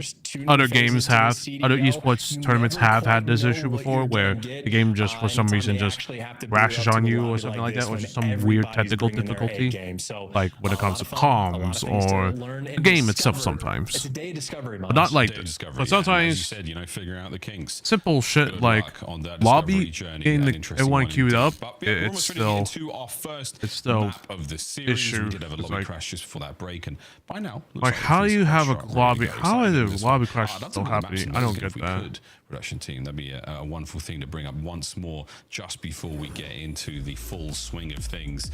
Colossus, first time we've been seeing that played here in the COD League. Scar Section Destroyer as well, a lot of fun there. Another den, interesting to see another den. I thought we'd be seeing Scar personally, but hey, that's still, the way it goes. Colossus, as you said, they still haven't players go for it. I mean, P1 in its own right. There's two ways in, two sets of stairs in, and then the wall jump off of that little top balcony. It is going to be an explosive affair. It is the map where, hey, do you want to break a kill record? Have fun on this one. If you get a close 250, 249 kind of performance, someone might be able to drop 50 on this map in a CDL competition. So that's going to be fun to see. Exposure plays very differently than Colossus in general, and very differently now that P4 has been adjusted. The hill, rather than being sort of underneath the ring on the front side of it, shifted it to a brand new building sort of in the back center, and is definitely going to be a hill that has a ton of priority. And if you ever play this map for the first time, you prioritize this statue for your access into P1. Whoever controls this controls the hill. Controls the world. Royal Ravens taking on Boston Breach. Here we go into our first map. Not a whole lot of time gained from this opening P1. It's been a solid amount of kills either side, but there we go. The Ravens are in. Of course, the Carolina Royal Ravens in there. Gorgeous blue as Lurks finds his kills. 3 in a row so far. I'll turn it into a 4. The young man having a good time so far on Colossus. Happy for it, and as long as he is here, his teammates knows that you do not have to worry about statue control, so he can do a little bit of a dance, deal with 2 players on this rotation. Ooh. And now he's got Nero's the reinforcements. It looks like Cammy deals with them, but Cammy still with the pressure on. Slasher's running him down, successful at that, but it is going to be mixy of a fight for these back spawns. Looking for that back right-hand side control if they can get it. Looking good so far. Nasty off the hops. Kill Lurks. Unfortunate team kill. No, his boy Craze there. And Nasty now trying to push these players out of position. Hard point now in the hands of Boston Breach for the first time, what feels like a long time, but an early exchange here. And interesting the Boston's alternative color is second longer there, but a nice 2v1 like a little more, flips it in favor of the I wouldn't say magenta. Actually, it's kind of like magenta. Control, you gotta highlight real play out of Lurks, and more importantly, you got a guy blocking the back spawns. Oh dear baby, 35 seconds for the final bit of this P2 hill. Carolina looking to get it all. Nero even wins the extra gunfight. Actually, Boston Breach applying a lot of pressure to try to run it over, so maybe a little bit late on the rotation. You knew Lurks is here fighting Cammy, and they had the pinch on time, so Carolina with the edge on the rotation, and they got a 26-point lead. Oh, we're gonna keep riding the Lurks train so far at 8-2. Keep finding those kills. Craze pushing out those players from new. Eyes on, great intel, and the old in and out puts Purge down before he can barely take a bite of that new hard point. Once again, it is a war on 2 fronts right now. Through the middle of the map, Craze is going to be covering the push. Good work. Oh man, Snoopy. Able to really get a lot of time Snoopy, here. 110 at the moment. That's real bad. Squeezed. It's real bad if you're SMG player. So far, it's not excessive, but worth keeping in the back of your mind. as Lurks, well, finally gets dealt with in Boston. The first bit of like stabilization we've seen on this hill, and admittedly it's only for the final 20. You see those blue Carolina arrows really shifting for the bottom and left side of the map. Nasty gets overwhelmed, and Carolina happy to play the long game. They'll trade away 20 seconds this hill time. They will set themselves up for new. I'm trying to remember what was Bocage before Bocage. What was the bang out map for the Vanguard year?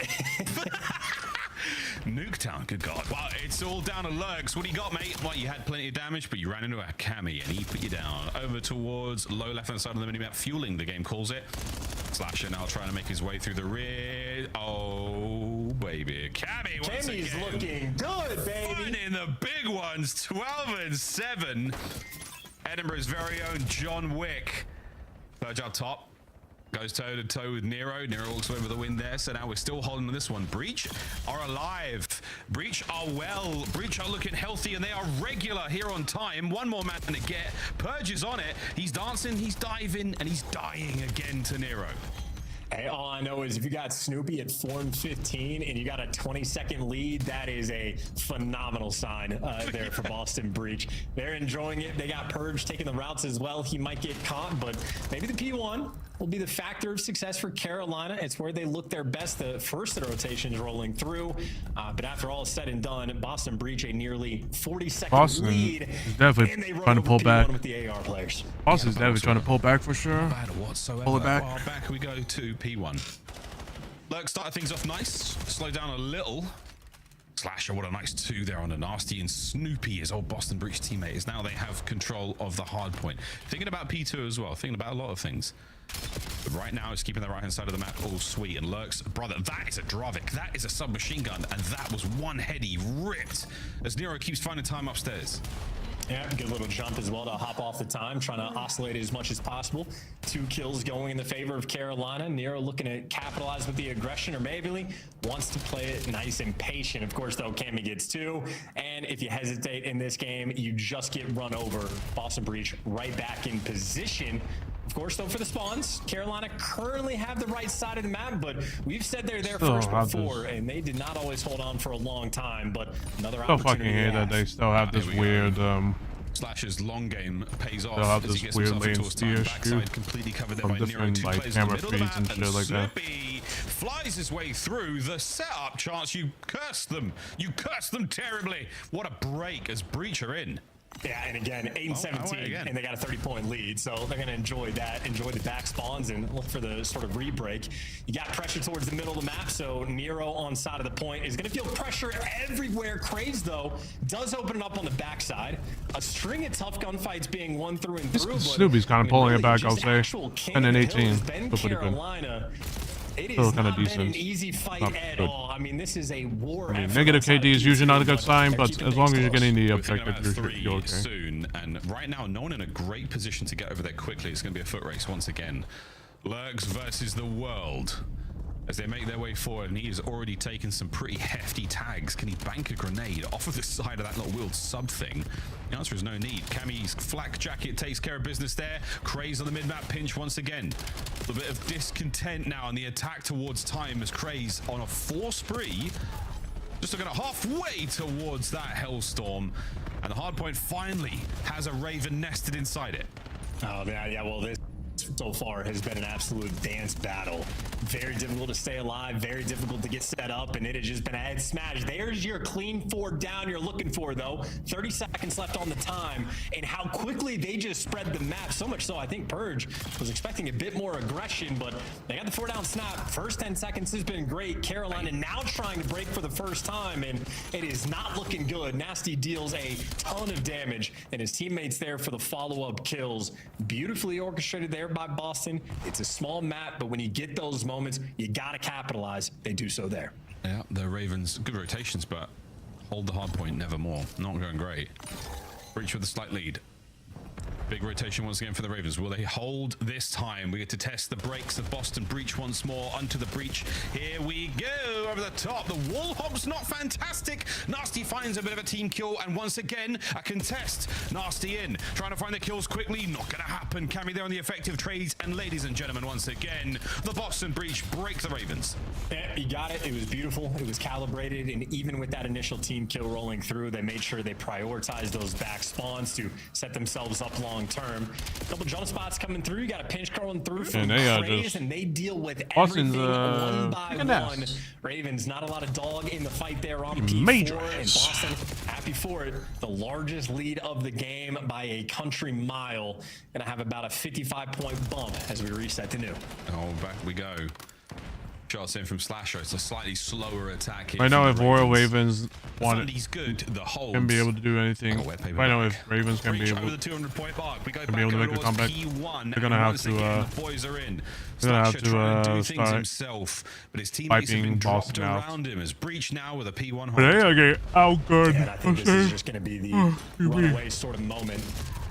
Moments of discontent, discombobulated is Carolina. A little bit scattered there on the mini-map, trying to regroup. Nasty does get dealt with, and 3 in the feed. Snoopy trying to be a nuisance. As poor of a start as Snoopy has had, 16 and 25 doesn't look great, but he's honestly just been playing catch-up, so not too shabby in the second half.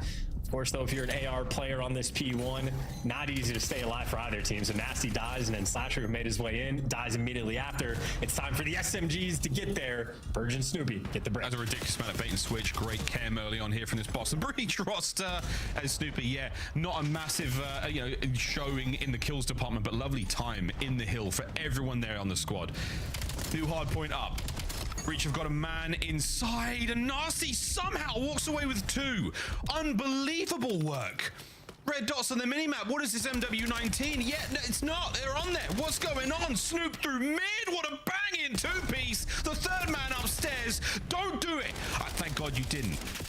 Thank God you did. And Purge now over the top as the hard point is all Boston, and map 1 closes out. Wow, that was pretty dominant from Boston. Like, it looked like it was about to be a blowout. Well, Carolina, but unfortunately, I think Carolina just for some reason, they just sucked. The Boston Breach just took it. The pink looks great, and again, Snoopy at one point was 4 in 16. I mean, he was out there on Zuma Watch, and they had a 20-second lead. So I don't know if there was really a moment where I was scared for Boston in that game. Yeah, maybe for a moment or two, but Boston Breach, very, very strong showing, despite being down and at times looking a little out of it. Cammy, 30 and 24. Somebody in chat said that Cammy's got walls. The only thing he's got are wall jumps here in Black Ops 7. My God, lovely hardpoint time there for nearly everyone. And Cammy 17 from inside the hill as well. Beautiful. I mean, it's going to be interesting on how S&D plays, since you got Flasher and then you got like Craze, Nero being like aggressive players in a way. Performances for both of them, and highlight plays indeed, as you'll see here. I mean, hey, Lurks had one of the fanciest ones, and this is the only time in the game. Good first match on Lurks. Unfortunately, his team just didn't get the win. As well, but just we're not able to convert it into too much more. And I think P3 is like really that hill that's very difficult to actually push out the map, but when you get it, it's great. But it's the P2s and the P4s. You have to prioritize those back spawns so much. I think that's where Boston was really able to shine. I think nearly every single P2 or P4, all the emphasis on the back spawns, taking the time, grouped up as a team, and the teamwork really did reign supreme. Yeah, really good teamwork. Lovely work there. Boston Breach, superb way to start things off. See how Snoop can get hot. The individual gun is certainly there. This final few kills. He was throwing the shoulders to Slasher. He wanted it. He did not get it indeed. Pose, though, beautiful work from him towards the end as well. Game flow now, folks, as it did not start great for the boys of Boston, but boy, howdy, did it end well for them. Lovely little bit of back and forth, but after that second set P2, no looking back. Boston straight to the finish line all the way. There's a bit of a flat line there from the Ravens' chance. They did not have a lovely second set. It really did hurt them. But that's a Jeej. That's again a fantastic Yeah, look start at for Boston Breach. It was going so good for Carolina, and then total points there just on the P4s. So again, not necessarily. And then Boston, in the extreme sense of Boston lockdown, full just dominated 60, the hell out of Carolina. And then 90 seconds on Quite that interesting. alone. I mean, that's the difference in the score towards the end. But that's Colossus. That is your bit of a bang out map there. And for a Scar S&D, it's a map. It's had a particular style. The default strats on the attacking rounds is like you're leaning towards sort of A first, maybe 70-80% of the time, but you have to be very difficult getting trapped in. The B hits you need to be very selective about and very on point. Got to time it out with your trophies. Got to make sure everybody's on the same page. I'm excited to see Boston get to work on this map. I think they're a team that's really going to be able to bring the goods. And on the flip side, still a lot to learn from Carolina. Slasher is one of the most storied S&D players of all time. He's playing with a pure new gen team, though. It'd be fun to see what type of dynamic they bring. And it's not just the idea that he's the true veteran here. I mean, the of the league, at 31 years old, the oldest player playing alongside the youngest player at 19 in looks. What will they learn from each other? What will be able to teach one another? It's going to be very, very interesting indeed. We'll get into that search and destroy in a moment. Scar, a very different map, as you brought up fantastically. Snipes, something we should be seeing a lot more of here on Scar. It's a bigger map, longer lines of sight. There's a couple of ones that have yet to really make the light of day in broadcast, which we're excited for, but plenty of opportunity here for big moment plays. Really, really exciting stuff. Can't wait for this one to get underway. And again, Overload, when we do get there, we go back to Den, as you saw in the first match of the day. Well, mate, Colossus might be the bang out. Might be the bang out this year. I wonder how the map pool will change. Season 1's brought some cool maps in there. Utopia's looking amazing, frankly. I think that's a really, really cool map. Excited to see if we get that one in the mix as well. But plenty of talk in here in the Black Ops 7 world. The biggest content dump I think I've ever seen in a game, let alone in a Call of Duty game. There's a lot.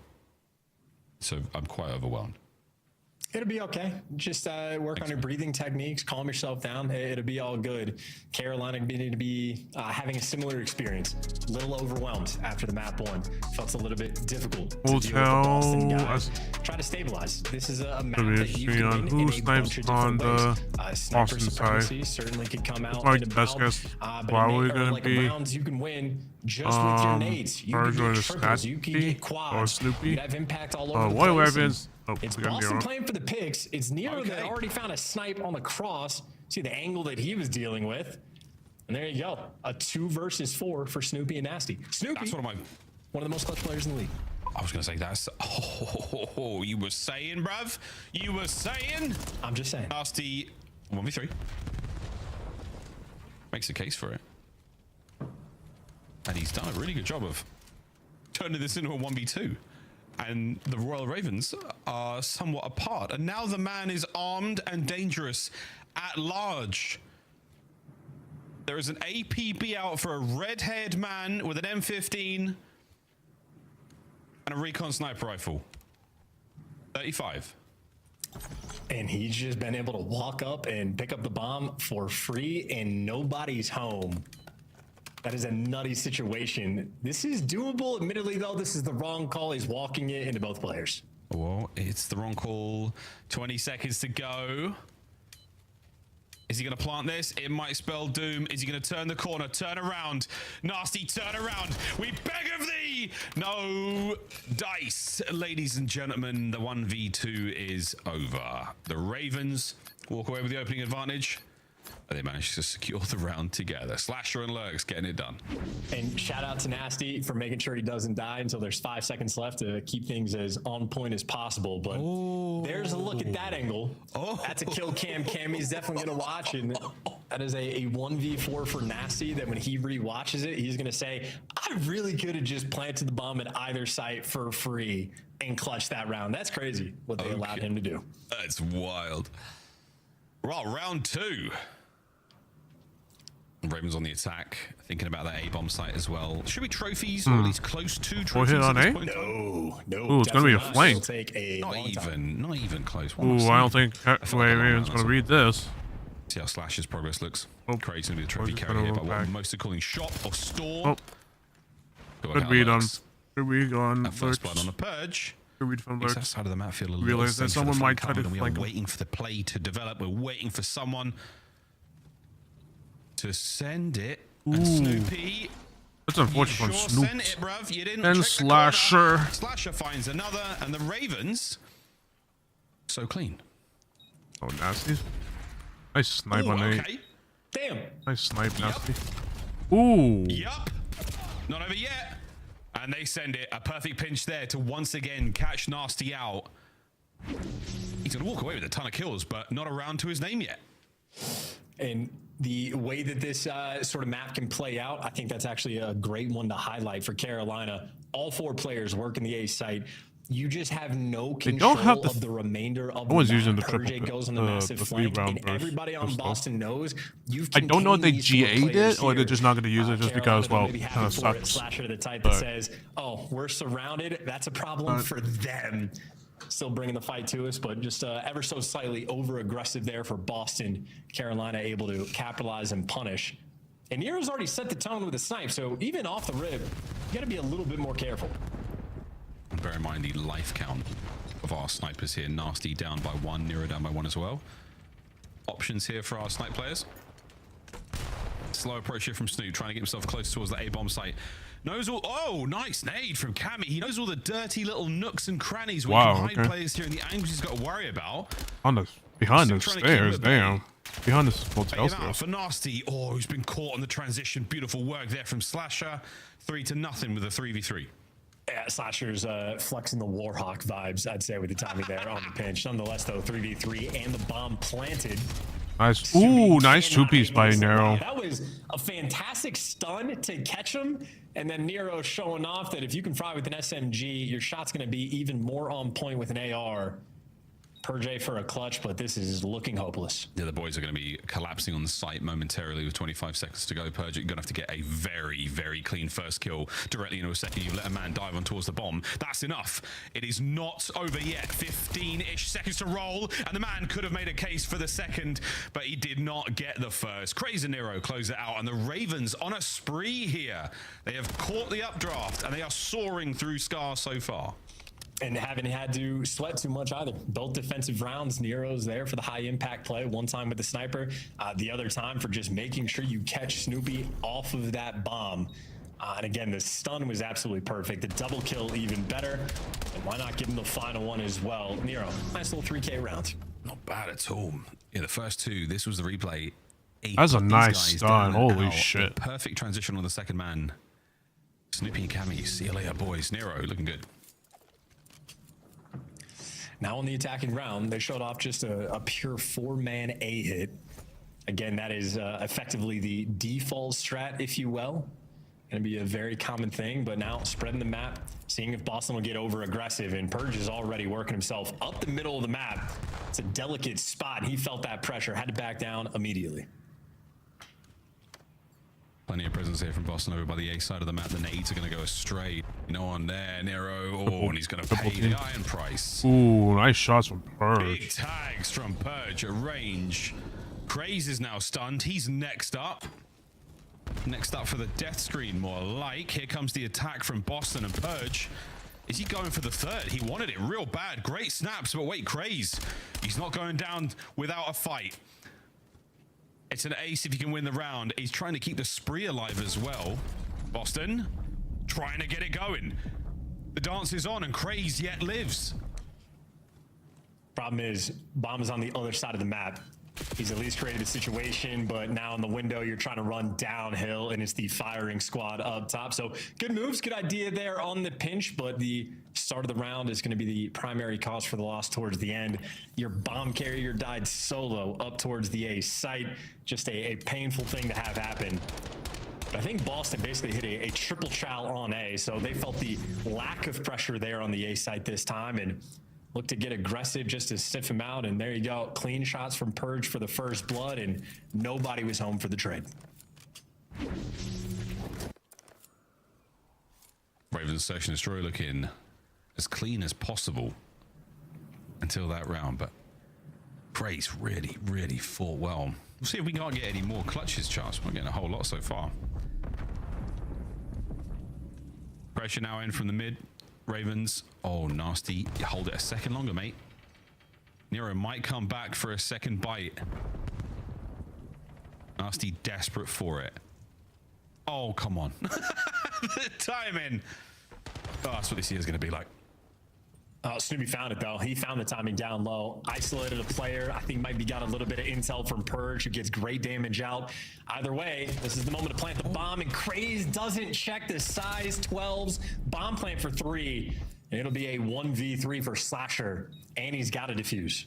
He saw the bomb carrier. He saw the plant at least. Yeah, the legs were sticking out. Ooh. And the remaining 30 seconds here, Slasher. I mean, I don't think he could hit any more headshots there and not get the kill. Unfortunate. But hey, Boston Breach, 2 rounds in a row. I'll give the Carolina Royal Ravens their flowers here in Search and Destroy, but it's slowly starting to wilt. Good old Snoop. This corner. I mean, just make this a rule, friends. Whenever you enter shop, check the corner where the sort of grain bags are. There is going to be a player there. Very wall bangable as well. So situationally, you could just throw some bullets through to go for that spot check as well. Either way, though, that is a very delicate round where you get the A pressure. It's all about the timing of when you want to go for the plant. And we saw the look. If Craze just stabilizes himself and checks the feet, maybe you could have a different round there, but very detail oriented over towards A. Boston here for the square up. 2 players on the defensive end, ready for the fight, or maybe less ready than they should have been. I don't know what Nero was doing there. Oh, yeah, there goes Snoopy. Couldn't count for the second man. Whoa, there's the wallbang you talked about. Snoop gets it right on a Craze. And Snoopy, what a round this is. You had a wallbang? What the fuck? He joins him there in the feed, and they chase across map complete. I do believe Snoopy died in the final seconds there, but Breach find their 3rd round in a row, the equalizer here on Scar. And that is a round that makes you feel like you have a lot of momentum as well. Nero gets off great damage on the 2 players up top, but Snoopy there for the instant trade. And the fact that he turned it, if he actually did that just with a straight up ball bag, like X-ray vision. I think he did. Here we go. This is it. Straight in. Thank you, Snoopy. That's exactly what I was talking about. My man. My man. I mean, that's not a hard wall bang. You just gotta know. You just gotta think. Hey, man, you'll take it. You gotta aim correctly where if there's someone behind that corner. Bomb plant, Mr. Do It All, my favorite player. Let's go. But that's a nice, good wall bang from Snoopy. I'll say. Never mind. Look at that setup. They are ready for. I think Slasher's done it twice, pinching through this like outer lane. They send everybody waiting for that pressure.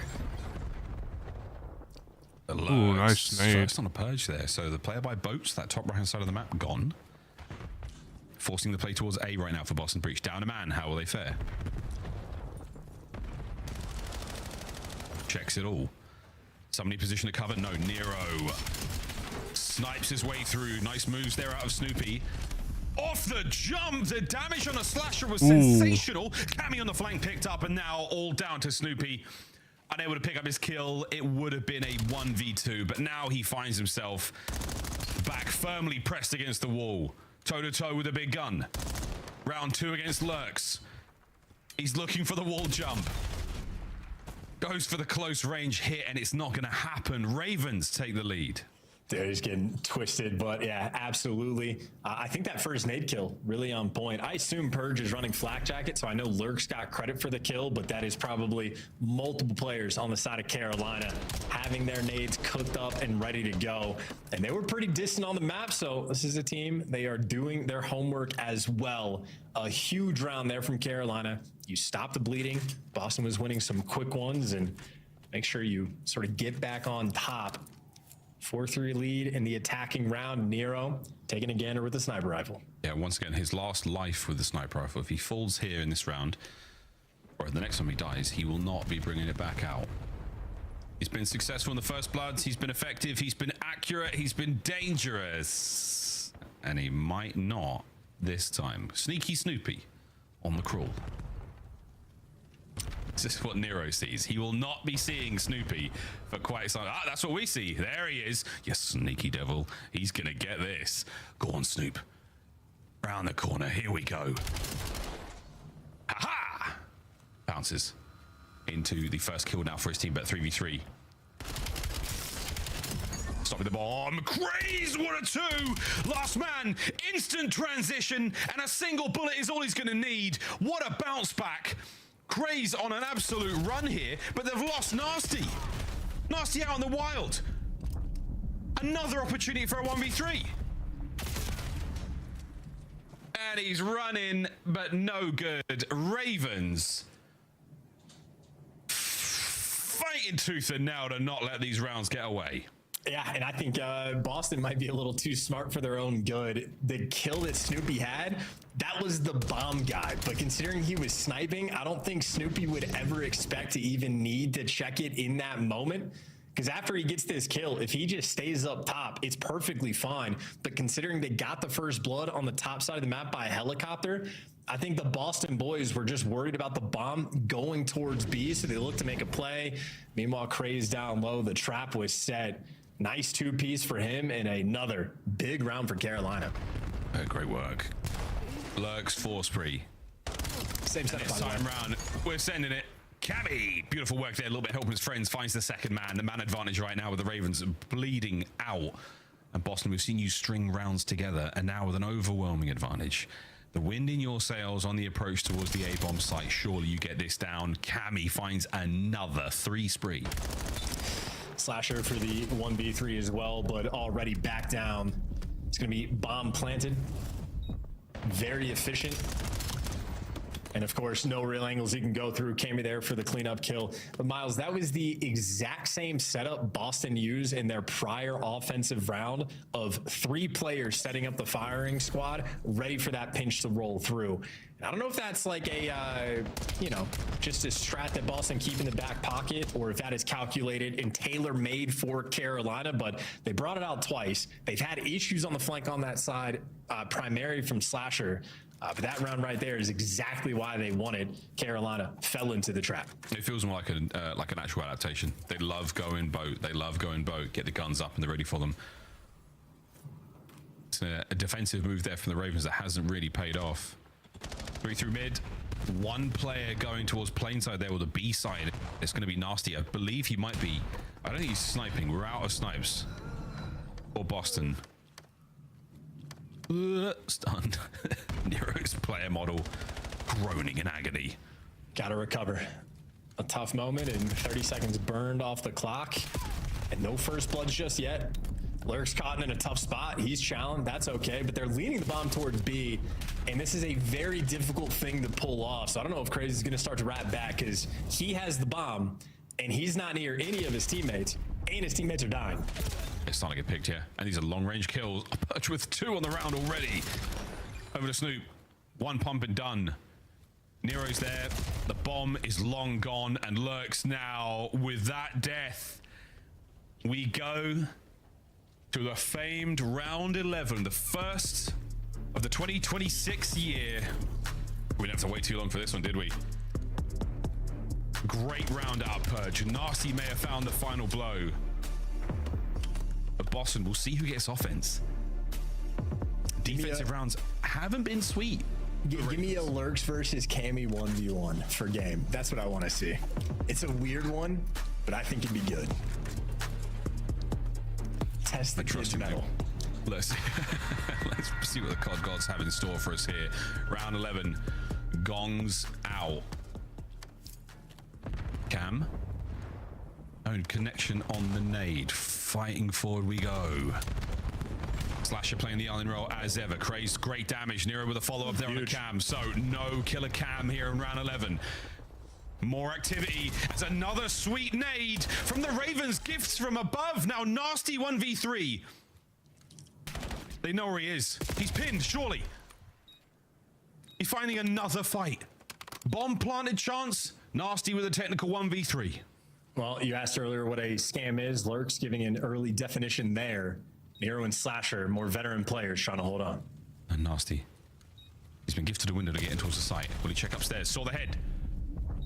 Great damage. Has to get away with his life. The Ravens now shoulder to shoulder together. 1 up, 1 down. Nasty. Fast wrap. Don't hate this. Can he catch at least 1 man? He goes high. Wow. The perfect maneuver from I'm sorry, chat. I'm sorry that I didn't talk a lot. Just I was like tired. I'm like tired still, even though I did sleep. I did sleep for quite a while last night, so I'm a little tired. A lot of different ways you can win rounds. Nades a priority.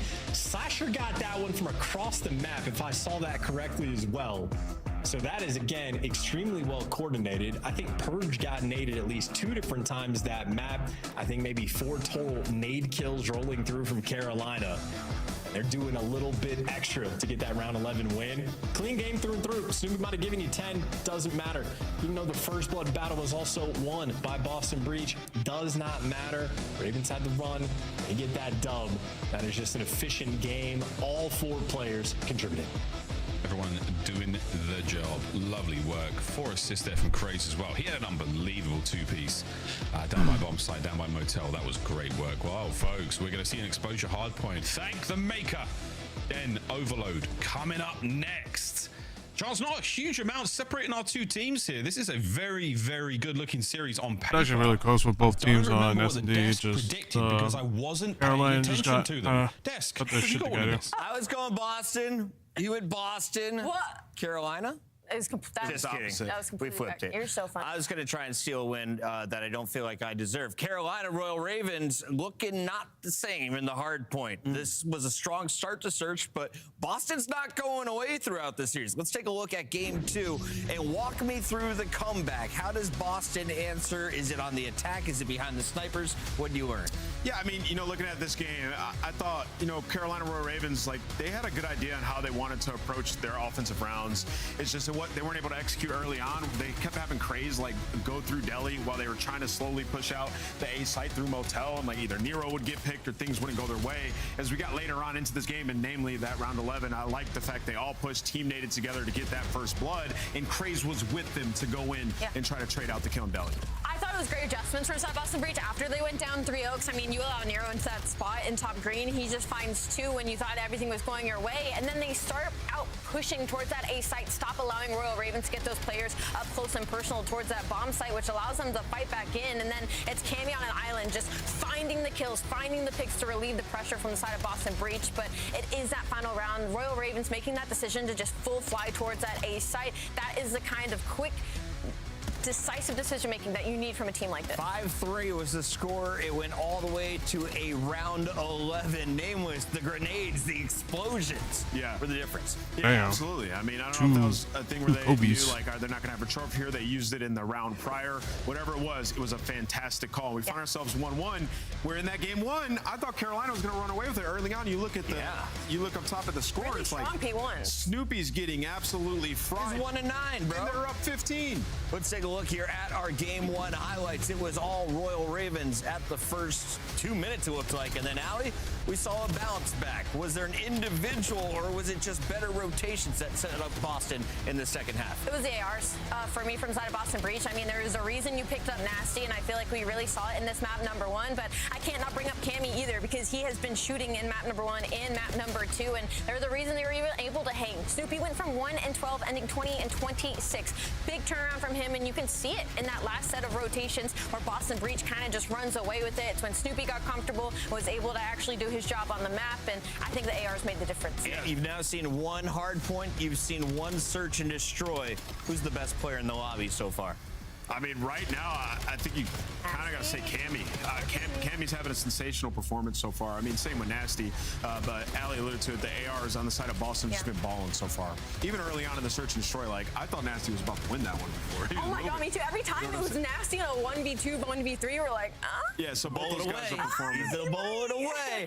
All right, that is Nasty playing his heart out, and he will continue to do so as we go to Overload, and that will be our game number 3. You also heard Miles say, we're guaranteed to see exposure. You mentioned before the show even kicked off, that's the map you've been waiting to see. Yeah, waiting to see it. We've had some changes to the P4. It's a room now. See how teams are going to approach it. If it's going to be a lockdown hill, right? They've been playing it for a couple of days now, the pro teams, right? So they'll be ready for it. All of us, we're just now starting to get used to it. Allie, as we load into Overload, what are you looking forward to from these 2 teams? We're all knotted up. This is the swing game 3. Just kind of what the bloodbath is going to be looking like and who kind of takes over. That's what I've gotten from Overload so far, is it's just who's getting hot right and early and who kind of is starting to put you in that box in that first half.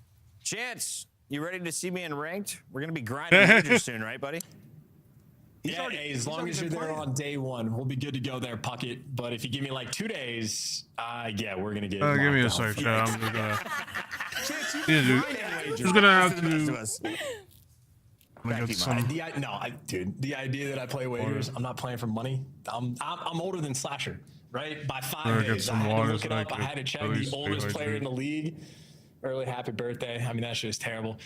Either way, though, what's not terrible is going to be the map. It's going to be a different look, I think, between these two teams compared to what we saw from like Optic when they played it. But the underlying ideas are, I'm expecting to be very similar. I don't know how crazy these guys are necessarily going to be, but it's going to be a fun dynamic to look towards, and especially the fact that every single player has to be. I woke up on board with their very early, communication. so You have to be very quick with your decision it's a making. little- And still you know, a little like Shotzi's a good example. bit, When he goes and lives inside of like the opposing team's base, he's having to facilitate and calm what's going on his end of the map, so his teammates know where to fill in like later on.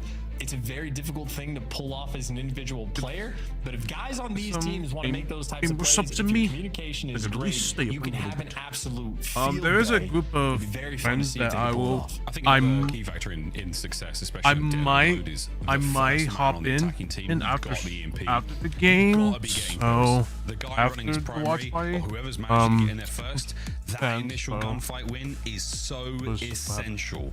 Damage into the second guy so that your pistol player doesn't have to work too hard, so the carry doesn't have to work too hard, would also be great. That's a lot to consider here in the early days of Den, but to touch upon the exposure again, brand new hardpoint, totally different look at the map. We in season 1 have only just been able to touch that, but our pros have had a day or two, at least several scrims, to figure out and see how it looks. So we'll get to that when we get to that. But Den is loading up once again, folks. We did have an issue just there with lobbies again. Day 1, baby. We're working it all out. We're figuring it all out. Last game, though, let's look back at that round 11 chance where we get things ready. Round 11's, mate, it's as close as it can possibly get. This is, of course, the Ravens taking on Boston. This is how it all went down. Again, the nades. There's plenty of ways to get the job done here in Search and Destroy. And Craze and Slasher working these ones together. Great work to break through the flak jacket there as Nero picks up the second.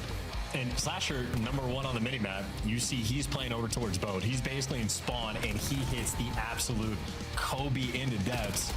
And actually looking at it like that, I guess Purge was not rocking flak jacket at all. So maybe that's why he died multiple times to nades in that game. I actually think it might have been because he took nade damage from Cruise's nade.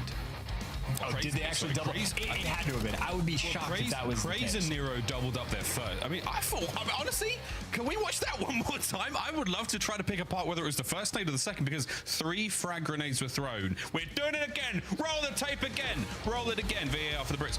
We do have again, I think that's what was going on there, man. I think that's what was going on there, because that round was a bang out. Bang, bang, bang. Nades hit. Craze gets the first in. Nero kills the second player. Well, this is all like the extra spicy damage. That's your flak jacket hit marker. Cammy had the flak, but I'm saying the second nade that rolls through from Purge, I mean, you're just going to see him. He's 100 HP. He's chilling the back. And then all of a sudden, like, oh, surprise, look at that nade right there. There is no secondary nade. It wasn't. Yeah, I only see the one. So that means he gets Kobe. Purge died twice, didn't have flak jacket. And that means he wanted to have the lightweight. Maybe... Well, no, I mean, to take what kind of route? They weren't even going for the pinch. Yeah, that's just that's a painful way to lose round 11. I mean, nades on point from Carolina, and the coordination, especially on the guys that do have the flak jacket, the real focal point. Tisk. Check the forecast. You didn't bring the right clothing, weren't dressed for the occasion. Well, GG's. That's that. That's how the round 11 went as we load into Den Overload. Man, that's a nice nade spot, actually. That is a nice nade. Don't forget, overclocks, they're also in effect here in the Call of Duty professional world. So we do have big, mean frag grenades. Going to see more Semtexes in the respawn modes, I would imagine, but we'll see. We're about to get into one nearly right now. Chance, Den Overload, as you said, the underlying sort of principles of what these guys want to be doing in the map or how they want to be playing is going to be the same. But we are going to see some sort of skill and stylistic changes. How are these teams going to be approaching this? Who's running the device? Is it going to be the first man, second man? We have this sort of conveyor belt system we talk about, or the production line where first guy, he might be pushing past the device to try to get kills, secure that zone, to secure the goal, secure the lane. Second guy picks it up or picks up the flank or whatever. I'm very interested to see how our teams play this out. We want more data, folks. We need more information, more tech on how this entire game mode is going to play out. We are waffling somewhat, boys and girls. Den Overload coming up soon. You don't have to say we. we can talk about that overload. Like the rules of the map so far, if you're the right side spawn team attacking the left, you're attacking towards B. You can have one player maybe work through mid, work through the pinch to like find that opening, you get the timing, but you're forcing it towards that B zone. If you're on the left side team attacking towards the right, you can go through mid if you want, but you're always going to be going towards, on the flip side, the A zone as well. So those are the default roles. Each team, while there's 2 zones active, only have one that they're really going to be prioritizing. That being said, any of the teams that figure out different ways to play, different ways to approach those unpreferred zones, some goddamn ish be the early difference makers in the game mode. Yeah, it's again very early like days. how Even when back into BO4, we saw the earliest of looks at like Control. It looked real different to the last time we played in Black Ops 6. Excited to see how many routes we can find, how many wall hops, I mean, what the most opportune ways to attack points here. Like how we're still having these lobby crashes. This was back again though, like I think with the change to swapping your primary weapon away when you are carrying the device has made a big impact. You're dealing a lot less damage in those fights. So this is really where it comes down to the positioning and the composition of your team at the time. Who has a primary? Do we have a guy up here that has a Dravik or has an M15 to actually help out in this fight or help punch a hole through the enemy defense? Because it's not easy to do. It's not impossible. But with the Jaeger 45, yeah, the thing is unreal, but you still gotta hit those shots, Charles. Skill gap, indeed. Yeah, certain pistol players really are able to shine in those types of situations. So you're exactly right. If those 2 players getting next to that EMP device, you absolutely need to make sure you know exactly who you want to pick it up in any given moment. It's not always the movement guys that you want to have it. It might be your pistol players, your AR guys that are sort of the back pocket sniper type guys that are going to be able to show off the goods, but very dynamic as well. But even just for the idea, if we have our default rules about like, you know, right side team attacking the left side, it's always towards that B zone. We're seeing the teams when they're defending these situations off spawn, instantly everybody's wrapping back and coveraging over, playing those tight corners in the back left, playing in the back window. If you know what your timing is going to be on the attacking rounds, you could play off that. Let a guy cut through mid. If they're swinging on back, you cut them off and then work for like a shimmy play outright. It's a very type of thing, much easier said than done, a very difficult thing to orchestrate and recognize in game, but like at least on Den specifically, that's something to look out for. The other 2 overload maps play very differently. Each one of them has their own sort of like splash. Our own flavor. Lots of flavor here in the Call of Duty League, folks. I can take a quick commercial break. Ladies and germs, when we come back, Den overload, don't go too far. Bobbies! It's no secret that's me. The highlight of the highlight reel you seen on TV. I run the game, got finesse. When I want, I'm saying who's next. A showstopper, so there's no topping. When I do my thing, that's a flex. It's time. It's time. You know. We gon' shine. Let's go. Whatever you want, I got it. Whatever you need, I got it. Whatever you want, I got it. Whatever you need, I got it. I'm the hottest ticket. Every seat in town has somebody in it, cause they wanna see what they heard about from the word of mouth as I'm popping with it. I'm the best if they ask you, nothing less. I don't wanna rest. See me running laps, how I pass you.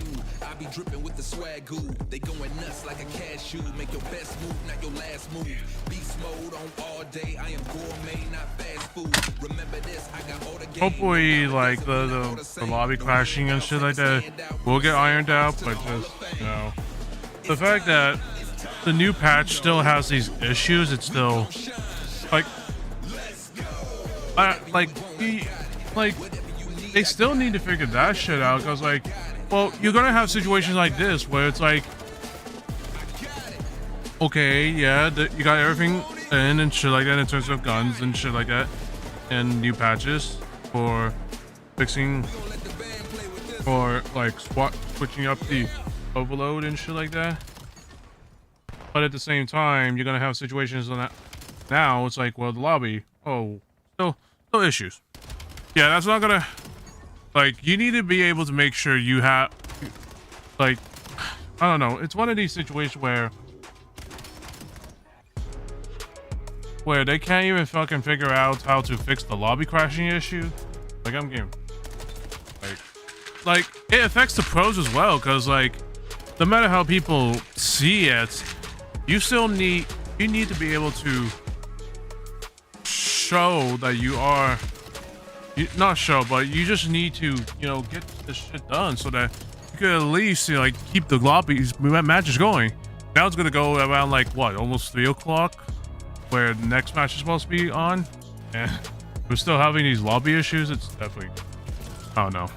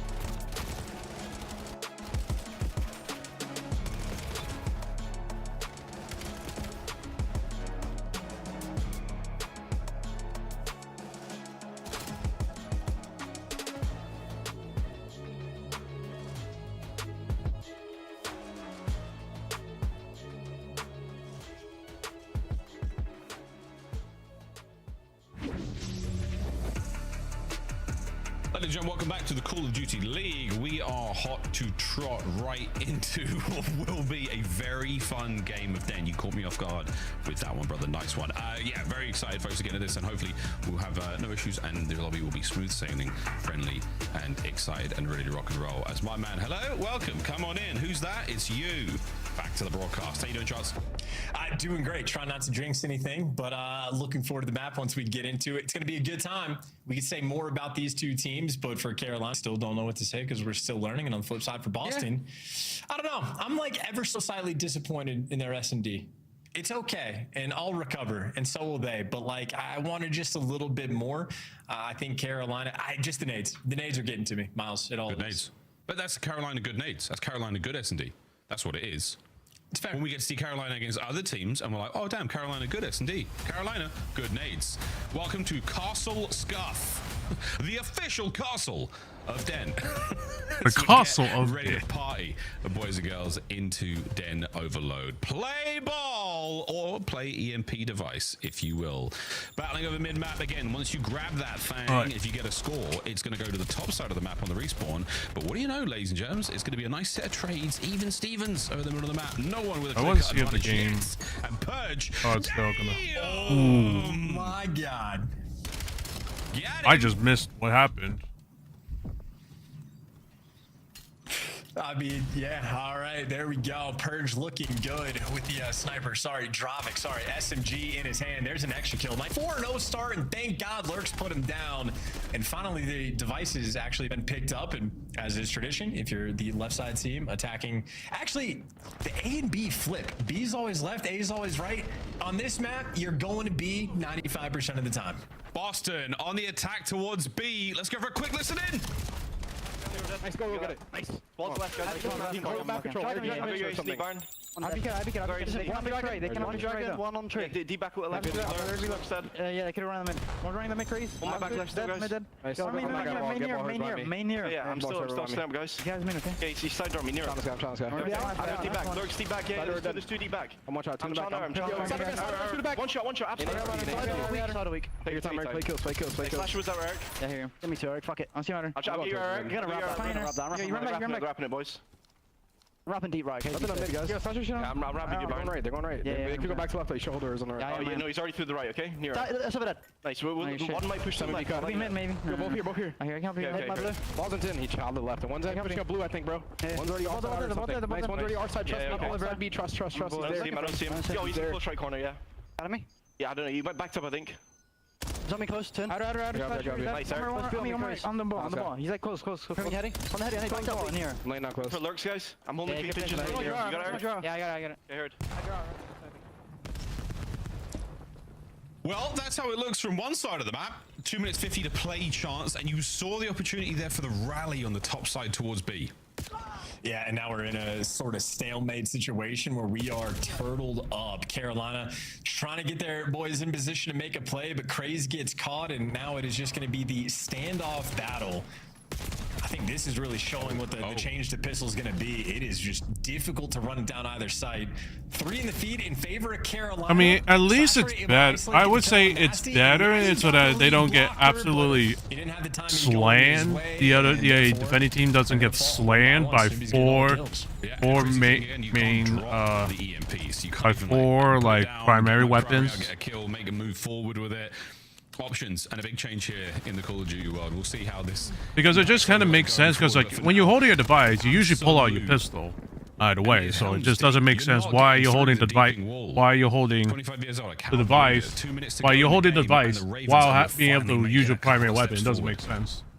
And this is interesting. It's like holding a brief. It's like a VIP situation. You hold a briefcase, and you can't use your primary, so you got to pull out your pistol. So much so that even slashers sit here paranoid about the pinch, but it has just been a stand. This is almost like trench warfare on the lower side of the map right now. Oh, they got boss. fighting over every single pixel slowly but surely. Oh, they got progress. they got a. And the trades are still good. Can we get anything out of Nasty and Snoopy? Here we go. They got an overload? We are sending it. Trying to get an angle over the top. Unfortunately, it's crazy Nero, who absolutely put him down. Last man up, Purge. Trying to cover the B cross. He might get 1 or 2 here. He might get 1 or 2. He gets 1 right on forward. We're trying to keep running. Frontman Nero now, primary in hand. An M15 and Snoopy with a corner. It might not spell well for the Ravens at this point in time. Yeah, and this will be a pistol versus Dravic if he goes for the timing, and while he's got it in spades, now he's trying to be the frontline blocker, but he gets caught. That was a moment there for Boston, just way too aggressive, I think, actually trying to work A. Maybe a difficult time reading the spawns, not the easiest thing to do, but now the nades. Oh, they got a chance. They gotta go. They gotta go. Well, they got 1. They gotta go. Go! Send it! Go! Through the window! Ow! Hey! All Ravens get it on the board. Nice kill from Lurks. He can't get the second. They got it tied up. I mean, at some point, you've got to start thinking about, let this thing reset. Let's get a guy up top, and let's try to cash them out here with a sneaky reset play. But now, bottom side of the map as Nero takes a tumble. Word to Clayster. Numbers right now for Breach on the attack with the final 15 seconds, and you are still able to make something happen here. This is not over yet, folks. Snoopy going big. Can somebody grab the rock? Fight it forward. 5 seconds. Anyone there on the kill for Nero? No, he finds 2. 30 seconds. Regular time. The shot clock is on. Here we go. Purge still trying to make a move. He's doing this alone. Anybody else here with him to get the kills? They're going towards B. Purge. Wait. Craze. He does it. Hello? He scores in OT. He looks away. He pump fakes them with you only get to see with the players going for a second or 2, and Purge jukes out the whole lobby. What a moment. The first half comes to a close. Boston whoa. 1. Wow, okay. Yeah, I mean, what a gun, by the way, the Dravic. Good oh, Lord. yeah, that is so unfortunate. And this is very surprising. This is the first early cap. That is just sort of the brute force, get everybody in a position, have a long stalemate fight towards the bottom side of the map. But that final score, that just looked like insane timing. Oh, it was. We'll see it. We'll see it. I mean, this was a valiant I mean, attempt. that's unfortunate from Craze. He just didn't check it. Right? Who's got this? He didn't check. He didn't completely check it. That's unfortunate. For Boston Breach to squeak it in, the buzzer beater, whatever you want to call it. Second half, Breach start to play with some confidence. That's also a moment. I wonder what the comms were like coming in from Carolina. If they were just like extra paranoid about needing to kill the guy that was in mid first, or just a small moment of tweaking, if you will. Either way, the opening salvo here in this round, it has been a bloodbath around mid. Snoopy's got the extra advantage to start getting pressure over towards that B zone, but his teammates are nowhere in position to begin to run the EMP, and Snoopy gets caught as well. So Boston are going to be taking this real slow. Carolina Royal Ravens down by 1 here in the second half. Let's go for a listen in. I made and one push mid already. There's side mid. Yeah, he could be their side mid touch ball. We're assuming something like our side, bro. Yeah. We're missing Purge. Front lobby Snoop. Yeah, you might be a back secret. Yeah. Snoop, front lobby weak. We gotta play for this kid. I spawned back broken stuff. I don't see him. Nasty. One shot like lockers. Can we lobby him? There's 2 lobbies. They ran at me. They chased me. Short, guys. Short. We spawned. I'm short right now. I'm short. 2 short, 3 short. Short weak. I got one. Another one short. I'm left. I'm going left. Let's go left. Go. I'm going outer. My pinch. I have pinch. I didn't see anything inner. I'm outer. Another one outer. I'd even him. It was Cammy. Cammy's one shot, one bullet. Their side in there. Yeah. Or like they're on the hill. He's on the right corner. Heard you. Got it. They might go pick it. Yeah. Me too. My pinch. Ooh, that's unfortunate. That is such sloppy play by Royal Ravens. What are they doing? We're missing one. I'm pretty sure. My bro. I'm Outer, close outer. Done. Nice. I saw that over you. I'm looking at Oh yeah, you pinched up. Their window. Window, Snoop, one shot outer. In window. That's unfortunate. He actually could have had. He actually almost had it. I'm trying. I spawn P2. I got it. This is the move of the Ravens. The first two guys push forward, try and get the kills. The timing is not great for them, and they're starting to lose these fights. A patient Boston Breach starts punishing them here on the top side of the map. And they're worried about the pinch as well. They're taking it slow because they know they need to get these kills. Boston very turtled, and they also don't want to pick up the EMP just yet because you don't want to have the pistol out. You want to get the kills first. There's 2 in the feed, and you're pushing forward. There's 3. That's the go button. Here we go. Try to get it forward. There's the grab, and you grab it at the wrong time, love. Whoa, here we go. Lurks with a pistola. Can we find a few more? Waiting for reinforcements. Long range work. Cammy's there, and he trades. Yes, you still have the dice forward. Slasher making moves through mid. Snoopy off spawn. Takes a moment, but Craze lands it. Pressure now on Dust. He's down. Ooh. Surely it's a goal. Surely no. Cammy on the save. Beautiful work from Boston. And shout out to this trophy as well, just for the assist. But if you're Boston, maybe they're going to just not pick it up. I was going to say try to wrap it out, but maybe just a few more seconds before we get the reset. But it's resetting to the exact same position. So Carolina still have all of the map pressure in the world. Lurks is going to get. They have to go for A or something. They know they're going to be like. Boston's just gonna just keep on defending A or B. I mean, situation, but Boston. I mean, this is goal line defense. Yeah, basically you make a mistake and it's over here. like Carolina's got to do something different at this point. Oh, look at him go. Semtex there to slow him down once again. He's just burning the clock. Ravens aren't able to make it happen just yet. Okay, there's the kills. Cammy though, right off the spawn, he is a problem right now. Tech mask all good. Cammy's a problem. No one's able to get this one through. It's a pistol in the hands of Slasher, trying to get this done all by himself. 3-man wrap. And a moment of serious disconnect from the Ravens. A minute to go, and they are falling apart at the seams. Now we go. Now we fly Boston. And they've left number 4 in the dust as well. I mean, they're just on the other side. Snoopy trying to do it with the movement, but at least getting the device in that spot with 50 seconds left. Maybe it's enough, or maybe it's the late opportunity. For I mean, they're gonna have to. Play. Lurks, the front man on the job. Snoopy's going to help. 26 and 18. Here comes the streaks. You've got an opportunity to get the capture here at the very least. It's through, and it's good onto goal. Nero gets it. All the boys safe on the inside, but there's a complete open goal by B. Pick up on the drone, almost ready to go. I've done it again. On the EMP, 30 seconds, and no one in position for this at all. They put everything into the second goal. They needed it for the third. No one there. The final dying seconds of this den overload for the Ravens, and one that they will be kicking themselves. If Carolina get the vice, they get the extra 30 seconds, so they can absolutely still make something happen. They got all 4 players up on the map, and they're going to have a little bit of time to work with. It's not as fun forcing it towards A, but number 2 and number 4 creeping their way up. It's going to be a bit of a stalemate. Nero gets that first blood, but we're still in respawn. I mean, they have to do something right now. Trying to make it happen, Miles. Yeah, no, he has a backup. He has a backup. It might be here, playing the trades effectively. Pistol, no good. That's it. As soon as it drops, the clock stops to Boston Breach in the end. A little too much there on Den. Sorry, Ravens. I was really trying to spell doom for you there. I was trying to wax lyrical, and you managed to get it into OT, mate. You managed to get it into OT. Shout out Snoopy for clotheslining the Royal Ravens in every single possible moment. This was the final few seconds here of the map, actually. Purge, a nice clutch kill on the man on the pinch, fighting forward, and that kill there on a Craze ends it all then and there. Boston Breach, match point going into exposure. And I did the talk of the town through the mean streets of like the COD competitive subreddit and then your podcast and whatnot. I think a lot of attention is going to be being paid to like the pistol switch of making sure you have to have the pistol out when your EMP device is pulled. That's the recent change, and obviously it's going to impact every single map differently.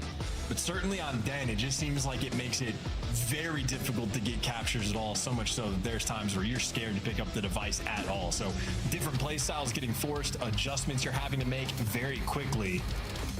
And why ever use a pistol when you can do that? That is... Well, this is, I mean, I think I've seen enough, frankly. I think the pistol change, a very interesting one at that, but I think the way the game is playing out so far, it's creating a lot more stalemates. Yes, 100%. But we've also seen 2 Dens, and that's just the way that Den has been playing anyway, of like, again, the B zone on both sides is going to be preferred. We don't have the data yet, but the overwhelming majority of the time. Part of that is going to be the development of finding your situations to attack that atypical zone, but it is just a very novel map in the way that it plays. And the pistol change, I think, is going to impact this map the most, just because of, like, you know, the situation where Carolina is knocking on the doorstep towards that B zone for 2 minutes straight. They just cannot break that back line with those close spawns rolling through. So this seems like to be the map that would be most difficult with the pistol change. I don't know how the other 2 are going to play, but that's why it's going to be the talk of the town. It's already the talk of the town. I mean, now I'm looking at the map and I'm like, man, maybe you move it out of that little room and move it into the courtyard directly in front of it, and maybe that changes things enough to make that B zone a little bit more manageable. But hey, what do I know? I'm not a dev. It's a Bird B series so far. Exposure will be the last map in the series. So do we go back to Den for another search and destroy? Exposure Hardpoint, first time we'll be seeing this played today here in the Call of Duty League. We'll see how this one goes. Big changes to this map also, Chance. Absolutely. I mean, P4 is quite literally just different. Brand new space, brand new room. And I think the initial look I saw on like the P4 is like, if you get those back spawns, you're spawning incredibly close to the hill, which could be favorable. But I've also seen teams that are holding from like the ring side just spawn trap, put you into oblivion, and then when you flip, you can spawn deep on that hill. So I don't know if necessarily P4 is going to be a money hill in that if you get it, it's a full 60. Like you're a P4 on Vault. I don't know if it's going to be that degree of money hill, but in terms of priority and the potential on it, you have to be very careful, because if you screw up, you're going to get punished hard. Yeah, there is an opportunity for punishment. We will see where the true money lies here on Exposure. Very interested to see how the new map plays out. Big changes indeed. Same for Toshin. I'm not sure if we are playing. No, we haven't seen any Toshin yet, but excited to see that one, man. Excited to see that as well. A lot of big changes here in the Black Ops 7 world. So early on in its life cycle, it's still a babe. It's still a young babe. Still unsoiled by the way of the world. But yeah, let's get into this Exposure. I'm hot to trot, man. I'm ready to party.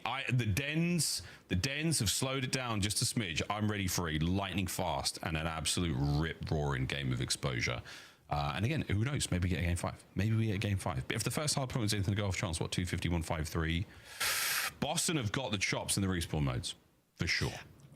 Just the fact that Snoopy had such a poor start on Colossus, again 1-9 at one point, 4 Hey, and 16 Blood at Boy, one point. how you doing? Welcome, He, welcome. like, brought it back. He brought it back to like a 0.8. So it's not even like he was necessarily going bonkers. They won by like 100. So I mean, if I'm looking at that, I mean, Boston was really strong at Colossus for the hardpoint. side of the Yeah, Carolina they do, Royal Ravens. and, Even on the like a 3-2 game in Overload, not necessarily too dramatic on either side, but I think in the kills column, Carolina. Okay, just got home a moment ago. Bit. Ooh, nice. So personally, I'm fearful. I think Nasty and Cammy are going to be trying to have a field day. We do have a quick look at our scuff play of the game, our first of the season, and it is going to be Purge with the halftime score. A little bit of overtime when you're holding the device. If you still got a hand on it, you get 30 seconds to make something happen. Shot clock, sort of a final chance, and he manages to make something special as he cuts through the middle of the map. Nobody home for it. And again, great timing on his teammates coming up through the top open castle side of the web. And so turtled as well. Like, the guy's got a pistol. If your teammate died from like the middle of the map, they had the timing to play it aggressive.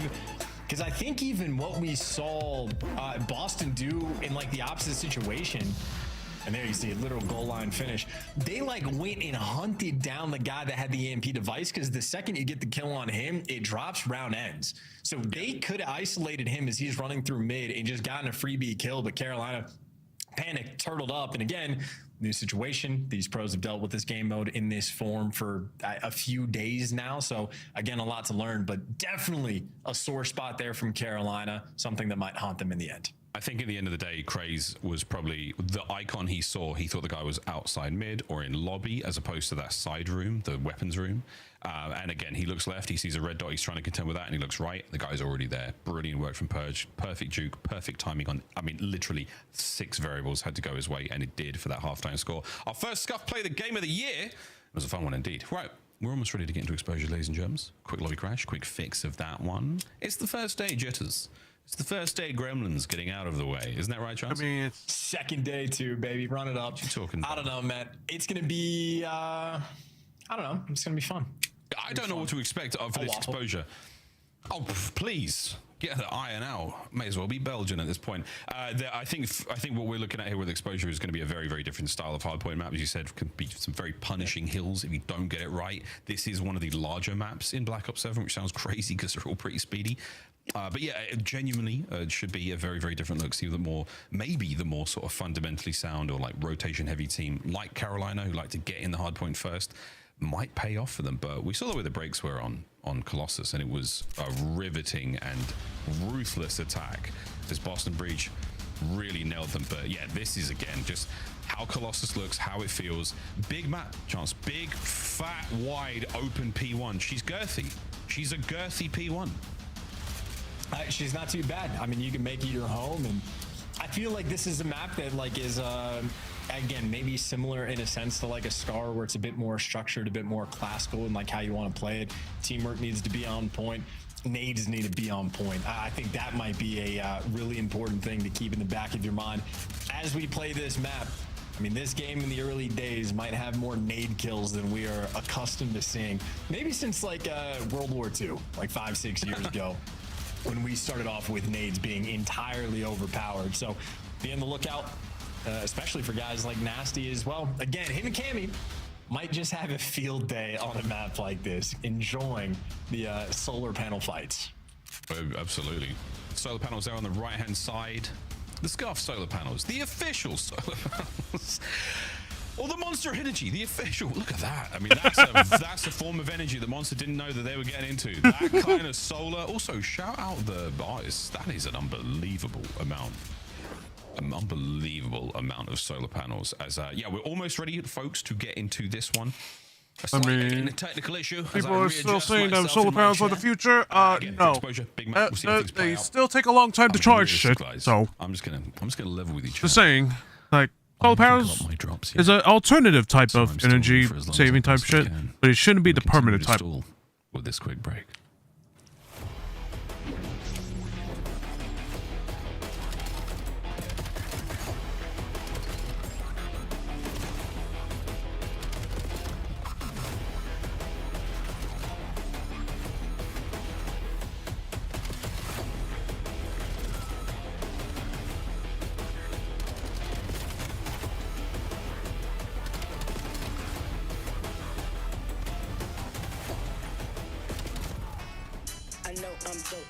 Going hard on the beat, sound unique, going ape shit with the flow.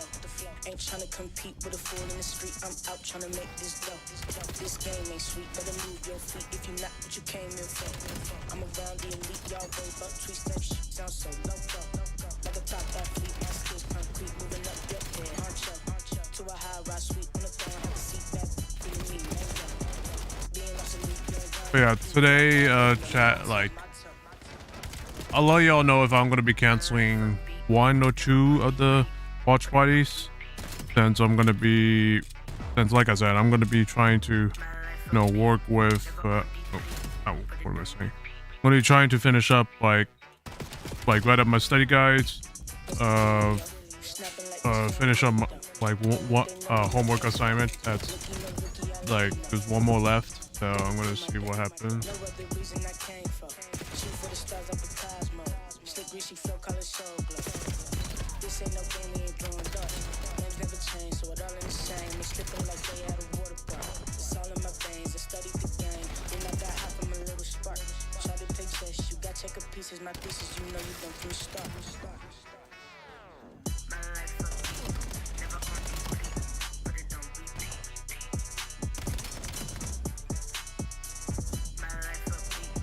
These boys are gonna be against the biggest. I know that, Jaco. I know that. Like, I can clearly see it. I can clearly see it right here, Jago.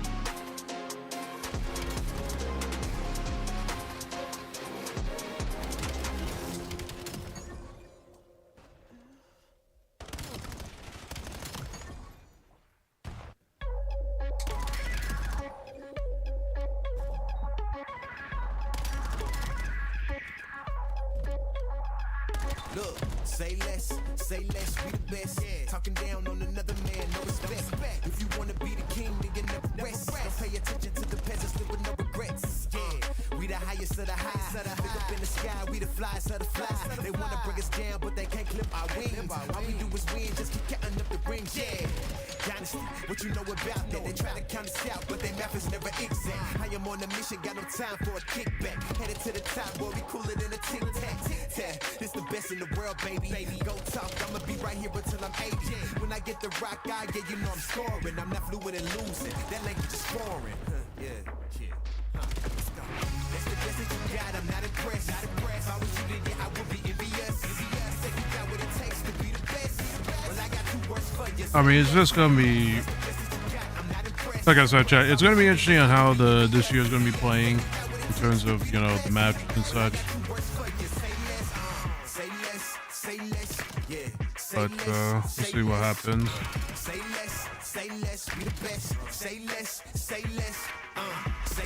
Actually, chat, I just realized we might be going out. We might be going out tomorrow, so I'm probably I might cancel tomorrow's watch party.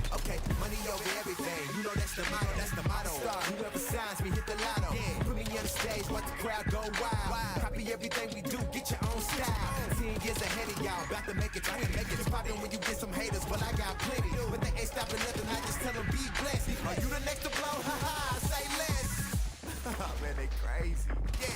That's the best that you got, I'm not impressed. If I was you, then yeah, I would be envious. You think you got what it takes to be the best?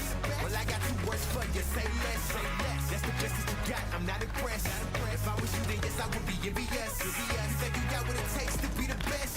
Well, I got 2 words for you, say less.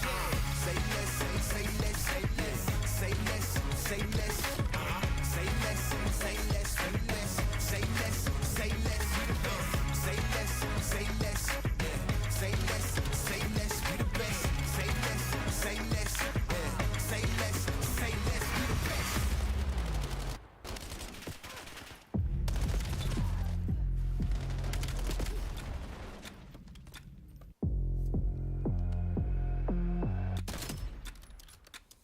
That's a nice snipe from there also.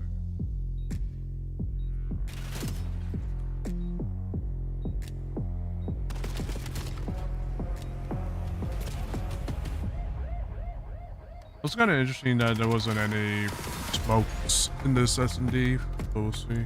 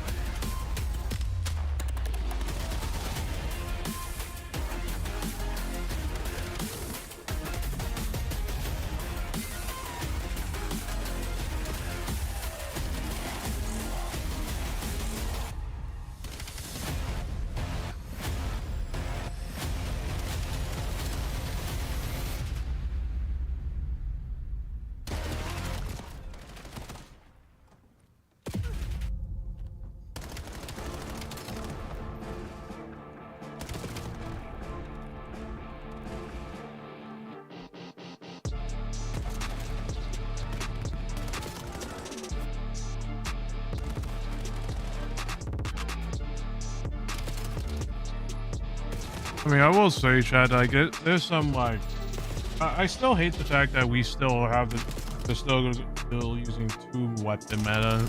It's so annoying. It's like, as someone who is like a casual competitive, I would love to see variety because like this is what casual players usually play. It's just like, you know, it's kind of, you know, it's kind of, you know, more fun in an aspect. It has a more fun aspect. I'll say. Welcome back, ladies and gentlemen, to the Call of Duty League 2026 season. We've got ourselves a game of Exposure Hardpoint, which hopefully we'll be loading into momentarily. Thanks for sticking out with us, and hope you're enjoying those drops. All season long, presumably, loads of drops, tons of drops. Double XP tokens, calling cards, weapon charms. Might be a weapon charm with Chance's face. I'd rock that. I would. All year long. Please don't do that. No one used that. That's never going to be a thing. It's never going to be a thing. Never going to be a thing. No, but it would be a weird thing for you to rock. It'd be a weird thing for anybody to rock, yeah. No, that's not true at all. That's not true at all. We're almost ready to party, boys and girls. We've got ourselves, how long have I got left in the drops? Let me log back in. We'll get ourselves into this game. But we've almost, no, we have had another issue. That's fine. We're going to get ourselves back into this one. But guys, you know what? I'm 66 the way there to the controller emblem, so I'm not exactly crying or complaining. This is a fantastic opportunity for you at home to go get yourself a beverage, maybe a tasty snack, maybe something to hydrate, something nutritious and delicious, something that will take about 2.5 minutes to 3 minutes to eat and enjoy, so that you can get your hands up in the air and enjoy some Call of Duty League action. We are gonna go to a very quick break. On the other side of that break, hopefully Exposure Hardpoint. See you on the other side. Whoa, more crashes! Woohoo! Jesus Christ! There's more crashes here, more crashes, and it's so annoying. It's like it's non-stop, like non-stop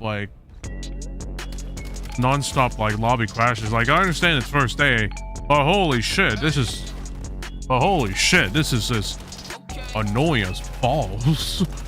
Dude, as a viewer that I'm currently watching right now, usually you would get into matches immediately, but no, you got a game that's saying, fuck you guys, we're gonna have issues. We're gonna have issues. It's like, what the hell am I watching? Like, I mean, obviously I'm mainly just watching spectating shit. I'm mainly watching spectating shit, but like, and like just the casters talking.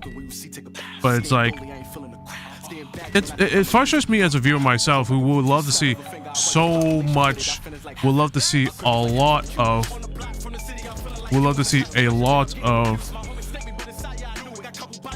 action. It's just annoying, the fact that you got some, you have to do shit that is totally out of you. Unfortunately, you got a game that you can't do much.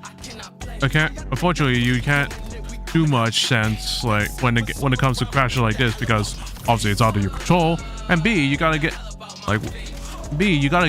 fucking find, you gotta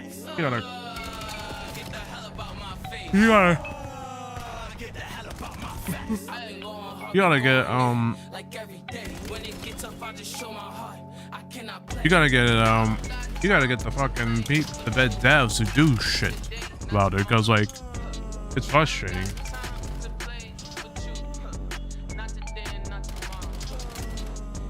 But yeah, I'm gonna see if I could try to at least, depending on what my schedule is, since now I'm gonna potentially have a part-time job over at my college. I will have to see what happens if I could be able to play a lot more ranked this season. Just because I feel like I'm getting to a point where my skills are good. I just, like, you know, my skills are skills are not bad. Like, they're still pretty. I'm still kicking ass in for 25 years old. I just feel like, you know, I'm getting to a point where I want to do something different than just focus on Call of Duty. I mean, I'll still play Call of Duty no matter what people say. It's just like, you know, interaction is interacting, making new friends is definitely more important than trying to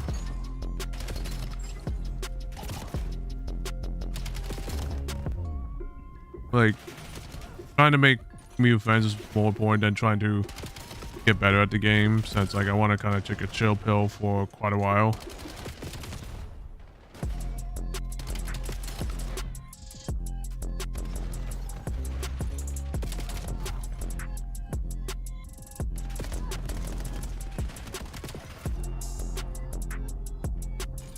Like, do you see the lag on it? Do you see the little bit of lag on the stream feed on their stream? It's like, bro, what the hell is the organization, what the hell is the studio doing in terms of, you know, feeding the video feed to the viewer, to us viewers, and like to the spectators? Like, I don't see how the hell this is gonna, you know, gonna help.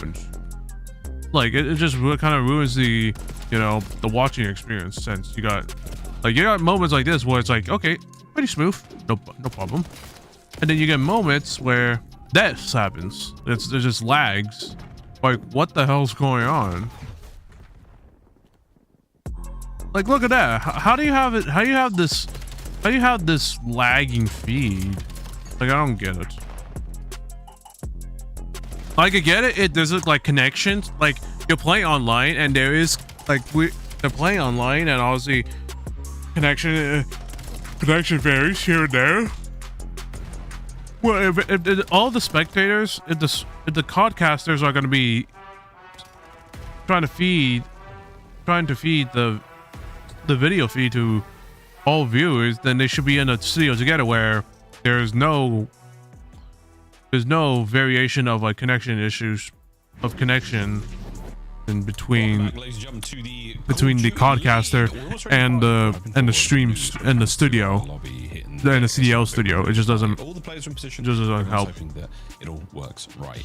And again, the Wizards on the back end of all of this are doing the very best to make sure it all works. And in the meantime, I'm just thinking about how Boston have looked pretty damn good in the respawn most chance, for all we know, especially after Colossus. The mixed fest that is Colossus. Exposure could be super different, or it could be more of the same. Could be more of that Boston dominance. A frustrating thing though to deal with, a slight delay like this. And again, when it comes to the players, a lot of them, you're pushing new guys to the limit. You'll never forget your first. Lurks and Craze, you never forget your first, especially if it's a long one like this with issues. Yeah, and even more tilting for the team that's down 2-1 in the series to have to deal with them as well. So testing the metal, testing the resolve, and obviously Slasher, longtime veteran. He's been in a situation like this before, maybe just once or twice, but I mean, I think Slasher is also one of the players that hates it the most. So it'd be interesting to see who steps up for the squad and if they can lead through the gameplay on Exposure. It's going to be a fun map. It's going to be a fun map. It's going to be a very fun map. Again, I think Exposure, one of the maps that showcases the wall jump ability of Black Ops 7 really, really well. There's an opportunity for a Exposure is definitely one of the down, four wall jumpy type. The other one goes low. Don't both go high, because if you meet each other in the air, one of you's going to fall over, and it never ends well. Air traffic control, non-existent here in Black Ops 7. Only the good teams have got it. Only the good teams. But the one up, one down opportunity here, the trades are really good. And again, if you've got the chem, there's nothing you can do about it. There's nothing. You're dead, boys and girls. You get a team shot like that, it's nasty. Two people in a trench coat. That's what it looks like. Isn't that right, Chance? That's exactly right. That's a great way to describe the old high-low chow. It's actually Boston on what was it, on the P4 breaks they had on Colossus. That's exactly what they were doing when everybody's coming around that like back corner tiny bend. It's one guy sliding out, one guy wall bouncing to go up top, and the other guy just doing like a normal strafe chow. So like they are dialing it in for any given situation, depending on who you're grouped up together. You have to be chowing in very specific ways and utilizing the map to its fullest degree. Yep, fullest degree. Many angles to be worrying about. Protractors are out, but also your jumping shoes, jumping legs, jumping boots, jumping walls. Quick look back, though, Chance, before we can get forward. Let's wind the clock back a little bit and have a little cheeky peek at what was a very, very cool game of Overload on Den. We saw a very first ever overtime capture from Purge in that first half, which I thought was sick. A very welcome change to the mode. Absolutely. I mean, I've seen everything. They're going towards. Oh my god! Oh my god! Wait! Oh my! Who just lagged out? Brother! No, there's no way. He would just Purge. Wait! Craze! He doesn't. Hello? He scores in I like how Shao-Chi streams after his match. Quite interesting. What? He's going for a second or two. Or maybe he has been streaming. I just no idea. That to me seems like Shotzi's like, I can't wait to play Carolina. This is gonna be a fun time. That moment looks bad to me. We've seen it like 4 times and in slow-mo and like every different angle, so that's not helping the situation, but that's unlucky. Yeah, I do. I mean, again, watch parties all over. There was your Bo's face. They're just like, what? Like, no, we felt that. We definitely felt that. I think Craze thought he was mid, or at least like in the lobby, and especially because it went left, and then they all looked left, and in reality, he cut through the armory, he cut through the gun room. Sick. Play plenty more of those all year long in the Overload mode here in Black Ops 7. Very, very excited to get more of those. Genuinely, man, genuinely. Got some kinks to work out. But as we were talking about like earlier on in the show, once you get on the journey of discovering the kinks, it opens up the whole world, opens it all up to you, and things you never realized you needed and things that you definitely don't need, you figure it out pretty quick. Is that right, Charles?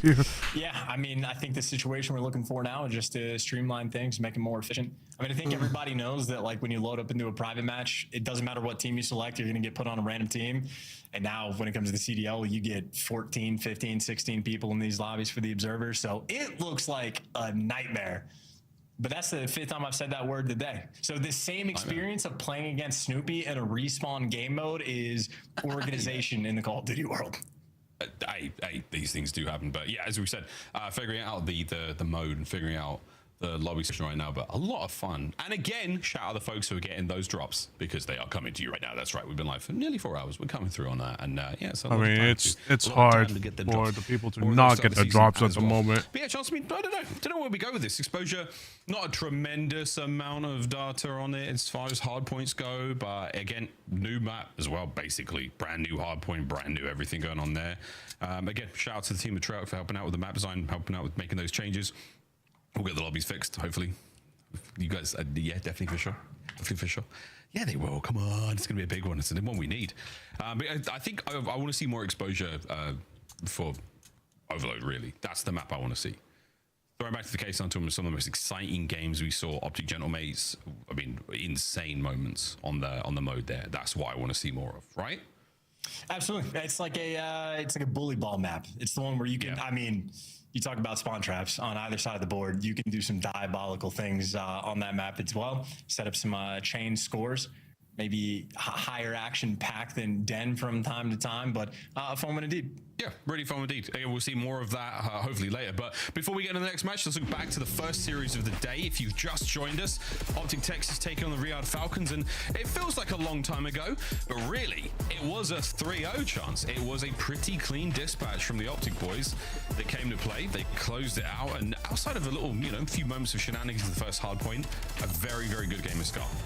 Yeah, super solid. Shots you got to be the playmaker. I think Mercules came and dropped like a 1.8 KD just to kick off the year, so might as well pick up exactly where you left off. But I think Optic just showed off the goods. In every single game mode, they had a little bit extra, a little bit deeper breadth of knowledge that they were bringing to the table, higher level awareness, and everybody across the board making plays from Optic as well. So quick, clean, exactly what you would expect out of the previous and current world champion squad. And Greenwall's going to be happy. Nothing to complain about. No, I've got to be really happy about how things are looking so far. Again, I think they want a stronger test, a stronger opponent. The pre-season chatter around the Falcons has been that, yeah, on paper, superstars. There's great players there. Of course, Exnid is surrounded by world champions. They've definitely got a lot of work to do. And again, the right people to get the job done. Clay, obviously the coaching staff there and everyone supporting them there at the staff, definitely trying to make that happen. Almost ready to party, boys and girls, but lots and lots of Call of Duty still to be played. And I think for the Greenwall fans, again for the Optic fans, happy to be here. Very, very happy to be here. The squad's looking good. Get a better test though. Give me a game against the mates. Give me the thieves. Give me some FaZe. Come on, give me them tough stuff. But we'll see after this one, ladies and germs. You never know. We could be looking at a fantastic turnaround for the Boston Breach roster as Cammy and Narcy have been having their way. With the Ravens in Respawn, a possible turnaround for that entire organization. You never know, Chance. You never know. Purge and Snoop as well, also having great years and looking very, very strong. For strength to strength to strength for those young men. Absolutely. And obviously the dummies in the firing range are just getting absolutely worked over by these guys right now, making sure they can keep the shot warm going to exposure. I mean, everyone's going to be shooting inside the fire range. I mean, yeah, I guess the largest one we have in the map pool, certainly that kind of ridiculous today, that so opportunity for the AR players to flex. I know in the Overload map 3, Slasher didn't necessarily have the best performance. He's getting shredded by the Dravic from time to time, so an opportunity for him to get the bounce back as well and lead the young guys, the strength to a game 5. Game 5 would be nice. Game 5 would be nice. Game 5 would be nice. We've got to get there. If we do get to that game 5 will come to a close in the next series of the day. Oh boy! Is it personal? No, it's strictly business. That's right. Simp takes on a BZ for the first time in their professional careers here in the CDL. That's right. Mum and dad broke up. Who got the kids? It's very complicated and there's a lot of contracts involved, but two of the world's finest on other teams will be going up against each other. That's right. Thieves take on FaZe Vegas. And it is going to be one for the ages. Chance, did you ever see a world where two brothers could go at each other like this? Yeah, we've seen that world a few times. Rick and Morty. And Arcides. Pristine. All right, mate. All right. Yeah, that's fair. You need me. I was about to say, we've literally seen that world. We got the twin brother battle. Literally, it was a biblical performance at the MW 2019. The opening event. Yeah, it actually was. You need me. No, it was the FaZe event. It was the FaZe event in Atlanta. It was the same. But these two, we'll see them go up against each other. Brand new look for FaZe Vegas.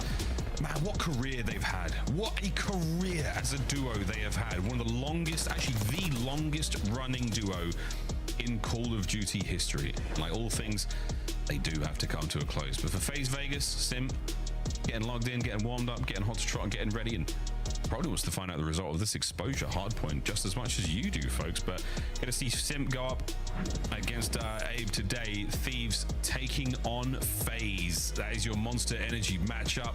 Friends to foes. Friends to foes, man. That is crazy to look at. Very interesting because also scrapping and draws of arm. Relatively even. It is going to be an interesting matchup for sure. That is, of course, coming up next. That is the next match of the day once we get through this exposure and potentially a Den Search and Destroy. That's the other one. That might be That's an if as well. That's a big if. This is the matchup I've been waiting for years. I've been waiting for that. Like in Call of Duty, rosters never survive more than a year. The fact that they were a duo for 7 or 8 years, longest like term, as you said.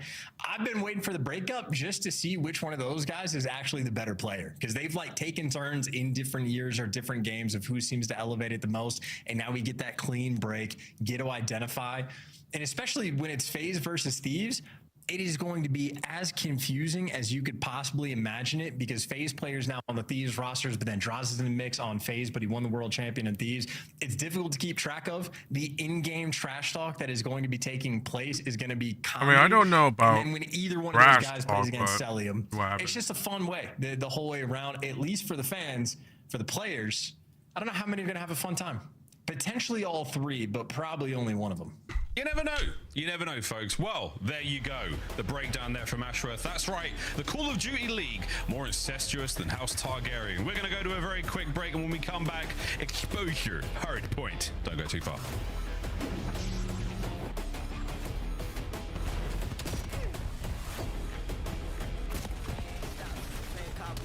Haters wanna talk, so they gotta throw subs. I see them in the streets and they say it's all love, it's all love. I know better, I don't let up. I gotta get to it, I'ma go get her. I'm a go setter, need more fed up. They just wanna talk, I'm so fed up. No L's, no losses. I'm a beast on lock with lockness. Come around me, can't be too cautious. The boy been sick, been nauseous, you know what's up. Switch up quick, then dip and never look back. I don't take no L's, no, I don't take no. Let's go. I get my checks and flip and double and style. I don't take no L's, no, I don't take no L's. These days switch up quick, then dip and never look back. I don't take no L's, no, I don't take no L's. Don't take no L's. Win after win, I'm feeling like Britney, I did it again. I'm setting the table and setting the trends. I'm shooting my shot, I'm 10 out of 10. They can't compete. No, I won't stop it till mission complete. Stay out the kitchen, you can't take the heat. I'm taking the dub, you taking the feet. Hey, it's no L's in a vocab. The white flag, no, I can never throw that. 2012, I wanted it all so bad. Now all I do is win, better know that. Switch up quick, then dip and never look back. I don't take no L's, no, I don't take no. Let's go. I get my checks and flip and double and style. I don't take no L's, no, I don't take no L's. These don't switch up quick, then dip and Be right back. Yep, there you go. There, we got too many fucking issues.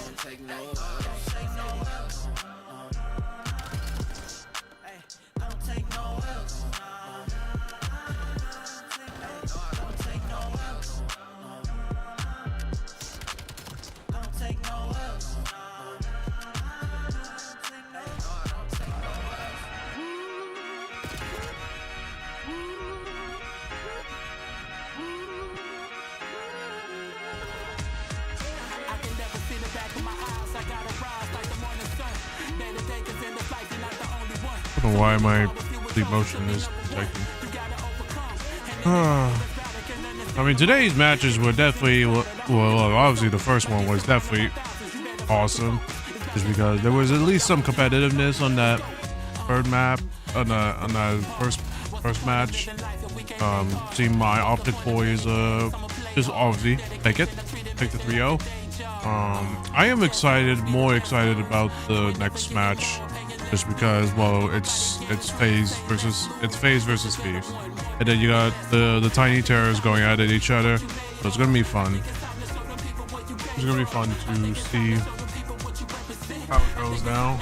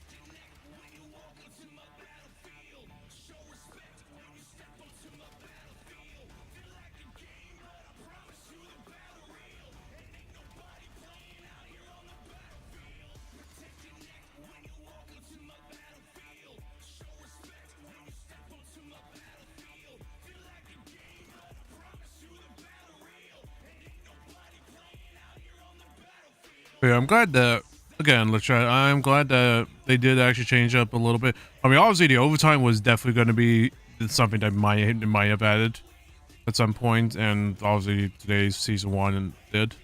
The pistol was definitely a good change, because like I don't want the objective player. If you're the objective player, if you're holding the EMP, you should not be having a primary weapon out. You should be only having a pistol. Just like some other, like, it's like holding a hostage in when you're playing a hostage mode in Counter-Strike. You can only hold someone. You can only pull out a. You can only use a pistol while carrying a hostage. So I'm glad they did add something for that. They did. They are trying to work with CDL pros in order to make changes and such, but can they be able to do it fast enough? We'll have to see. I mean, they did what they. I mean, I figured they were going to do that in season 1. There's still going to be a lot of changes that need to be fixed. Still going to be a lot of things that need to be changed. Like obviously the S&D bug that happened, where if there's multiple people dying at once, sometimes the lives remaining doesn't count. So they're going to have to fix that, because that's very crucial. Because if someone manages, do some sort of bug, some weird exploit, then it ruins the whole fucking game, whole competitive game. So they're gonna have to fix that as very soon as possible. because that's not good.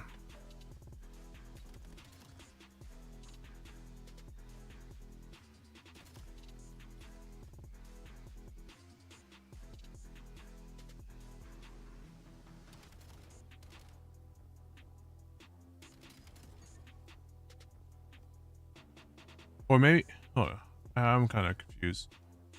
I don't know if they have mute fields. Are they allowed to use it, or are they not allowed to use it? Because they had assault packs during the preseason tournaments. So I'm wondering, like, I don't know if everyone agrees that we should use mute fields instead of assault, because assault packs gives you animal, and obviously you can't use that since well, that would be uncompetitive in a way, because you got so much ammo and the other guy doesn't have so much ammo. So what the hell's the point? But I am going to be curious if, I'm going to be curious, like, maybe in this match, some people might pop mute fields. I know that Cold Blood is in there. I mean, it's one of those things where you shouldn't, like, mute field. I'm glad they added a mute field so that it has that dead silence type field upgrade. It's stupid that they put Cold Blooded in there as well. Like, what? They put Cold Blooded and like all these other, like, these undetectable type perks in mute field, and I'm like, what? Why would you do that? A mute field is supposed to be like that. The way I see from mute field, the device is like a dead silence. It's just they named it differently. So I don't understand why it's. I just don't know why they put other mute fields in. I don't know why they put other, like, perks in the mute field. It doesn't make sense. It doesn't make sense to me personally. But at least they are allowed. At least the pros are allowed to equip. Oh wait, no, this person. Looks actually has assault pack. Looks as a assault pack. So I'm gonna guess they probably can't use mute field. I'm very confused with what they're allowed, what field upgrades they're allowed to use or not.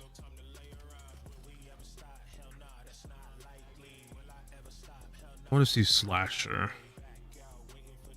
So we got 3. Well, I'm gonna see 3. Okay, Snoopy. Yeah, they're not. They don't have assault packs. They have assault packs. So I'm gonna guess they're not allowed to use mute field. I don't know. They're the way. I mean, it's just weird. Like, why are you allowed to use mute field then as a field upgrade? If it's not, why? How is it not in the restricted list of what you cannot use? Like, isn't the whole point of restrictions is to make sure that no one else uses those items as well? Like I don't know. Like, I'm gonna guess they had a GA. I'm guessing one of their GAs is just not use fucking mute fields, which is strange since it's okay. So Snoopy is using mute fields. Snoopy is using a mute field and purchase. I'm guessing they just have S&D type shit. I guess it's just for S&D type shit. I don't know. It's so weird.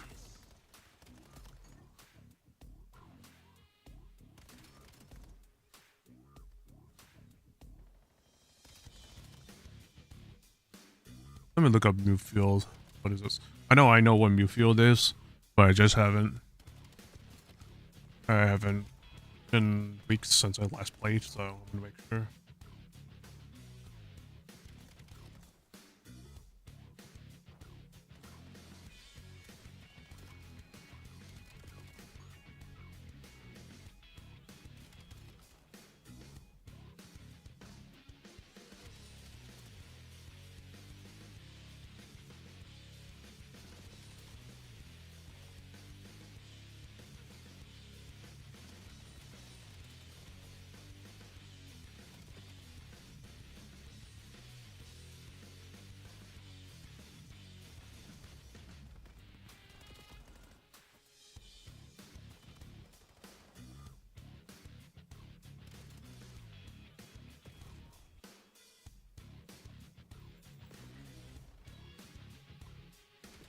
Yeah, and it gives you Ninja, Ghost, and Cold-Blooded, which I don't know if that's actually. Let me look. I have the website.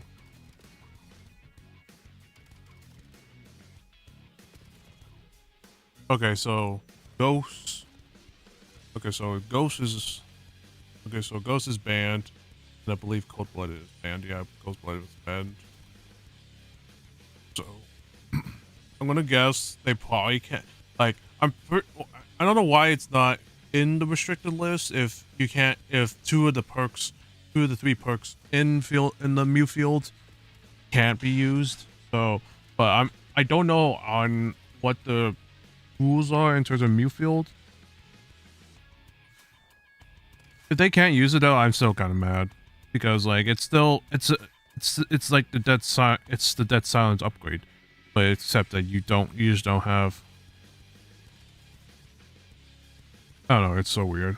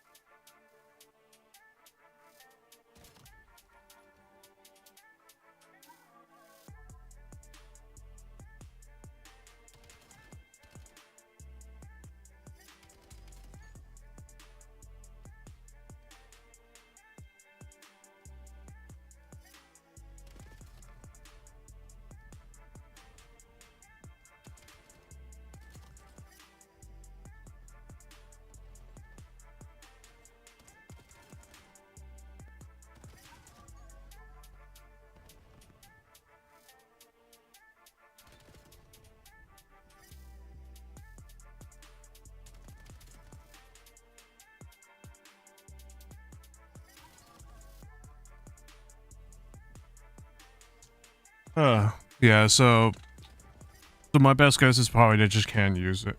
My best guess is probably with the Mew field that they have, that the pros have equipped, it's just that you could equip it so that because, well, what else are you going to equip?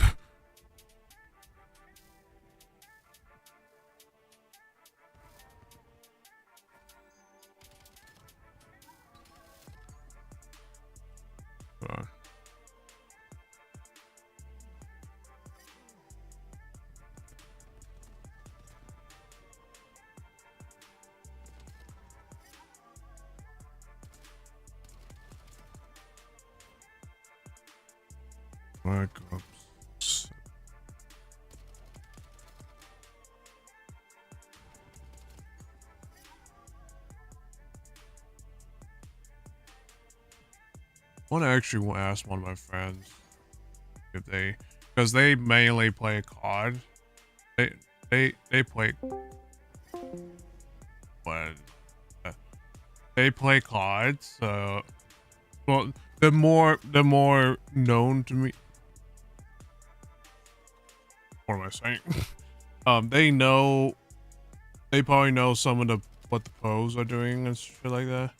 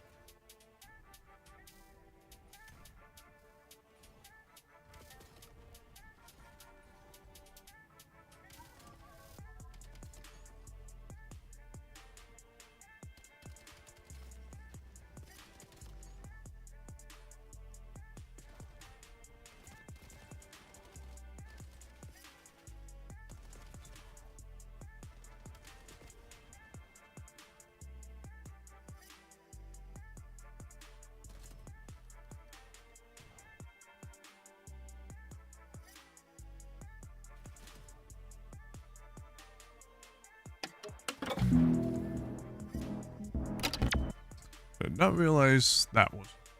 Did not realize Discord checkpoint thing was it.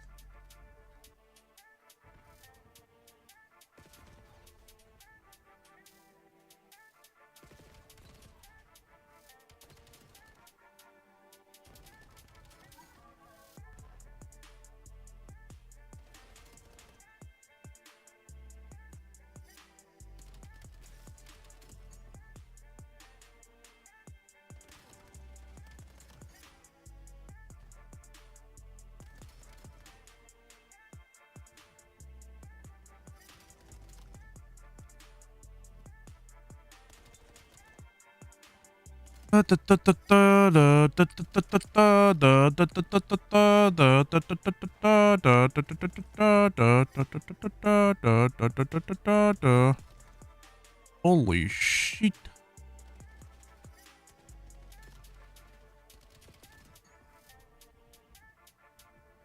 Man, this shit has been going on. This shit. We have not had a match for like, what, 20, 30 minutes? Holy fuck. This is probably the longest, like, how many crashes have they been having? It's like, fuck. Like, not a great first day so far.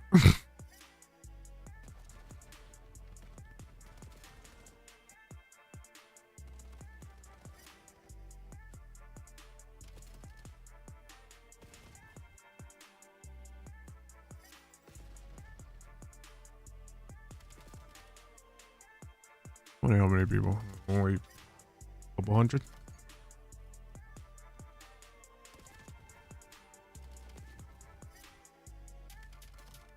It's like that.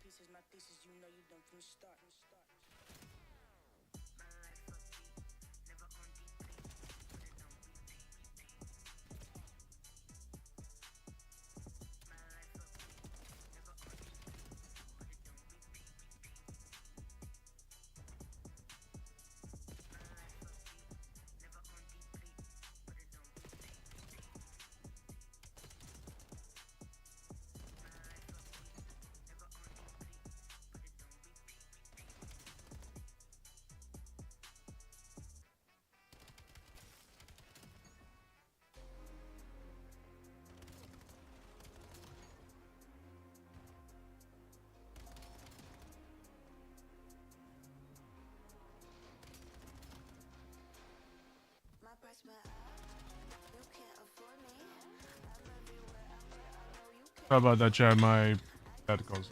I was talking to my dad on the phone. Damn, shit. This is like 40 minutes. Like of just. It's like fucking almost Vanguard at this point.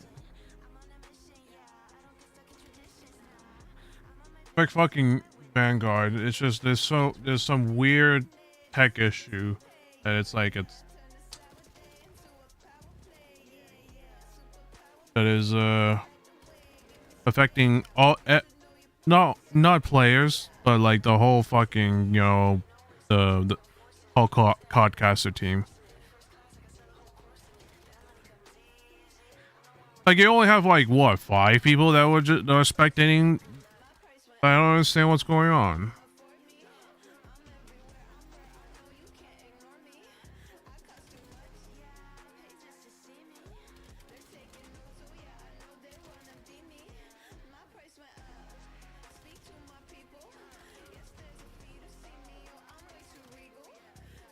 Oh.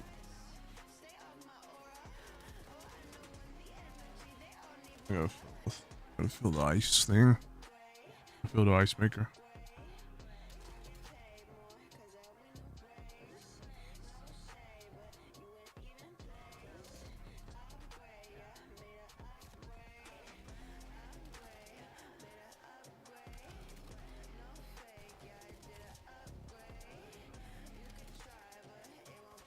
Okay, now I can hear you. Yeah, I was just muted. I was just muted so I could talk to my dad.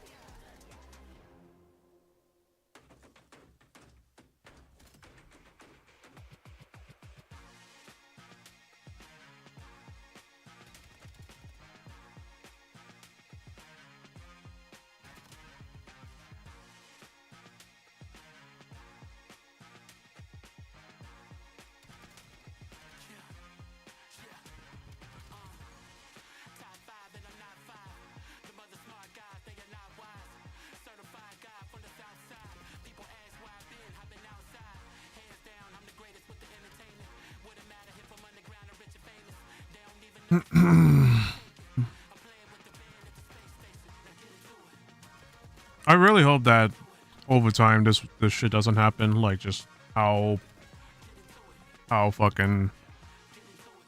I'm really hoping that over time this shit doesn't happen. With how delayed right now the lobby, how delayed the matches are right now, just because a simple game code, spaghetti code, can't even fucking register. Everyone keeps crashing the lobby. And the spaghetti code can't even register the players and spectators, so it's like, whoa. I don't get it.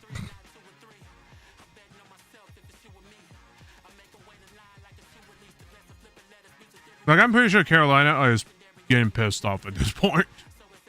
Just because, I mean, they have the right to be pissed off. It's like, this shit shouldn't happen. This shit shouldn't happen. It's like, why? Oy vey.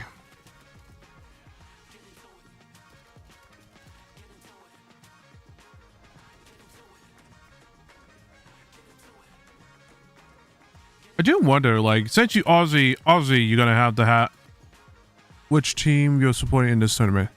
It's not a tournament. These are so this is not a tournament. These are qualifier matches for the major 1 tournament. So these are just qualifier matches.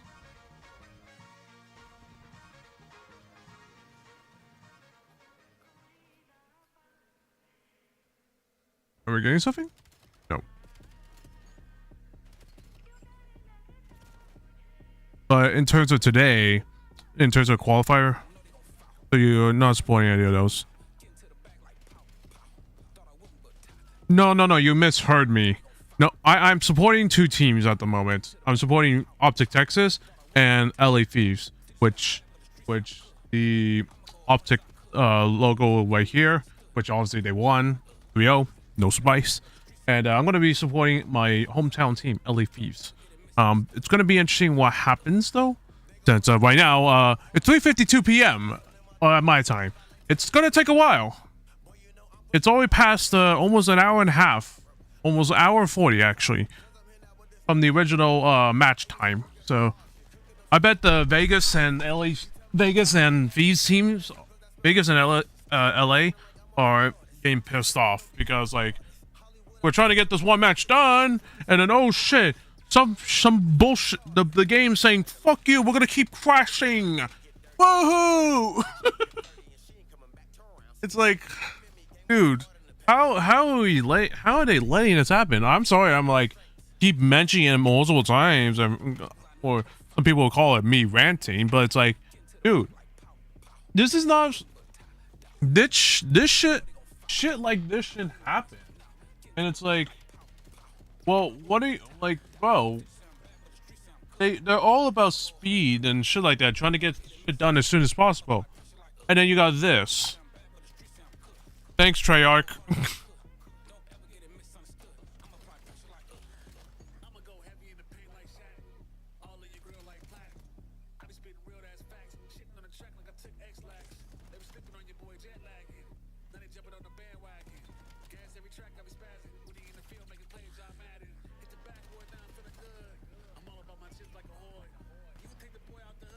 Kind of crazy that two people naded that two different teammates naded that spot 2 times and both got kills.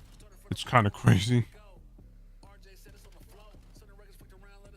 But in terms of who I want, the team I want, the team to win in the major one, obviously Optic Texas, because they're right now they're gonna have, everyone's gonna have high expectations for the Optic team, and I'm wanting my Texas team to win.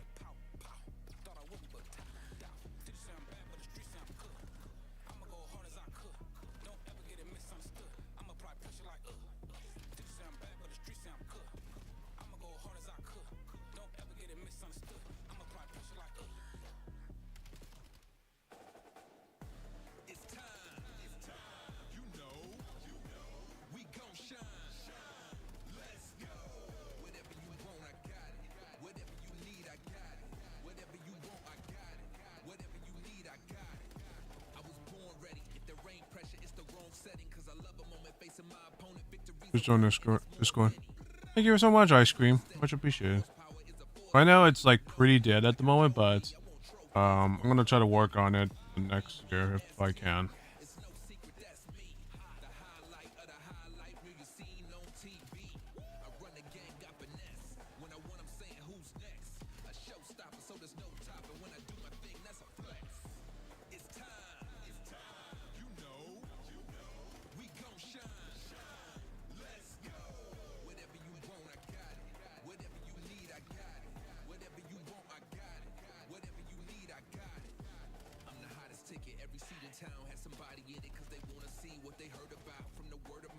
Oh yeah, I was about to ask myself about the overload. Like, if you already have a pistol, are you allowed to use that pistol? Because like, if you pick up the EMP device and you can't use your pistol, the pistol that you already have on your sidearm, then it's kind of stupid. But if you are able to, then that's neat. But from what I've seen, I feel like, I think if you pick up the EMP device, you have to use the default pistol that has no attachments or whatever. DE.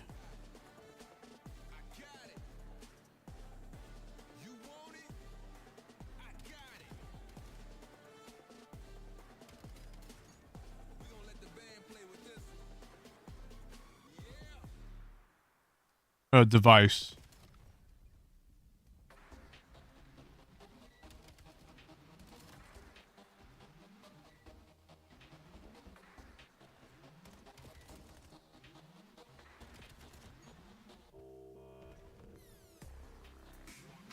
I don't know how many people are getting pissed off. I wonder how many people are getting pissed off. Okay.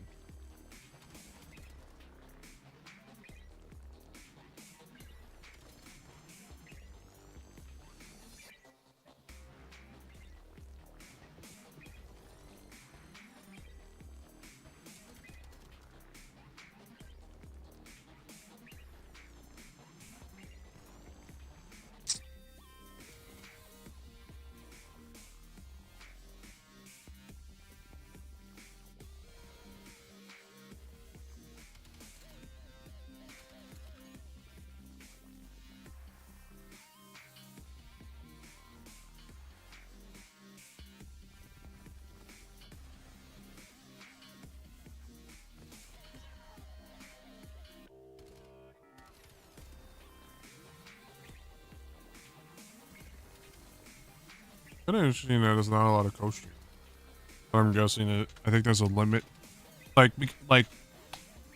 Twitch now have a thing where if you're co-streaming a tournament or an esports tournament or whatever, it seems like there's a list of who is co-streaming, who is hosting, who's co-streaming as well. This tournaments, this broadcast. What's your gun and card? Like any card in any, like any gun in any card, or does it have to be in this game?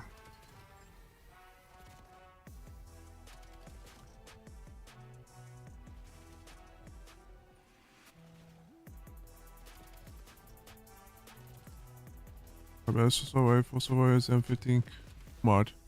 I mean, obviously, Jake. Sorry, I'm looking at YouTube chat. But obviously, Jago, there's no shot. There's no doubt that it's the best AR in the game at the moment. I do hope they kind of nerf it, but we'll see. Or some miracle, CDL decides to say, "Hey, you guys, you gotta play with different guns, or else not good things will happen." Like, there needs to be some people to force this type of shit, because, like, it's one thing that I understand that these weapons are so good that, like, why would other people, who would use anything else? But it's like one of those things, where it's like,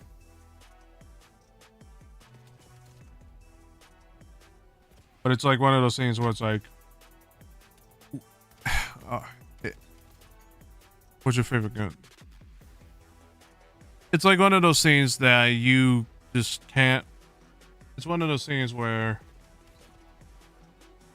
just makes it, like, again, two weapon meta with 2 SMGs and 2 AR, 2 SMGs and 2 ARs, with 2 SMGs and 2 ARs. How is that fun? And both of them are using the same gun. I don't. How's that fun? I don't get it. Can they not use the MSMC?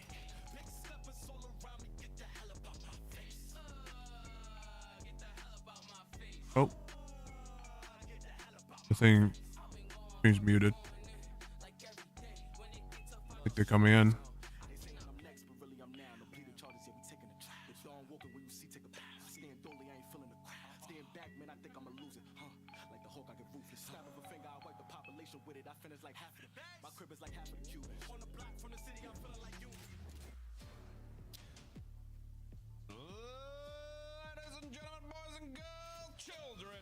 I don't know the exact days you're allowed to watch this stream up, so I'm not going to pretend it's family friendly. I'm not going to pretend it's okay, but I'm going to pretend that we're ready to get it, baby. We're back. Royal Ravens taking on, who is it, Charles? Finally, fuck me. Boston That Breach. almost That's took, right. that almost took like Exposure almost 2 hours.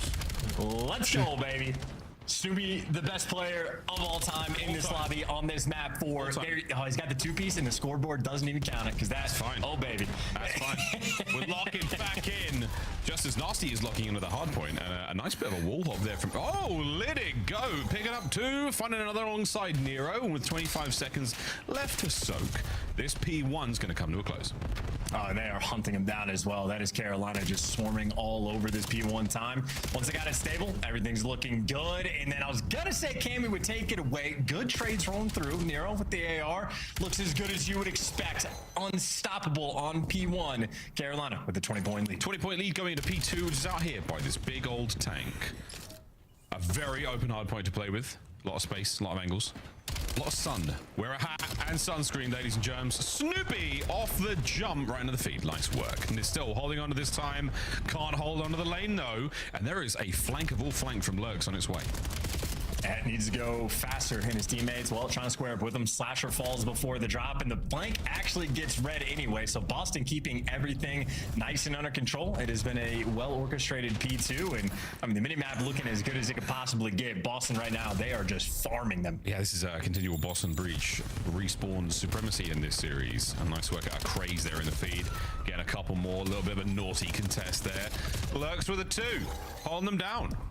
And we're looking to see a new hard point pop open. Is it the blessed new one? Is it, oh, that's 4, isn't it? My bad. Minimap actually reflecting accurately what is going on here. Oh, no, it's not. There is a laneway. Shout out to J Stud. You can still see the old school lane. But in reality, there is a wall there these days. Boston Breach lead change for the time being. P3, a little bit of computers action. This is going to be a mix fest. I can't wait to watch our pros go for it.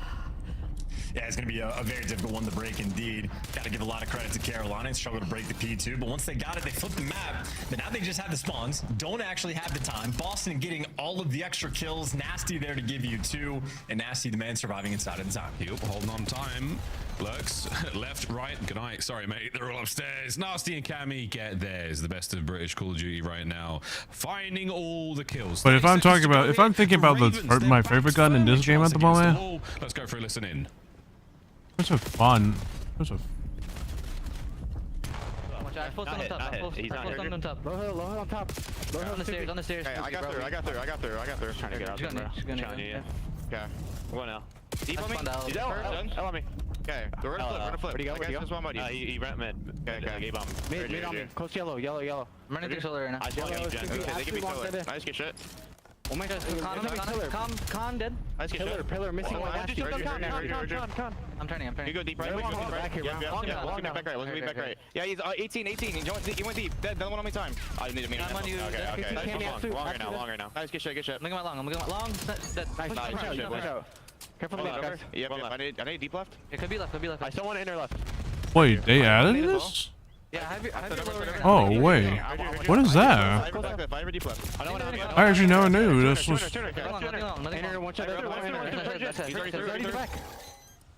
What the fuck? That's new. One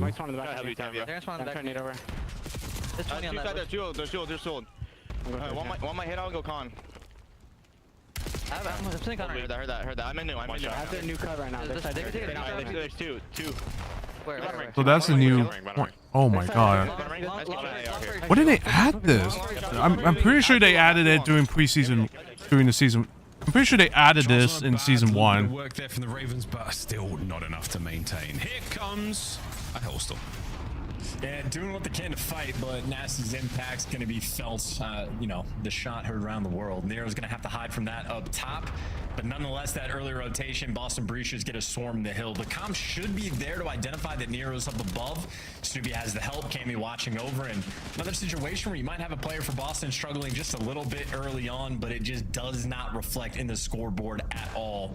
Of course, though, Carolina, nice little battle. I will say, I'm kind of glad they kind of added this because of like, there was like nothing. There was like nothing here you could maintain that run. Like it just felt a little empty. Nasty up top, like around here. At least they added something. They added this, which I've never seen. I gotta go back to the watching the preseason tournaments. See if that was there before, but I'm gonna give my best guess. No. What a turnaround here. Or maybe it was. I just never knew that wasn't that part wasn't that building was a thing. Like I knew the building was a thing. I didn't know you could go in there. To 110 into the second. Yeah, absolutely. Took me a second to adjust as it did for Purge. He's able to give you 2, and I mean, just like that, quick break on the P1. You don't have enough control to actually start super soaking the time up just yet, but you get Nasty in a window, you get Purge behind the entire enemy team. You feel like good things are bound to happen, and Purge's nice job staying alive, extra damage, the trades quick and in short order. Cammy though eventually overwhelmed. And once again, the minimap, there's always a Boston player just shooting. Yeah, the parallels and splits right now are going crazy. Poor Carolina in a permanent blender. Oh, yeah, the head's on a swiv. I mean, somebody might have pulled a muscle. Looking at that P2 as well. 15 seconds to rock, and it's going to be Smooches about their first nice big win there against Cammy. Not enough to get the trade on the Purge. Are we going to see a bit of back and forth action here? Sure. Oh, baby! Craze says absolutely not. My rotation. Ravens are on. Yeah, looking smooth with that drop. And, well, unfortunately now, I think Boston should just be able to swim around the time. I don't know if the reinforcements for Carolina are going to be quick enough. They got all the bodies here, but this is 6 people just about standing on the hardpoint zone at the same time. So good luck with these trades. Yeah, this time. Lurks with a 3. Can he get any more out of this live? Might not need it. My boy got it inside the hill as well. He's nearly got himself. Oh, damn it. What a curse that was. He's nearly got himself a Hellstorm. Good God. 30 seconds left to go. And we're going to see Boston with a late resurgence. Couple of kills going their way. Slasher trying to keep them at bay. And they've plucked the man out of time. Quick check. Not good enough. And that is going to be the Boston Breach back on time. Yeah, this is definitely, I mean, this is reminiscent of the P3 that's on Colossus. Just a very, everybody spawning up on their respective side of the map. It takes a long time to pinch, so maybe get one of those plays. If not, we're going to head smash and just hope we come out on top. Well, for the moment, Carolina battling back in. 2 players working on the flank. The setup's there for Boston in the back line, and Cammy able to give you 2. Which is enough to keep it stable until the sneaky young man Lurks just goes and gets the spawns for his team. These guys might be doing the head bashing, but I might have the concussion right now. 160 to 143. Backside going back and forth out there. Nero, another attempt around through the front. He goes. Spawns are the fact that if you get like two rapid kills, it doesn't register for some fucking reason. It doesn't register one of the kills for some fucking reason. I don't know why. Like I have never seen a bug like that ever. I have never seen a UI bug like that. Or a Cloudcaster UI bug. I've never seen it. I've never seen that issue. Yeah, and final, I mean that was like who the fuck is like after you get those programming this from Lurks shit to actually battle through and get the time. Nasty has 19 kills. Half of those were on previous P3, or at least the P3s combined, but we shift our attention. It is a 4-man setup for Boston. They got the sweep down the line. They get the entry kill. Now we get to test how much of a money hill I will say actually. Yeah, this is new. This is very new. This is looks like it just popped in today. But I'm glad they did move this because like the fact that you could get because the old so if anyone sees my cursor, the old time was here. And that is very easy for whoever the enemy spawns here. They could just easily just take that point back. Whereas this, you actually have some cover with no cover, with barely because P3 you have barely any cover. With this one, you at least with the new P3, you at least have a chance. You at least have a chance, but we'll see what happens. We'll see how it goes overtime. For the newcomers to the league, it's not over yet, but it is going to be quite the hard point. Down to broken, down to pipes we go. And there's a moment of control there. Nero now alone. Can he find anything? No. Cameron McGilligan, Cammy finding a few more. And the awareness of spawn as well. No shot, he finds this player as well. Off the hop, Lurks is in there. Now to time. Yeah, just great positioning. Had the setup as well. Flasher is getting his shit kicked in. And Snoops. Clean up, man. The victory lap here. Down on P5, Boston Breach looking to go perfect in the respawns. 10 seconds remaining, 10 seconds for the win. A fast contest. And Ravens with a 25-second piece of hardpoint time to hold on to. We say it before, we'll say it again, and we'll say it many times. It has to be perfect here, Ravens. It simply must. E5 still in their hands, still holding. See, look at that. See, look at this chat. There's a kill supposed to be registered. Usually, when you die, usually a skull. There was no skull right here. I don't get it. But now to a P1, to a dreaded P1, and dare I say it, it's all going well. It's a lot of kills in a row for the Carolina boys. I mean, everybody right now on a streak. That's Lurks on a 4. You finally get shut down, but you're holding the line. Nero showed up in the kill feed as well. He got the top side map control, and I mean, crazy for the moment. Been mostly comfortable on time, but then Snoopy ends up getting the drop out of him. You're down a man. Get 9 kills uncontested in a row. Nasty on a massive flank. That is it. The back is broken of the Royal Ravens as they try to take flight. As a single man on time, though, Purge has got a hold. Purge is on the contest. Still a man in there. Cammy with a pistol. We swap to our sidearm as we dive in. Can we get a few more seconds here? Cammy on a spree. And after the wait, it is over. Boston Breach. A 3-1 victory. Shenanigans in the overload. And if not for the defeat, Jesus Christ, destroy, it would have been another 3-0. GG's Boston Breach, 3-1 over the Carolina Royal Ravens. Not too shabby. Taking care of business, and you know, prior to the series starting, it's a dust sort of settling type of matchup, right? How good are both these teams going to be?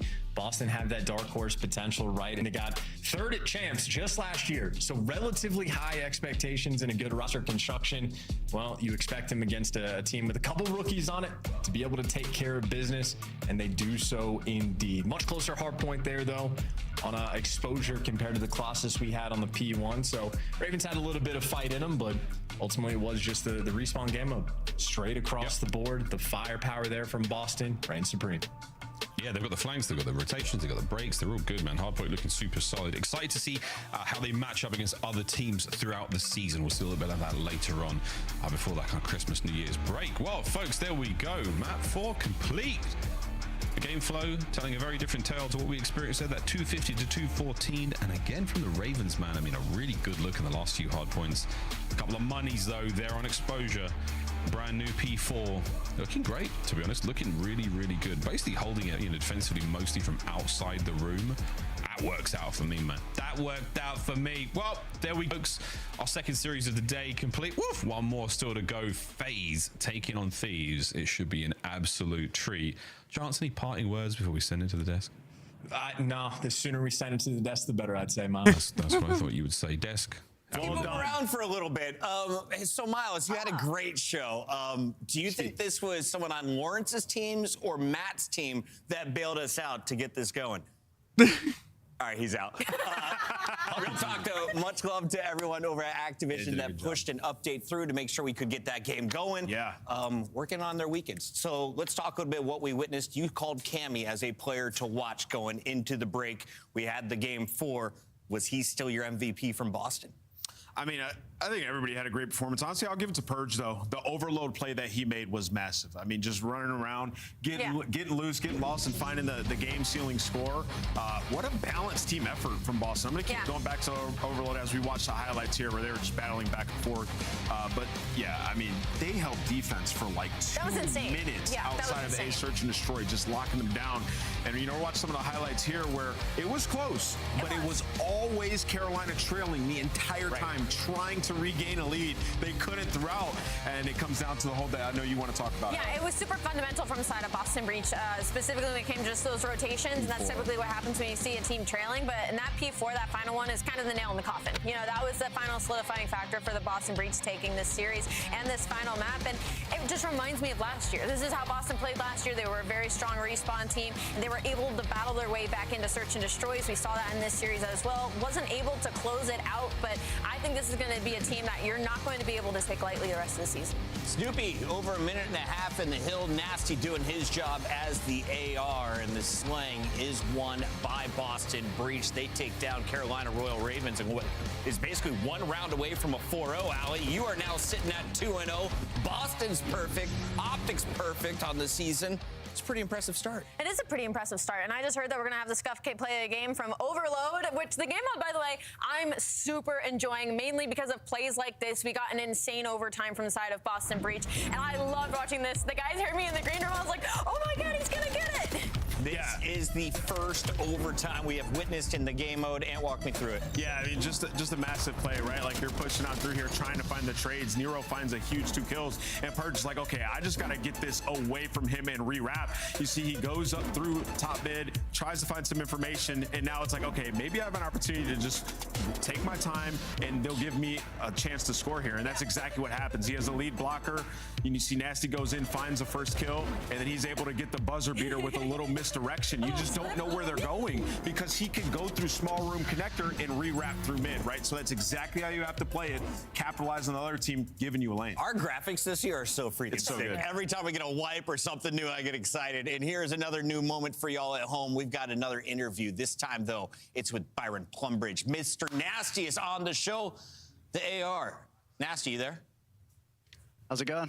Hey, it's good to see you, bud. So you're rocking a new jersey this year. Can you tell me about the transition? Because there's not many cities further away from Vancouver than Boston.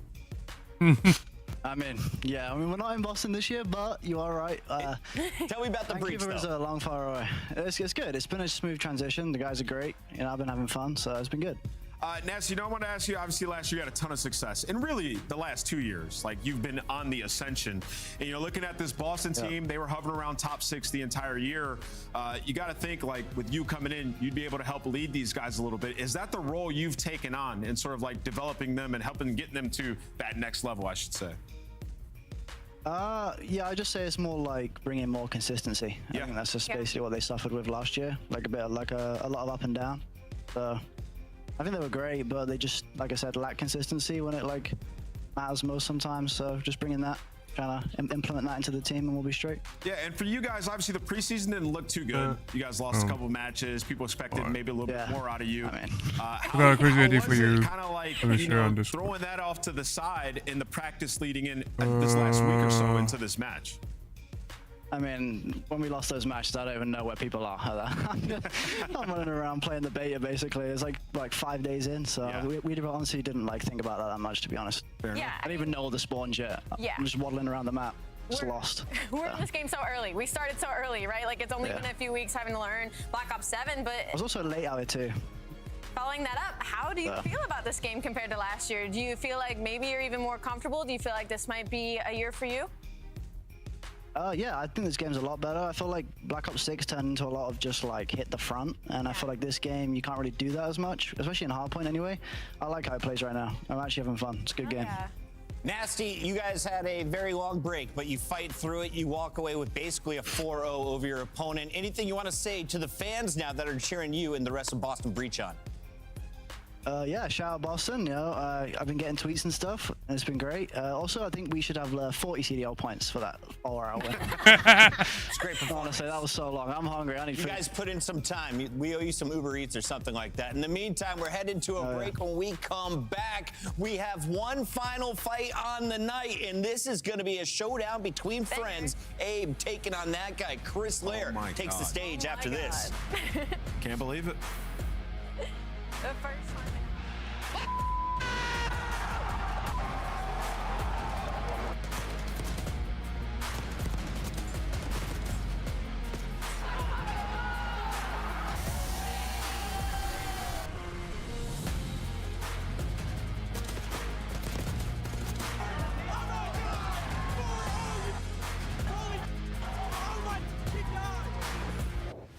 You should. Official control of the Yeah, I just saw. Pretty neat. Monster Energy, official energy drink of the CDL.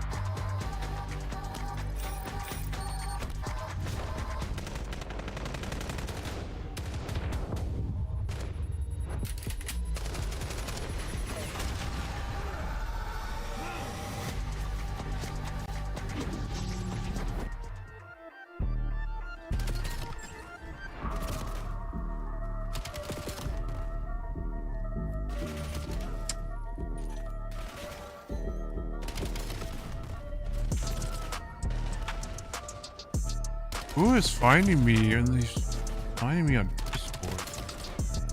I think.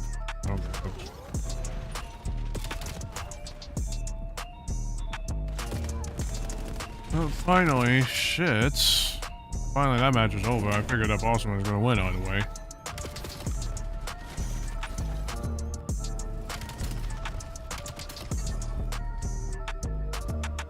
FaZe versus Thieves. This is gonna be a bit of a banger. Hopefully, LA is able to do shit, or is able to perform like what they did during the Case on Showdown. But we'll see.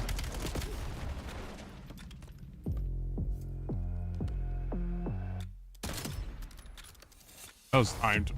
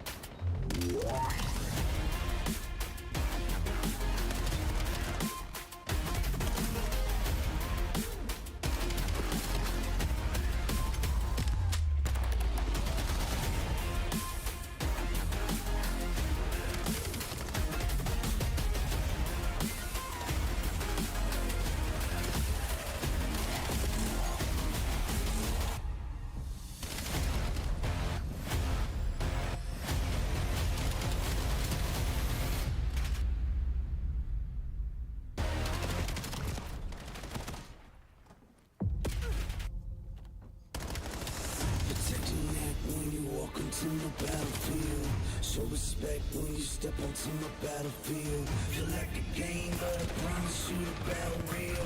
And ain't nobody playing out here on the battlefield.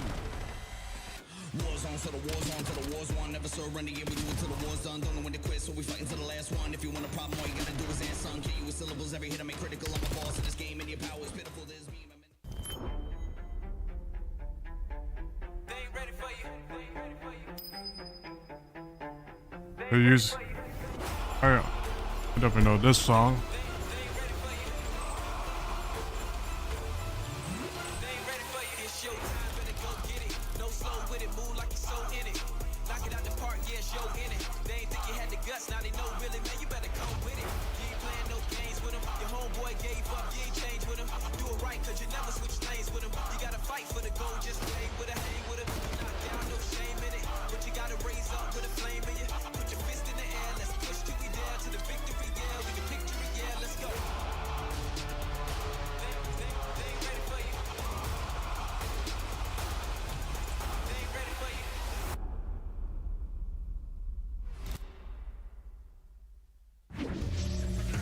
FaZe has found a new home in Vegas, and tonight they're going up against a familiar foe in LA Thieves. It's especially familiar for two teammates, Simp and Abeezy. These two have been going to the stage together for what, 5 years now, Nameless? It's felt like forever, man, since way back. I think going on 6-7 years, right? And they're finally about to play each other in an official league match for the first time. This is going to be incredible. I mean, these are two of the greatest of all time. They've been a tag team duo. Everybody's been trying to replicate the duo that they've had on all of their rosters, right? Yes. They have been the pinnacle of success, and now they find themselves going against each other. I think everybody just can't wait for this matchup. I can't. What's crazy is, as to echo what he said, like, teams are building around trying to beat this dynamic duo for years. For years. Set up the standard of what kind of the roles of these two SMGs should be, having your lead slayer, having the player that can slay with doing the dirty work, being more objective minding, hitting routes, and they dominated. But now finally they find themselves in separation, which could be the worst game that they could have chose to do it. And now we get the pleasure of seeing them both on what looks to be incredible rosters on either side on paper. This is arguably one of the greatest plays we've seen. Abeezy, the 1v4. He's had some incredible moments. They're always in the FaZe jersey since I came back to the CDL. Now he's going up against this man, Chris Lair, with a 1v4 of his own. This turned things around for FaZe last season. Yeah, I mean, there's a special group of players that can pull off a 1v4, right? And these are two guys who have been able to do 1v3s, 1v2s consistently, and 1v4s that you just seen. Both of them, some of the most insane clips and moments you've seen in COD history. And right now, you know, if there's anybody that he wants to beat on God's green earth, it is aBeZy. And aBeZy finds himself now alongside some really talented players as well. Listen, Hydra and aBeZy taking over the map together sounds insane to me. It sounds insane. Like, no slack to Oprah on the other side of things, but like, I'm definitely more terrified of this SMG duo if you put me at gunpoint. You got Scrap and Kenny on the AR role. Who has more work to do today? Nameless, who has the more pressure coming in? Oh, without question, LA Thieves have more pressure. I mean, the expectation for a roster like this is through the roof. You're putting Hydra alongside aBeZy. We're talking two of the greatest search and short players that we have ever seen. Yeah. And then in Respawn, they should be able to steamroll people, right? So that's the thing with LA Thieves. Expectations through the roof. It's a super team. And then on the other side, if you're 04 or aBuza playing with Vegas FaZe, this is kind of your big glow up, right? You proved your mettle. You went to so many second places last year. This is a squad that you feel like you can win gold with. 100%, but I also feel like this is a really high pressure match for both of those players as well. Simply, when you look at it from the scope of like, you have to be able to beat this LA Thieves teams to prove that this swap was worth it, right? Again, we talk about a team that's Silville Surfers. They should be in the conversation where Optic Texas is right now, right? Like a team that we think should beat everybody heading into a major, that should be in the S tier, or hopefully. I think we all kind of know the route FaZe went this year, right? It's like we want to get a bunch of like-minded individuals that when we have problems, we can talk about it, sort through it, and fix those issues. And that's what they've done, right? You bring in aBuza, you bring in 04. They're kind of specialists at that last year, right? Like they picked up Neptune, you know, early in the year, and they were just in finals throughout the entire year, right? And who were one of the teams that consistently gave them troubles, right? Vancouver versus FaZe, right? So they played each other a ton, and Simp probably saw something in them that he thought, hey, I can work with this. Yeah. So it's going to be an interesting one for sure. Let's take a look at the maps and modes. What's your favorite game of all time? Like our coaches' decisions, of course, Crowder working on the side of FaZe. We're going to see what we are going to get out traditionally of Shane from in LA traditional Thieves. COD. Now you've got your 5 in front of you with Den, Exposure, Scar in the first 3. After watching both teams play, do we want to put more emphasis on the Exposure, SMGs Scar, or Exposure, the Den. ARs for this game 1? Okay, interesting. That's a hard one. I'm thinking I think it might have a graphic error because Scar is in the Vito, even though it's in the fucking in the map set. I don't get Thinking it. back to seeing aBuza and Draza on Scar in general on that hard point earlier in some of the preseasons, they were dominating. Yeah, I mean, I'm looking at this one. It's Simp versus aBeZy. That's what we're looking at this entire time. Don't try to confuse yourself with other narratives. It's those two guys. It's time to lock in our scuff. But traditionally, Black Ops 2, in terms of modern, we are currently behind. Should we start first? Sure. I'll go first here. Fuck. I'm going to go with Simp tonight. I'm going Vegas FaZe. I don't hate the pick. Like, I don't think, like, obviously I'm not going to play Black Ops 7 because there's too many issues for me to like saying that it's my favorite COD, but... Merc and Maven, welcome to the CDL studio. Gentlemen, how are you feeling about this matchup between the two tiny terrors? Excited. I've been excited for a long time. We've been chilling. We had some issues. We had some breaks, but now ready to rock and roll. And but if I would play modern COD... Modern Warfare 3, even though it had some issues, like I'm talking about multiplayer bias. We're talking about whole games. Traditionally, Black Ops 2. In terms of if they can beat each other, great. Can we beat? In terms of modern CODs, I would probably say like those are the tests right now. But you got to get through each other first. Yeah, I would say MW19. Even though competitively in COD, even though competitive COD and MW19 was yeah, it's sort of garbage. outside looking in into the top 2. But yeah, you're gonna face off versus each other. Hi, you forced yourself way. All year. Well, from what we've seen in some of the preseason tournaments and stuff, first talk Thieves. What are your thoughts? They come out a little bit slow, yeah? Yeah, a little bit slow. One way to look at it. A lot of teams throughout the monster takeoff. Yeah. And then you go to the chase on land, and I think you played some Team's tough in Optic in Paris, but you did beat FaZe. So we did just see this, what, a couple weeks ago, a week ago, so we know what this is like. I think if you're LA Thieves, you've shown some improvements. You've shown you can play against the best. You're just not quite there yet. Like, you're not able to beat those top two. No, we'll see if they can get there. And listen, a big thing with the community, big talking point is going to be Kenny. I mean, based on what happened with Optic last year, and hell, I was vocal about it. Like, I thought that was a broken team. I did not think any of them were playing well. They weren't playing as a unit. I was vocal about that. That being said, like, Kenny can't drop 0.5s. He can't drop 0.6s. Like, it has to be better than that. Now, he is playing with 3 of the more prolific slayers we've ever seen in the history of Call of Duty. Does he need to go positive every series? No, absolutely not. But you can't have those 0.6s. Like, he got flack after they 3-1 FaZe, and he had like, what, 0.85 or something. I think that's okay. Yeah, but it's just got to be better than some of the series have been. It's he's under a microscope, obviously. Of course, obviously. With the LA Thieves team, and again, we're comparing sort of these performances versus the top 2 teams. Sure. Which, you know, there's a whole bunch of other teams in the league, but if they want to win a tournament, then yeah, they're going to have to beat those top 2. Yeah, 100%. But yeah, I think for Ken, it's just, it's tough to sort of build a system and lead. And when you're individually struggling, follow your call when you are not playing well. No, it's got to be very tough, and that was a big talking point last year. It's going to be a talking point this year. We know he is a winner. We know there's a way he wants to play the game, but yeah. If I'm Scrap and I've dropped 40 kills and Ken's telling me I did something wrong and he's 20 and 40, I'm probably like, brother, let's talk about this. It's tough to have those arguments. It absolutely is. So we'll see if they can improve. As, you know, Ken can maybe focus on himself individually a little bit, and they can continue to improve as a unit. What's your thoughts on the FaZe roster side of things? Just like the team coming together. Yeah, I mean, listen. I got Kitty to purr. Obviously, with sort of the FaZe trio splitting up, finally a big surprise to everyone. I know. We'll see if it was a mistake. We're not really sure quite yet. But I think the devs talked about it, right? They played Surge all year last year, a lot. They saw something from the 04 and Abuza sort of duo that, hey, these two have what it takes. We just kind of have to mold them. I think there are still a lot of worries, you know, going up against the best of the best. Probably in respawns. I think like this team should be a very strong 2-3-5 team, but 04 has some of these hardpoint games where it's just very lackadaisical, even Draza at times.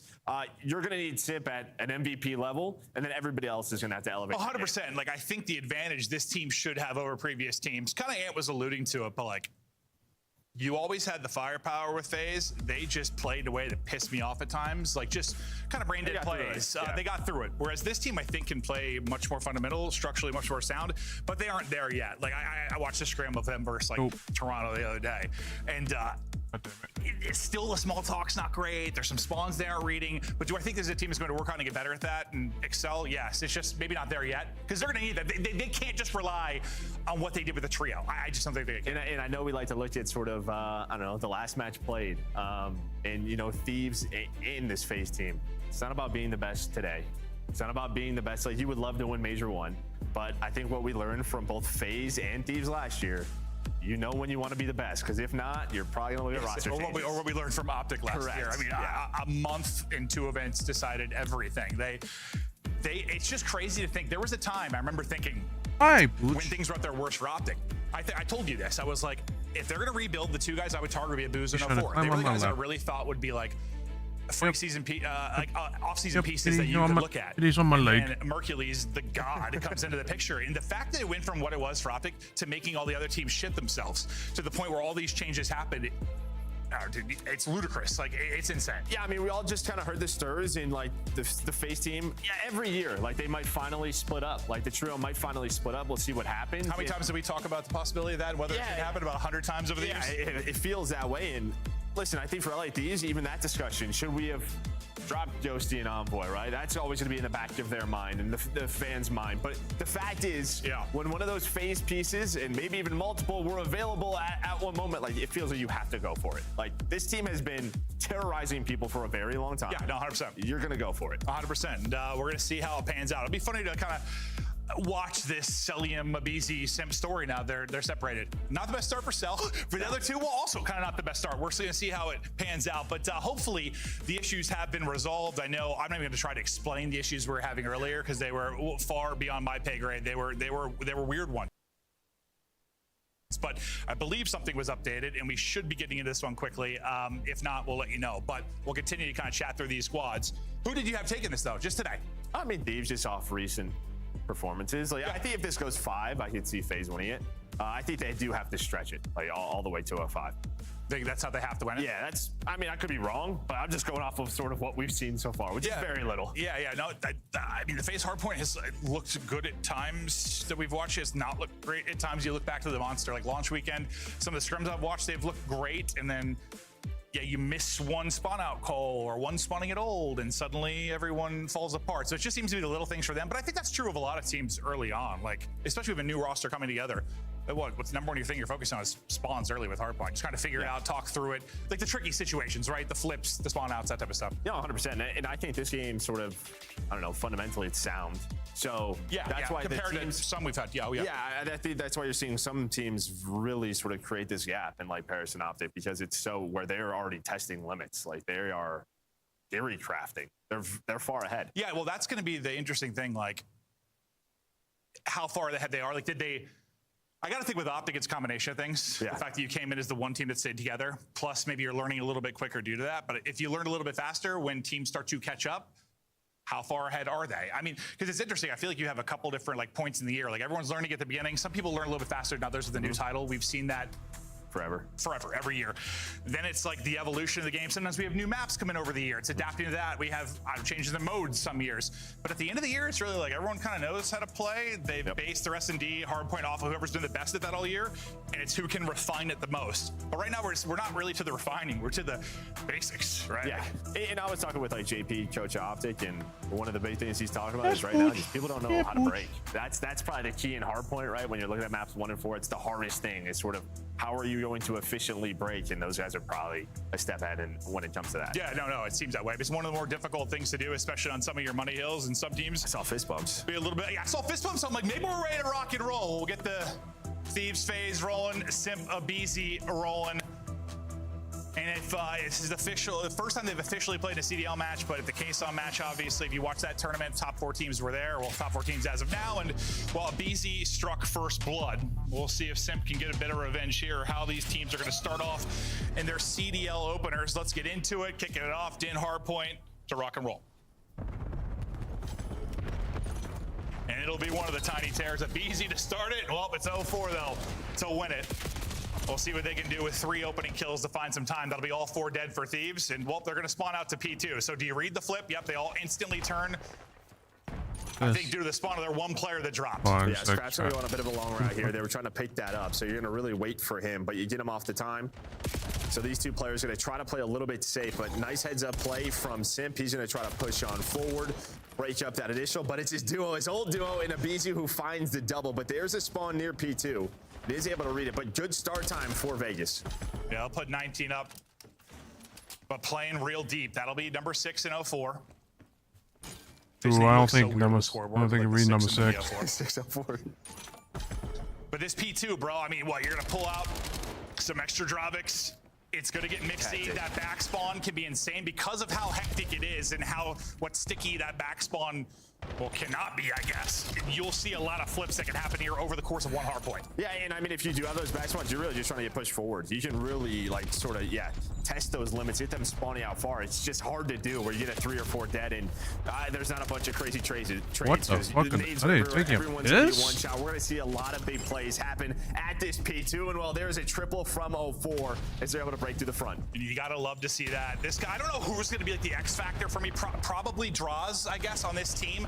Just that guy that you can maybe win or die by, but 04, he's right there in the conversation. This guy, oh my god, no way. He was like, I think he's the most underrated player in the league. Like, he had a lot of respect for what he was able to do, and again, probably because they matched up so much. One, I mean, he's the guy taking those routes, right? Sort of like what shots he does, what Hydra does. If he's winning his ones, he's just gonna make your life hell on earth. Yeah, you always have to worry about him. It's just that when he's losing those, it looks really bad. It does. Well, looking bad right now is the score line, but it's early on. Thieves, finally, early setup, but there's a pinch that's going to be coming in. We'll keep an eye on number 6 and 04. He's going to try and find an opening. And this looks like it's going to fall apart early. You'll still have 2 in mid. What are you seeing, Joe? What are they taking? Taking a piss. What are they doing? Here the comms. two there. That's fine. Nice. I don't see anything. Hey, my friend, I don't see anything yet. Nice. Make sure you I'm in. I'm stacking top. Okay, that's fine.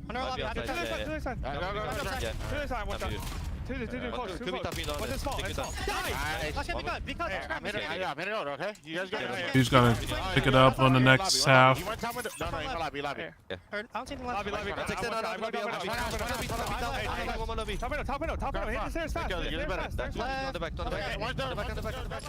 out of the listen in phase for the Ooh, nice slide kill. Next hard point up though. We'll see what Thieves can do with the early setup. Pressure is going to be here quickly. It's going to be Draws looking for openers, only able to get one. Look at Picking up the mid push, they deal with that as well. Yeah, look at where you're spawning right now. If you're FaZe, this is what kind of we're talking about, right? Just sort of pushing those limits. You kind of set up a pinch, you win some big ones around the hill, and this is a way to get right back into it. You get a full 60. Oh my God, he almost broke that. And that early start doesn't matter. Scrap on 4 in a row, starting to get going. Yeah, in that position, like how many? It's going to be about what 23 seconds before the next push really comes in for FaZe, and is it going to turn into break it up a little bit of time? Oh, that is not how you want to start. That is not what you want, man. Fuck no. Yeah, I mean, and well, we know what this guy can do. I mean, he's leading in hardpoint time, has the most kills in the lobby, had a couple of 3 pieces already, and leads to the break. So Sim doing what he does every single year. Yeah, I mean, well, there have been years it hasn't been that, though. He's been like kind of the unselfish guy, set up teammates guy, route guy, but he can't be that on this. It needs to be God Sim. That's the version we're going to need to see, especially in respawns. And right now, he's putting up the numbers everywhere. Lead still floating Nice around kills. 60 for FaZe. We get into our second set. We need to get on What point. do you see on the map for now, Joe? Well, I mean, that is just a 50-point swing, right? Like that's plays a 50-point swing, and well, that's the lead in the game. So you had your chance if you were LADs, but you continue to fight. As well, last time we were at this Nice plays of it was Thieves. FaZe Vegas. We were able to earn a whole bunch of time. So now if you're Simp, you're just trying to play your life. You see the spawns in here for FaZe all the way across the map. A great setup here for Thieves. What kind of time can he buy? I think he's been spotted. He's getting pushed by Hydra, but he's able to help his teammates stay alive. Maybe a Boozer can look over him as well. Now the help is in. He'll get AR out, and that's clean pickings there. Kenny's head's going to get plucked.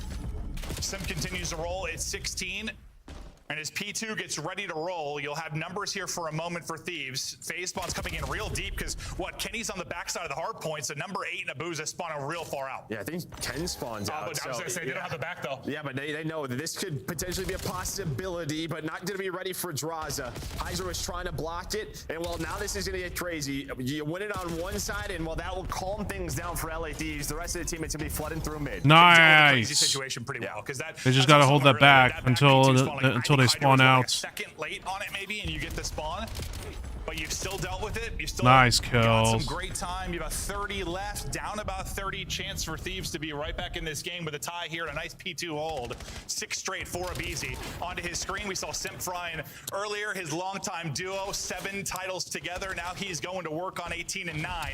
Streak to 8 as he continues. Hellstorm to work with. Abizi is eating. There's another one for him. Draws may be weak, but he's going to shut it down. Looking for double digits here on the streak. I'm just imagining these guys are like, man, so this is what it was like. They would be really good together, huh? That's what I was saying. Imagine if those two play together. Imagine someone's new to the CDL this year. Like if that Jesus Christ. I'd hit him. Now FaZe are getting back together. Right now, Hydra is in hell right now. He's got to do shit. Down 20. Here comes the streak. Streak is in, and the streak is still going. He's calling out to his teammates. Doesn't look like it's going. He does connect. He's able to take out Abuza. And now he'll try to get back involved with the gunny. Here he goes. Streak still going. Finally going to be traded out. It's Kenny. Of course it's Kenny. That's going to take him out. Finally, the streak from Abizi is done. But it gets up to what? I mean, 12 if you include the Hellstorm. Incredible stretch there. Yeah, now we're going to see FaZe. They have the P4 spawns. So LAD's able to break that behind the streak. You split some of the time. Almost a tie game. Potential lead change. Scrap not able to find the second. But back to the mud. Dude, another triple, bro. And that calms down the map big time, right? Right before P4 is about to spawn in, you can already see the FaZe boys starting into a good setup. Draws is pushed out so far. You are going to see those Sims going to be out of this play for a moment. He's trying to get involved. They're going to get pinched if they're not careful. Number 5. Oh, that's trying to get there. Booza trying to buy time. Now Sim's going to get there, and there's that's a double. unfortunate. Just enough to get it done, but just enough time for Sim spawning out deep to get in. A 4 not able to win his fight. Simpto still finding kills till he's traded out. FaZe Vegas still winning it from the back. I gotta use saying FaZe Vegas too. I'm gonna force myself. FaZe Vegas. FaZe Vegas. We'll just stick with FaZe for now. Yeah, it's easier. Stick with FaZe for now. But I tell you what, it's just Simpto once again. So you're able to get a break through the front. So throughout all that chaos, spawn trap really, him. that front spawn kind of opened up for LA Thieves. They can flood. They've been able to trade, and well, you take that. Just you might have been able to put the game away if you were FaZe. But final 10 gonna go their way behind Abizi and Hydra. Right. Lead change coming. Thieves now gonna go out in front. Third set of rotations about to pop. P2 side control. We'll keep a focus on that throughout this, but it's gonna be FaZe that have got it locked down for now. Can they get time going in the hard point? Thieves able to deal with one on the backside in Draza. Abizi trying to finesse. He's eventually gonna get pushed out there by Sim, but the rest of the kill feed going the way of Thieves. Trying to get in Right now, enemy the lines problem right and now is going for to be FaZe Ken. is that they And now they could get some points down. And now they got to take some routes. And this is what we talk about, sort of 0-4's impact, right? He's the guy going on that long route. Scraps picking it up right off spawn. So big one-on-one, and there we go. Scraps able to win it. Great plays from him. But here comes the rest of the break attempt from FaZe. 2 for 2 so far. Oh! When I looked at this scoreboard, the guy is 21 and 26. He has turned it around. I mean, we're talking Sim and Abizi mostly because they were the one putting up the stats, but Hydra reminding you he is a superstar. But some big kills coming in for FaZe Vegas at a big moment here with what 15 or so left on the hard point, giving them some breathing room, allowing them to take some routes. And Thieves not going to be in the perfect position per se, but and they're going to lose a couple of players. Hydra and Set both going to drop. Abizi's getting all the way in the back, trying to make sure there's not too much pressure towards the back. And well, there's everything towards the back. All 4 going to fly in and deal with him. Now the pressure to the point. You can hold it from the front, but you need some nades, you need some backup, and off spawn comes Scrap and Hydra. But yeah, just such a good team push. You're hoping Abizi maybe gets one there. Nice, but he's nice. Come off spawn, and Scrap somehow stays alive. Beautifully done by Scrap. Is there nice time without the back spawn? Yeah, nice I thought plays. that was a break for sure. 100%. After they picked up Abizi, but they got to go again. Thieves 25 or so away from the win, looking for some crucial seconds, but Simp, Draza, Abuza all through with kills, and they'll break through. Took a long time to get it done, but they finally got in.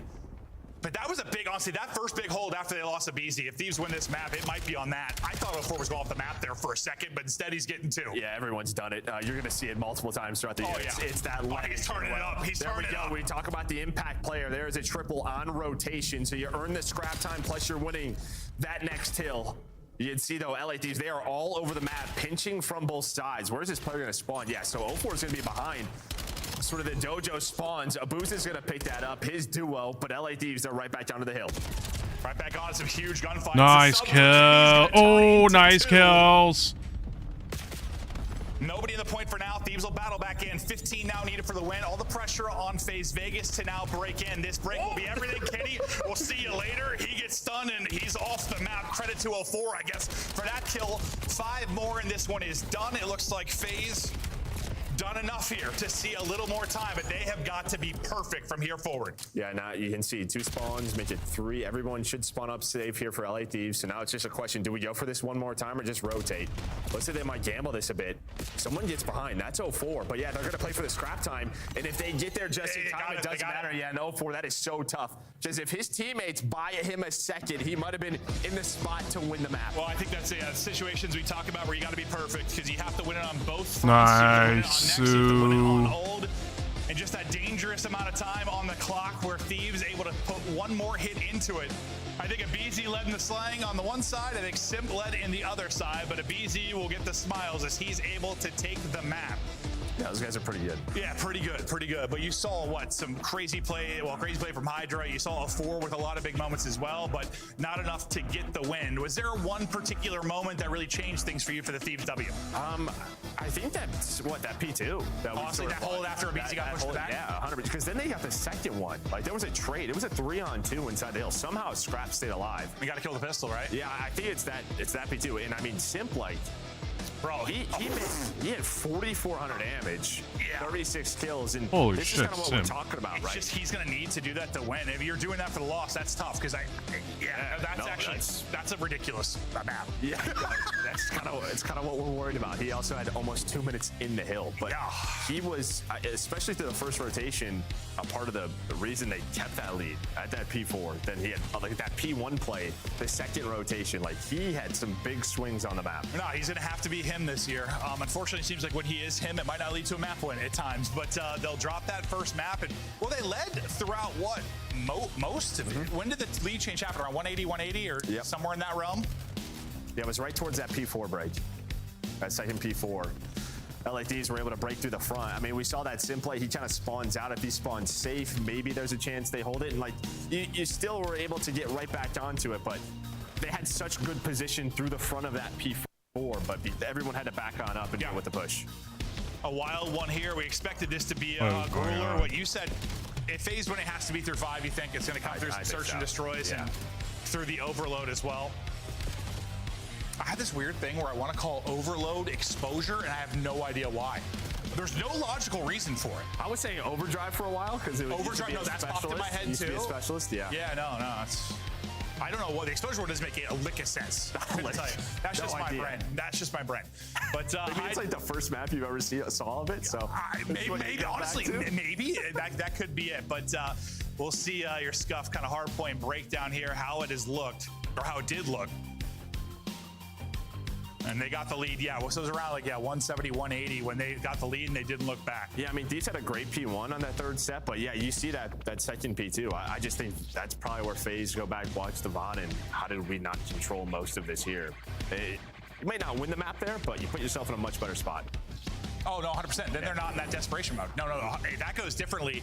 Then it's Thieves in that position, right? That have to kind of play it perfect. But a reminder on how the maps are going to go. Exposure to map and not the mode. Exposure to Scar. Exposure to Destroy is going to be really interesting since LA FaZe. I don't know how well they play S&D, but with the talent they have, they should be able to hopefully win. Hydra, at least for the last like 3-4 years, maybe his entire career, like stage 1's not always his best, like search and destroy.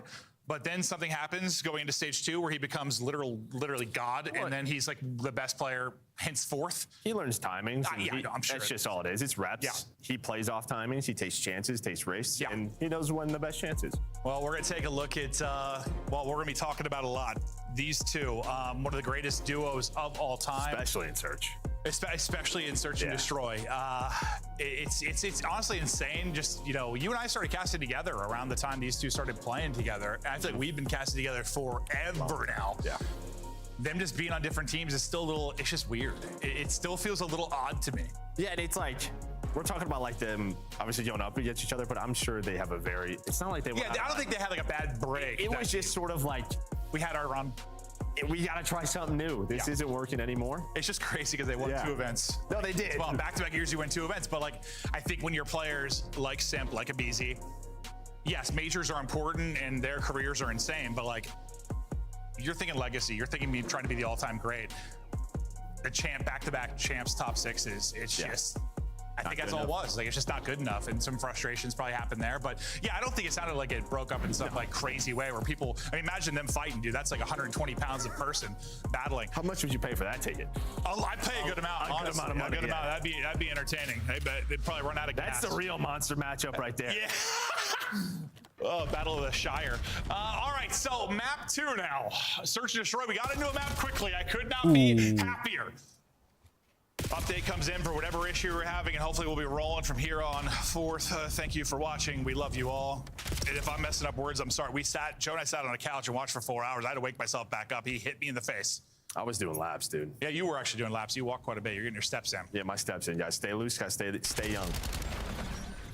Well, it's all going to be on Abusa now. 1 versus 3. He had snipe in his hand throughout most of what we've watched in scrim and tournament play in the preseason, and that'll be the case here. Yeah, one of the better ones we saw. I mean, just very effective with it, but it's going to be tough to do. And this is kind of what we talked about. Now, you have to play your life, right? Sort of like your economy. Right? Yeah, with like your 2 lives with a snipe. Yeah. Do you try to save it, or do you just try to clutch up? I don't know. I'm curious how this goes. Well, let's say he's gonna get pressure. They saw him, so they're gonna run at him. All right, well, he's gonna try and scramble away. 8 HP, and he's gonna get dropped. Hydra will sniff him out. Life gone for Abuza. One more opportunity for him to rip out the snipe. I don't know. Hydra's just yelling at his screen, him and Scrap. I'm not sure what's going on. They're having fun, apparently. They're having fun. And that's all that matters. And we fixed one issue, the round 1 issue, though, not fixed. Yeah, not fixed yet. We'll get there, though. Baby steps, Joe. Okay, so it's just 1 round. Okay, that's one thing. Okay, I thought. Okay, I was like wondering what the hell was going on. I thought it was like going to be like more. It's going to happen more on the other shit, but it seems like round 1 is. I guess. Okay, seems like it's only one round, brother. which is still stupid as fuck. I'm back. Which is still stupid. You know, I don't always like casting with like a love, but I do like that I have freedom to roam. I can just explore, you know? You get lost, yeah. I can just wander around. I gotta keep a leash on you. Just do some moves. New studio is dope, though, huh? It is awesome. The Thieves get the first round win into round 2 now. On the attack will be Thieves. Shots the players for a moment, just say hello, and now we get back to the round. Pressure coming up towards A. They'll try to work, L, motel area, and then you'll focus on the flank as well. That looks like it's gonna be kind of Scrap versus Abuza. That was slowly developing. And what we saw in round 1, what we kind of talked about, it was Hydra with the first blood, so we found that timing effective. This time it's 0-4, maybe trying to make the play on the other side. Just creeping his way on up. Abizi's checking for it, but the push is really through the middle of the map. Draza, though, gonna find that first blood. Simp there to help. Oh, yeah. The rest of that push gets shut down. Kind of unfortunate fell into a over trap. in Delhi, wallbang central. Someone's just gonna get ripped. Now it's Ken last alive. Unfortunately, he fell into a trap. Can't do so much. We'll get to 1-1. And like, it's honestly, it's just interesting like search this year in the sense we have all like, I don't want to say like straight up maps. We also have more traditional maps like 3-lane. Like, you know, for years I feel like we always had a couple maps that were easy to find gaps, or you could find holes for free because they were actually 7 lanes. Like, it kind of changes your players trying to find timings and holes, right? Like, this isn't like, I don't know, protocol and zipline. It's a little different. No, 100%. And I think that's why you're kind of seeing sort of a lot of nade spots are coming in. Teams are going to be taking those chances, trying to go 3 through a middle. It's just a lot of, just switching up those play calls. But yeah, we saw in the last match how important those nades are, especially around AA bomb site. Nades are going to be huge. You see some of the utility hitting there. I didn't see what combinations it was. It looks like they were at least stunned up and slowed for a moment. If there was a frag in the mix, that might have connected on 2 or 3 players. So they back it up for now, try to combine some of their own nades out towards middle. They aren't going to hit, and here comes the push. 4 able to get towards the box Eddie. Looks like Simp going to be bomb carrier. And we saw that most of last year. Crazy. I mean, and honestly, for most of last year, he was incredible with bomb in hand, and then at the end of the year, he was not. They got slammed. Nice kill from Abizi. He's gonna take it on the first blood guy. Ooh, that's unfortunate from Scrap. Pick up 1 though. Nice little drop shot and a win from Draws to suddenly shift numbers in their favor. They group up. They take it leads to a team kill, so it's big there, but it's not going to matter at the end of the day. FaZe will take it. I'm crediting Kenny for +1 right there. That's some good movement to stay alive. I thought it was Hydra, bro. At least a team kill there. Yeah. Nice little movement there for Ken. But yeah, I mean, just controlling the middle of the map. And LA Thieves, the last couple of rounds, their main focus has really been that sort of middle deli shop, whatever you want to call it, that mid-building. Yeah, I haven't decided what I'm calling it yet. Ant said deli. So I kind of like deli, but I've called it shop. Mid-building? Just wallbang central. That's a different shop. Go in there if you want to get shot. Well, dude, everything, it's just paper thin walls, Joe. Paper thin. They hear all the noises. 2-1 FaZe before I go too off the rails. 3 straight for 0-4. Nice shot bringing it back. That was a 3v4 after Simp got blooded. This time the blood go to Abuza, who hits the snipe. He dies in this round. He won't be able to pull it out again. And well, Scrap, does he check it? He does. Abuza, adios. Scrap picks it up, finds the opening. Man, I mean, you just had so much map control, and then it just kind of just goes away. Do that one time. Everybody repositions. Now we're in a 2-on-2. Abuza. Why did I think that was Abuza for some reason? He was definitely in green. Abuza gets another one. Yeah, well, this is his sort of second sniper life, so. I mean, no. Vegas, they're able to just settle down after Scrap finds the opening, but it's Abuza's snipe that finds 2, puts him into this spot. I think I was just talking about Abuza as that swap happened, so I just like. You saw the sniper? That's so unfortunate. But I'm tripping. Oh FaZe no. Almost get 3v4. They got a little nerve-wracking there for a moment, but unlike Thieves in the previous round, they're able to hold on after the first blood. Credit to Abuza as he gets some big ones, and then Simp gets the final 2. Teams chat a bit. Looks like Abuza and Simp. Well, I was gonna say they look to be the vocal ones. Kind of everybody chatting through right now. Everybody vocal. Yeah, I mean this FaZe team.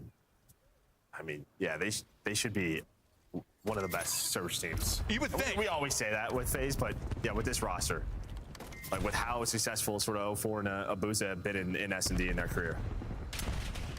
So far, so good. Drop the first round now. Well, finding openings is going to be Simp and 04. Thieves put on the back foot early. 04 is where you don't want to throw your life away. Or as Chance and Miles were talking, you don't want to scam. That would have been a chance for it. But they'll back up, play it safe, get bombed down. No freebies here. I mean, Chen and Hydra just on opposite ends, so you're each going to have to make an individual play. But Sim's locked in down the middle of the map. It's almost some bad timing on Chen, and well, Hydra's going to get one, so let's see how this plays out. Booza's 4 HP. This was very close to falling apart. He gets it still might. Okay, we're good. So 1 versus 3, and there we go, able to find the last. But yeah, if that timing went a little bit different for Ken, maybe he finds Sip, that would have quickly been a 2-on-2. Yeah. But I mean, heck of a job here from FaZe, because yeah, you lose that round 1, and yeah, those smiles, they went away on the Thieves side. Yeah, I mean, this was the combo with Thieves last year. Like, their stage 1, Search was the one kind of weakness. And it really turned around, and well, it was a lot of just like kind of Hydra turning around and taking over. He's not the only factor, obviously, but they started slow last year too at Search, and then really started to take off. Yeah, you just added a BZ to the team, so. Yeah, that's kind of what was going to be my question. Like, adding a BZ, does that, so you're just like, no excuses. Like, you got a BZ on the team now? Just yeah. Very sharp tool to use. Yeah. Go forward. Get the first blood. Well, Booza and Simp both on 4 straight, and while so is FaZe Vegas. That's 4 straight rounds for them. Look at the tally in the 5th, but it's offense for Thieves as they've worked forward for A control. Hydra gets your blood. Ooh, nice track. Second, and Hydra may have just sealed the round here with that. Yeah, nice little 2 there. Well, Kenny's gonna push on through, so 1 versus 4 here for Booza. And well, this is his 2nd sniper life, so again, it's just a question of are you gonna stay alive? No, you are not. You're gonna get hunted, so no more snipes on the FaZe side. Yeah, okay, so 2 lives for the whole team. 2 lives for the sniper for the whole team. And got the second so kill. You got so no one else can use he kind of snipers. won that round for him, but I'm sure they can get it done without, but won't be seeing it again. Kenny and Hydra both get a pair in that, and well, a big one for Thieves. You needed something because it felt like you could kind of see they were getting a little frustrated. And that's going to be sort of like the, I don't know, the difference for like a BZ joining this team, or like Hydra, he's always the guy who finds openings, can find the first blood. So those two working in tandem and just how that evolves throughout the year. Yeah, that'll be really interesting to see, honestly. It's definitely different players in Search. Way different, but they both like to get at. Find a lot of success. Ooh, nice I'm trying to think nade. the best way to word it. It's another blood for Hydra this time. That's his 3rd. Combos and nade. His bloods could be crucial for a comeback here, but the push now for FaZe kind of comes to a halt. We gotta watch. You just Nice gotta hope you shots. Well, that's a person that's going to be difficult to do it against. Straza squares up. Sim gets dropped. Scrap locking down mid. Yeah, I mean, this has been like the main focal point for LADs. Right from the start of this map is locked in. Nice. And every single time FaZe has kind of gone to this area, it has been locked down. So nice job by Thieves. But again, just that first blood, it's been the difference. It was the difference in round 1 on defense. Hydra gets it within the first 15 seconds. The nade does it this time. I always wonder, like, if their cameras are in positions of how they're actually seating. So when I see one person looking, he's talking, is he actually talking to Hydra? Or could he be looking and talking to somebody else? Nice shots on Scrap. Yeah. It's not important. That's the one thing I'm gonna have to utilize, chat, is wall banks in this game, because I know the conversations obviously they're having, thin you know. walls. So I'm gonna have to utilize that shit. Thinking about it. The Thieves, though, back-to-back rounds now within 1, and it's been a trail of Hydra first bloods. Scrap, though, the damage dealer in that last round. We're going to peek with Hydra as well. He's been finding the first bloods. Who else has been? It's a little wiggle fight. We're crawling on forward. Who will get the angle first? Go to first person. Yes. Finds the opener, and that's going to be 3 straight first bloods for He read. Thieves. I knew that both of them. I knew that Thieves was gonna read that and be like, "Hey, someone might go there again. Let's go." Mabuza last alive for the 3rd or 4th time. Got an AR in hand, so maybe a little bit more manageable, but he's going to get toyed with and eventually drop. 3 straight rounds, now tied up 4-4. And I mean, I just love the look of the round because you kind of 2-2 split that if you're Thieves, right? And you're trying to focus.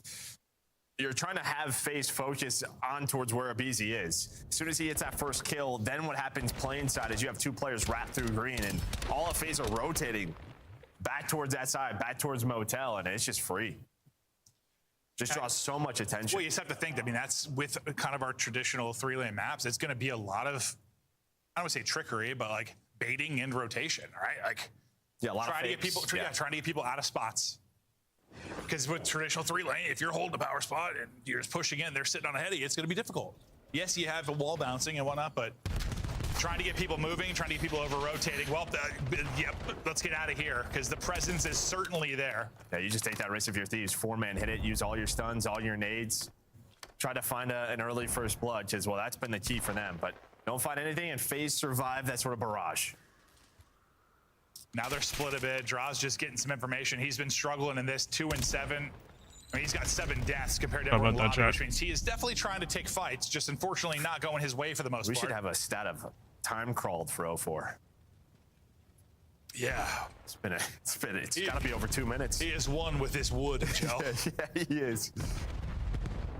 Well, he's gotten moved up a little bit more aggressively here, trying to get an angle for backside deli. He might have saw one if he held that a second longer. It's been an opening for Simp to get aggressive. They're starting to take position here, but you're going to have to win a fight. At some point, Draza might be able to apply a little pressure from mid and find an opening. Yeah, he's going to do it. He's got to nice. Yep. That Draza probably has had to be there 2-3 seconds earlier, if not more. Yeah, I mean, nice. No, there's 25 seconds left. 4 matches, 4 rounds in a row. Come on. I don't see anything plain side. They just need to close it out. They just got to close it out. All get onto the staircase around that area. Yeah, I mean, it's easier for us to say because we're watching the minimap and how it looks. But I mean, with the time remaining, the Draza's just got to get active. Yeah. Maybe that's one where he's 2 and 7 and struggle a little bit. He's like, I'm gonna L trigger a bit, and it feels like you're sort of waiting for these 0-4 crawls to pay off, and they haven't. Yeah. You're waiting 45 seconds for him to find a first blood, and he's not getting them. Tell him to crawl faster, Joe. Tell him to crawl faster. Well, you can crouch, but then he'd be seeing it. True. Yeah. What? FaZe had 4 straight rounds, and now Thieves have answered with 4 straight of their own. That 4-1 lead, a distant memory now for FaZe. Ooh, they're pushing. They got to hold it here defensively to get us to around 11, or they're going into an 0-2 hole. Yeah, but look at this info play. Again, 2-2 split. B bomb site's wide open. So you're going to take this risk. Abizi just has to play his life here. Him and Scrap need to stay alive. Nice play. Scraps gets a first blood. You have no idea this bomb is going down. So again, the 2-2 split pays out here for Thieves. This one they just not a scam. That's all they gotta do. Nice. Nice. Oh my God. Thieves with an incredible comeback in a 1-4 hole, win 5 straight rounds and take the search. Nice. And go up 2-0. What changed? Because you're up 4-1 and like I thought Thieves looked frustrated. Everything FaZe was trying was working. Was it purely like the first bloods? I think it was the first bloods, but then just sort of the looks were better for the Thieves side. Sort of, you could tell maybe just VOD prep. Like we've had some early tournaments. They can go back and sort of counter that. Good fucking shit. That's my feet. That's my Thieves. Yeah, but I think early first bloods, well, late first bloods, but yeah, you have 7 on the side of LA Thieves, and that just feels really important on a map like Scar. And that right there is a breakdown of like why we think Thieves could be a good search team. I mean, Hydra and Abizi both have such potential to get you first bloods. And then, I mean, Scrap's not going to hesitate to take a fight. Correct. He's one of the straightest shooters we have, so he'll square up and get you a first blood from time to time, which he got 1 there. I mean, it's the fact that we talked all about the first bloods for Abizi and Hydra, and then you have Scrap leading in damage and kills. That seems to be a pretty good recipe to win, Joe. No, it is. And this is why I think you and I talked about this. Like, it's going to be really tough to, I think, upset our top teams this year because they're all really good at search. Well, that's like they should be. Yeah, and like if you look at Paris, Optic, these two. Miami was super when they had it searched. Like, how are these bottom teams going to cause upsets? No, It's going to be so hard. It feels like a lot of our, I'm not going to say dynasty, just a lot of our top teams over there. Usually, maybe it wasn't like a glaring weakness, but there was a strength in like a okay type mode. Like whether it was search or your respawns were a little weak because you were a 2-3-5 team. Yeah, we have some like just good top to bottom teams across all modes. We'll see. I don't know. I'm excited for this year. I think already just like Paris has made this whole thing more interesting for me. Just from like that Monster launch weekend, I was like, all right, just the storylines for all the Paris fans and like that squad. I don't know how the hell this is going to play out, but so far, been a good time. Yeah, so far so good for Thieves. Back over the desk. Thank you, fellas. It's a battle between former friends. Well, I hope they're still friends, but tonight they are foes. Simp and despite Simp leading the lobby in damage, as well as some of the best stats in Game 2 for his team, they're down 2-0. Yeah. If you look at it, Ali, we're 25-point difference in Hardpoint, a 2-round difference in Search and Destroy, but losing 5 rounds in a row feels like a totally different story. 100%. That's the story. That's the context, right? Even in that map number 1, I mean, LA Thieves were down a majority of that map, and it was a really good final hold to give them that lead in that final 60. But going back to the Search and Destroy, the mid-round adjustments I saw from LA Thieves, or the mid-round adjustments I feel like I saw from FaZe when they were in their prime from last year. You know what I mean? Years before when it comes to Search and Destroy, and they were on the back foot. So for me, I'm just so curious at the play calls and who's making them on the side of LA Thieves, because going 5 in the row is one thing, but just the way they were playing with FaZe on the map, like, okay, we finally got Abuza down. That was our main focus. Now what do we do? Now we can play with sites. Now we can play with mid. Now we can redirect. And the most important thing when you're doing that is staying alive. And when you have players like Abizi and Scrap who want to fly, being able to hold themselves back, maybe get that first pick, give you the room to breathe, push up to the other side of the map. I think they look fantastic. Yeah, I think the whole dynamic in this search changed once Abuza no longer had the sniper, and you just saw them, like, they were just able to maneuver the map a little bit better. But yeah, they downloaded them. I mean, they shut down the deli push. We saw that. Scrap just wall banging. And then when they were on defense, staying alive, taking your time and finding the first blood, letting Hydra do what he does best.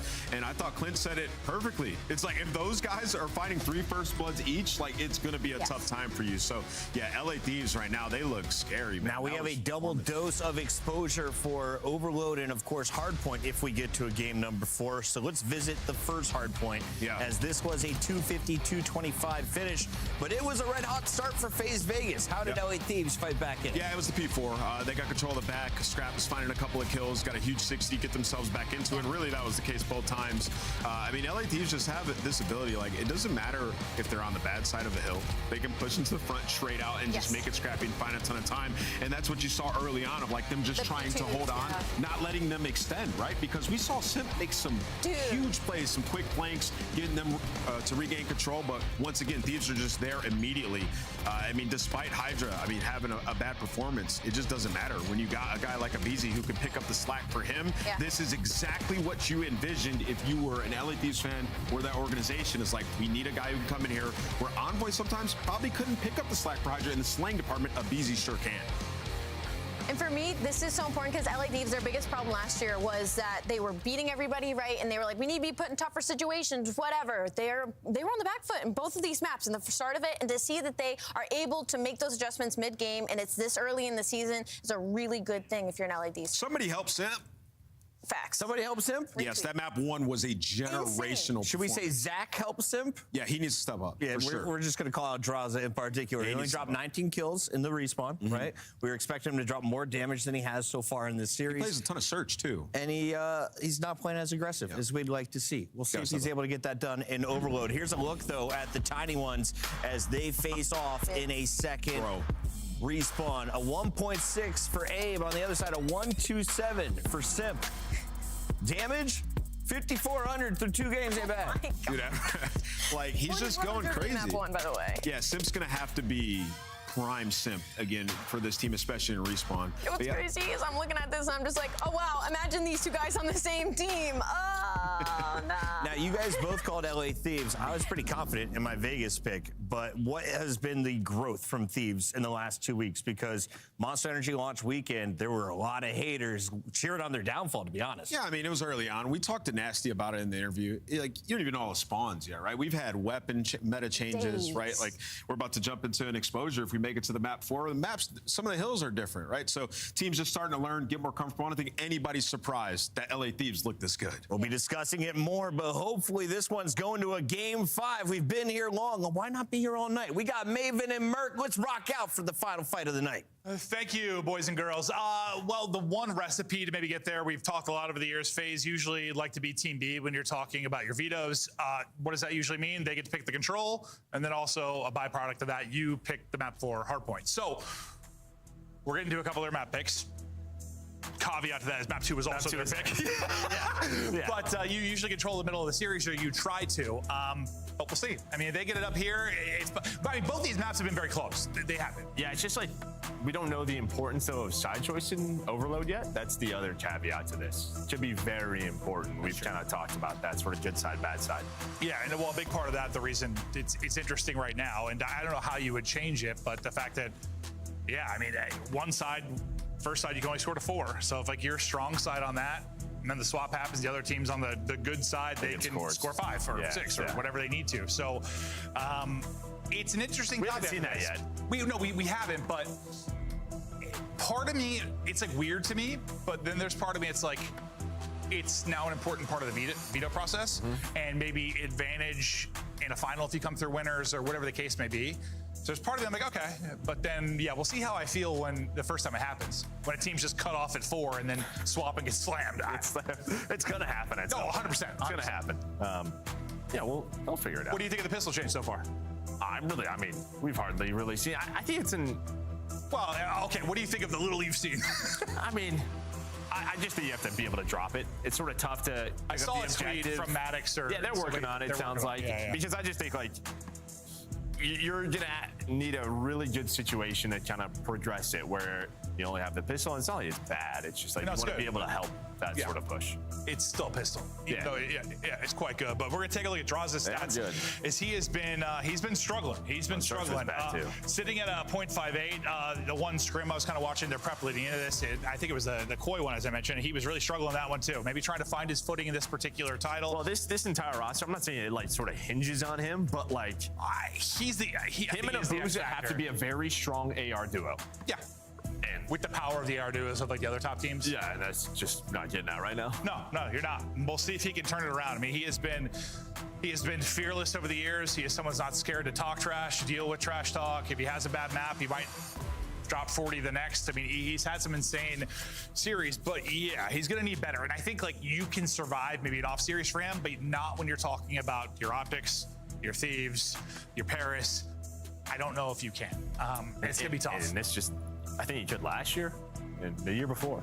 True. Yeah, that's my point. But yeah, but this anymore. No, I don't think you have the luxury of Celium, who is a guaranteed 1-2. Although I'm interested. Yeah, dude, I can't wait to see. There's gonna need to be a graphic after like however many months. That's like sell stats with Simple Easy and then sell stats now. And listen, it might turn around, but the game does not look quite as easy for him now. A little bit different when you have maybe the best SMG duo. Open things up for you. Yeah, a little bit. Yeah, that might be the case, but we'll see. Falcons will try to turn it around and get things rolling, but so yeah, not himself yet. But hopefully, I don't have a lot of hope for the team, but we'll see. Maybe next year. Maybe next year will be the one, Joe. Yeah, we'll just keep writing checks. Keep writing checks, I think, is exactly what they're going to keep doing. All right, fist bumps out. We're going to get going. Thanks to everybody that's still watching. Know some issues earlier on. Again, I'm not even trying to explain it because it was complicated, but I think we're good now. We're going to get rolling. So those that still stuck around, thank you. I don't know what that was, but thank you. It's just a full fist. That's what that is. You calling me a full fister, Joe? I mean, I don't know what that means. That was like a Tiger Woods. Load the map! We gotta load the map before we really get off the rails here. It was a Tiger Woods. Yeah. That's what it was. I like that. But how do you do the Heisman? See, this is what happens. Now they give us all this freedom with this big TV. I'm gonna go off the deep end. Next thing you know, I'm gonna be throwing it back, Joe. No, I'm not gonna do that, I swear. I already did it a little bit. Okay, map 3, thank God. Here we go. Okay, so sides wrong at the top, but I believe we are continuing. I thought we were restarting the map. No, I heard that from a producer. I'm like, oh no, are we resetting? But okay, so just for those of you watching at home, colors are colors are flipped. Colors are flipped. Yeah, I thought we were like jumping back to jamming, resetting. I was like, not a good time to reset. I was about to twerk. Well, Here we go. the best time. Oh, the But, the bug is still there. Holy fuck, this is annoying. Control as Hydra gets 3.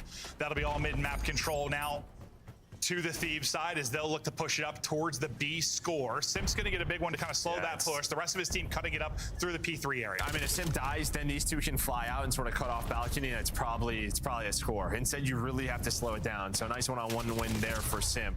Numbers still over to FaZe, just because you're spawning across the map right now. So yeah, you have sort of EMP control. Hydra's frying, but it hasn't turned into anything.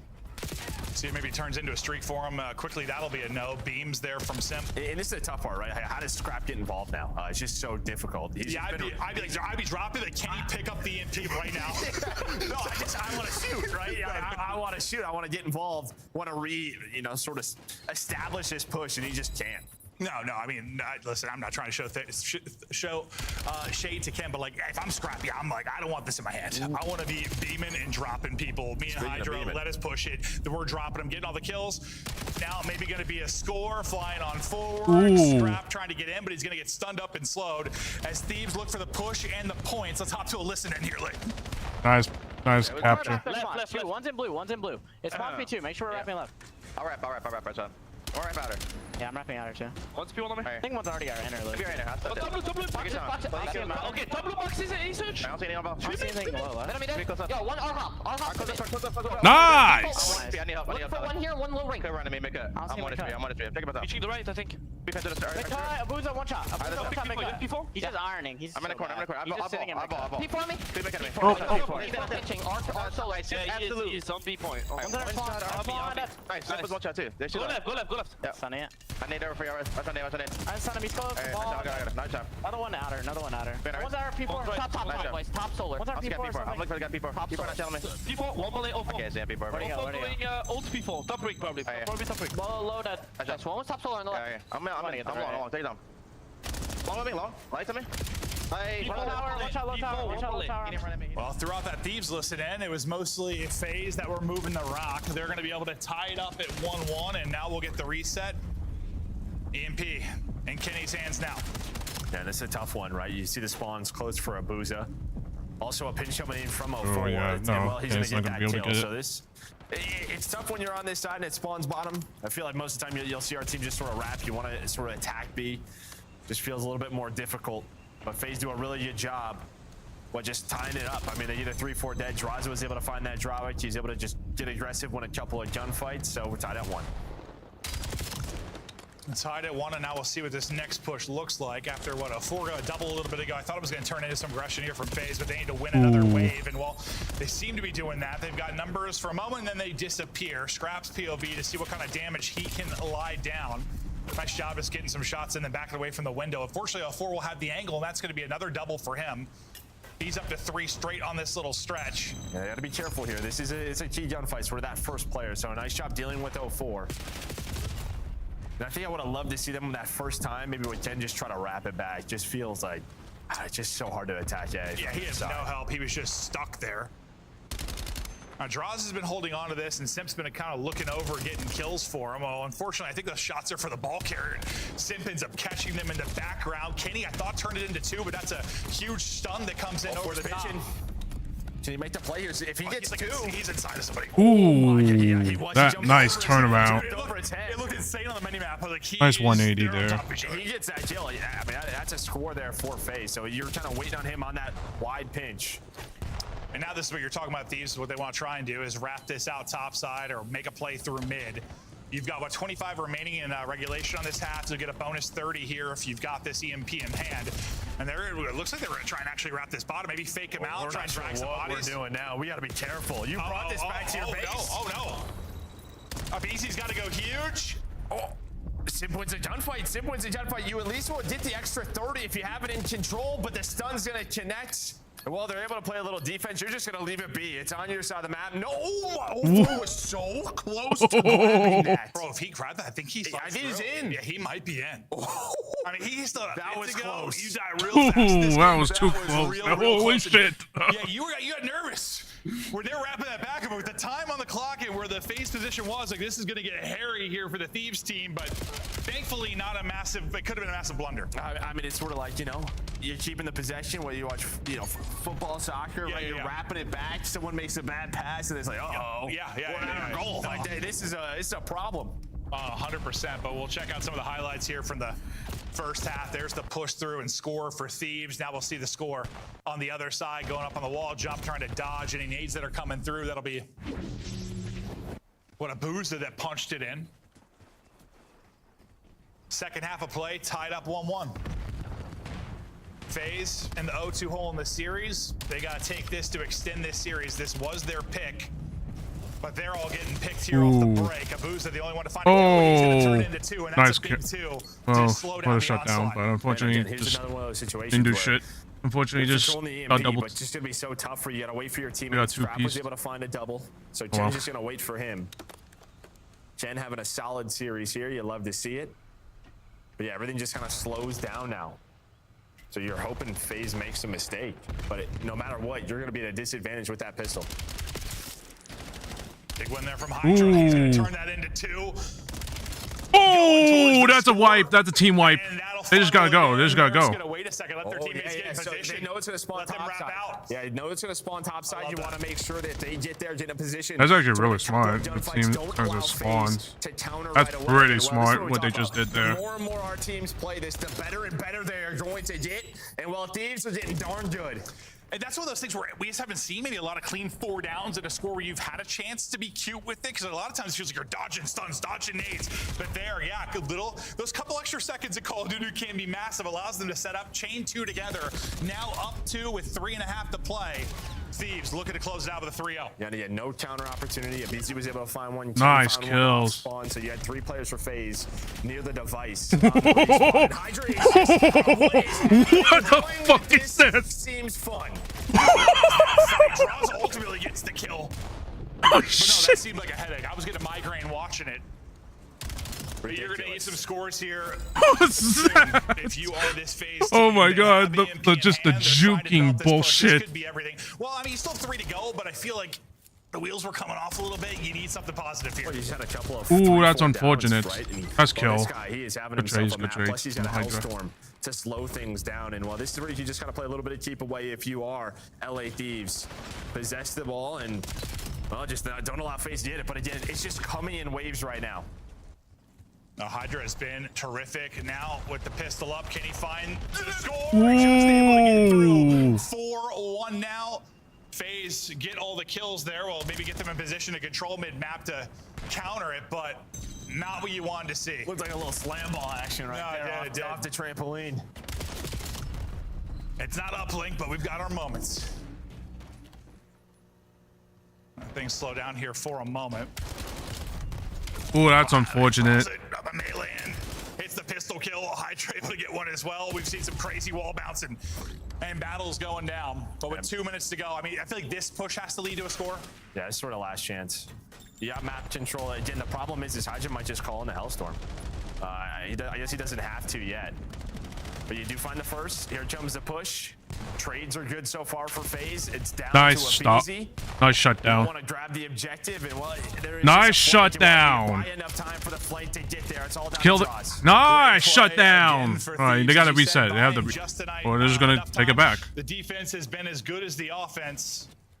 They've just done a better job capitalizing on their opportunities. Well, it's just really been the 4 deads, like the 3 4 deads. They've had so many. Ooh, this is bad. Or it feels like if like this is gonna be bad. It's been like in their base. It like gets them out of their base. Okay, that's a 4 dead, and we have it in their base. Okay, then you still have the Hellstorm. I imagine Hydra's going to use it here soon. Well, no, it spawns topside. They all spawn topside. So you're just going to play for this, but a chance maybe to chain a couple together here if you are FaZe. And draws it maybe started to turn up a little bit statistically. Just will it be here we go, 3 dead. Series? Another opportunity. Will the Hellstorm be coming in soon? Are they able to get it through? It looks like they're going to fly in 4-4. You hope he gets one. Not able to get it. So now it's all on Simp and Abuza. And you see every nade hitting. Simp's able to get one. Is that the opening to slide across? Gets through. 45 seconds to go. Draza is still finding kills. He has now turned it on. There's another one with the pistol within one. And I mean, yeah, this is like Draza just individually has stepped up. Abizi is out though. Do they know it? They have to find Abizi. He can slow things down. And ooh, nice. Yeah, he's able to find two. Hellstorm called in, but again, if FaZe are able to control it, it's actually Sim's Hellstorm. So Hydra still has this. If FaZe are able to get it, you will get that extra 30 seconds. Can they get a touch? Massive sequence coming. Hydra still holding that Hellstorm to play spoiler. Because he can just kill the EMP carrier if he gets the opportunity to fight. Then though, Sim not able to drop the second player though. Gets damage in. Got a touch. Gets away. Have to touch the next 4 seconds. Gets it out. How does Sim get two? Someone's got to touch it. He's got it. He's got it. So 30 seconds added on. Here we go. Can they get it done? An insane play from Sip, and now the streak. Can you dodge it? Dodging wrenches, missiles, trying to stay alive, kills the EMP carrier. This one is done. Does not connect. Still have a chance. 12 seconds to go. They have the cut. This is on 04. What's an 04 find? He's 4 gets one. Draza going to 4 gets two. It's a tie game.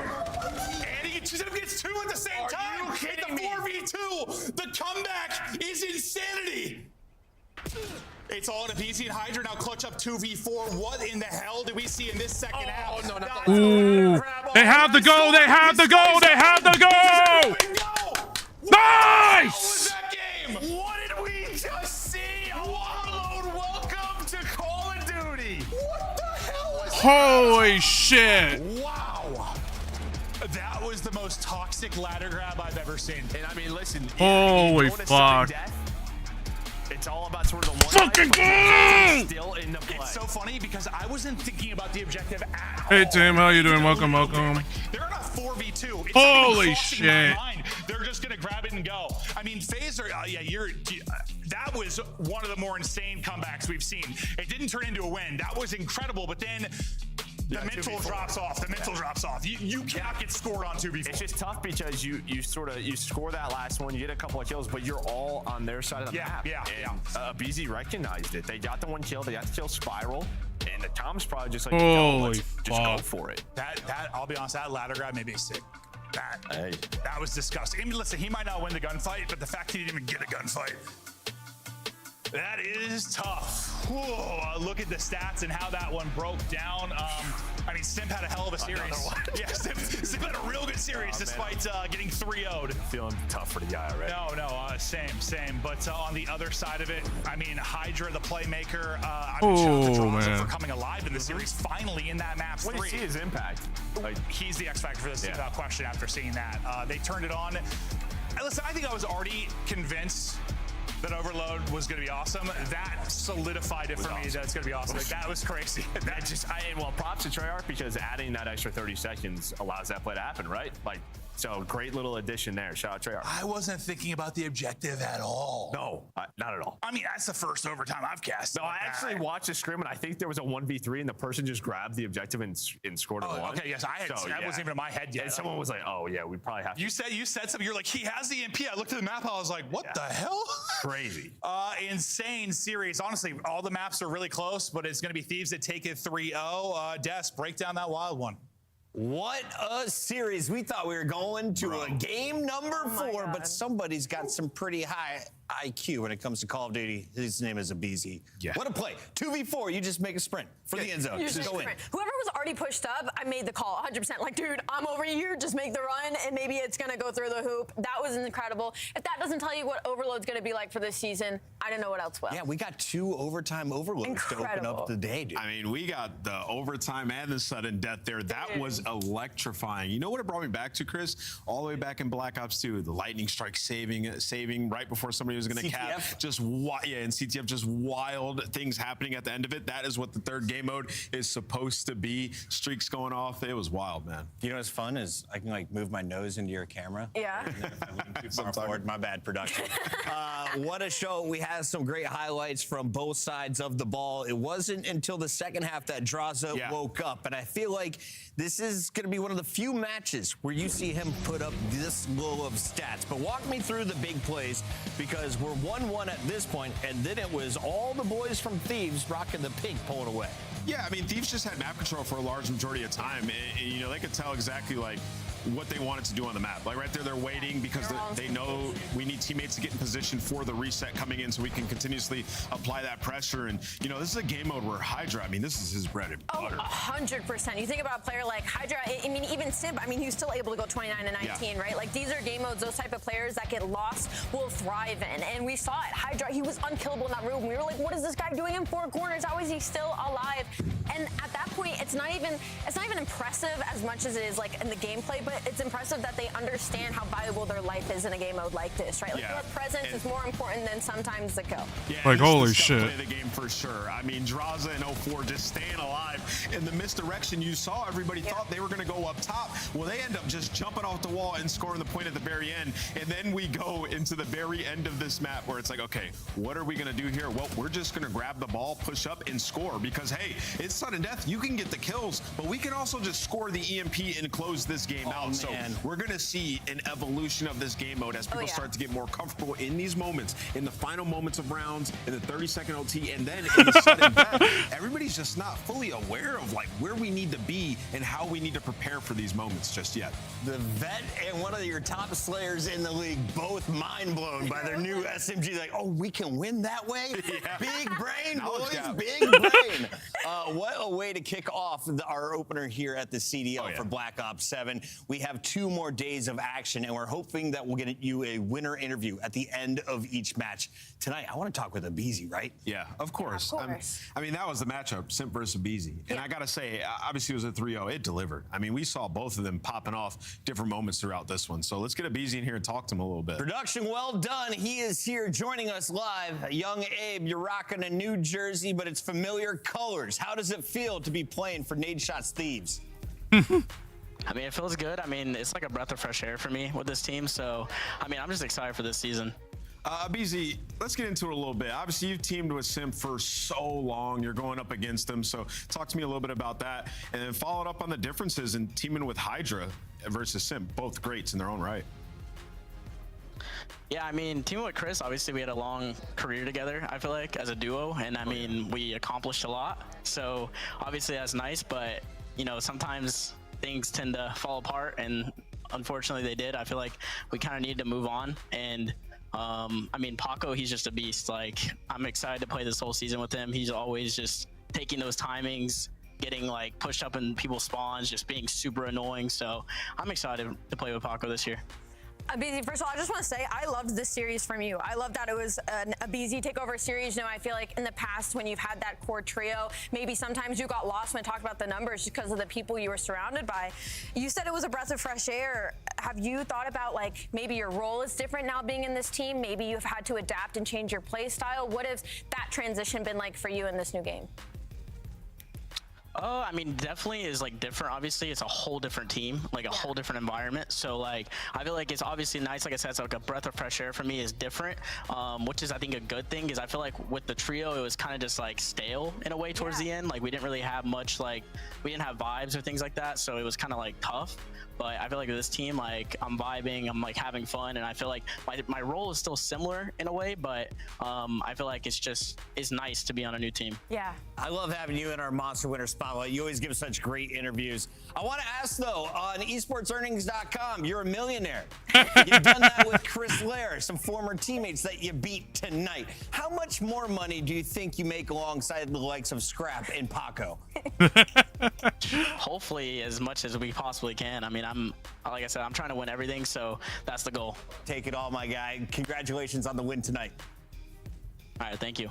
That is Abizi. He's rich. He's handsome. He can do everything well. He scores. I don't know about I don't know about rich, but it's definitely above average. We had 3 matches on the docket, and this was #1 versus 12. If you're looking at the standings from last year. Yeah, and for #1, Optic Texas did what we kind of expected them to do. They had a very good, solid showing 3-0 versus the Falcons. But I will say, like Riot Falcons, I don't want to say they played horrible horribly. It was just they were outmatched, I feel like, when it came to this series. I want to see what they're able to do moving forward, but Merc has not missed a step. Shotzi has not missed a step, and I can't lie, I love some of the movement I saw from Hoop. Yeah, I'm always just going to keep it a buck. And like, yeah, I mean, they look good in it, but also... Did your boys win? Yeah, Well, I mean, obviously. They did it with a close 3-0. With a 3-0. But map 3 was so super close. Like both overtimes, like one, like in terms of holding the objective and then capturing, and then going sudden death overtime, and being able to capture, my boys being able to, even though 2v4, it was so, but the objective was the most important thing you could ever have. So I'm glad. I'm glad they kind of realized, hey, this area is free. I got the objective. Just run for it. But I'm glad they that Treyarch did add. They added a few things to Overload. So I'm actually pretty excited. Shout out to him and the Young Gun, because by map number 3, he was taking over. So shout out to Snoopy in the Boston Breach camp. I think this was an upgrade, adding in Nasty, and they proved it today. Yeah, I mean, this was what everybody hoped for if you're a Boston fan. It's like, okay, we had a competitive year. We're top 6 the entire time, basically. A couple things to get us over the edge. Hey, why don't we bring in a vet like Nasty, who's been at the top, and you saw that kind of play out today. Not the greatest start from Snoopy. The AR started off so good in this series to set the tone and give them an advantage.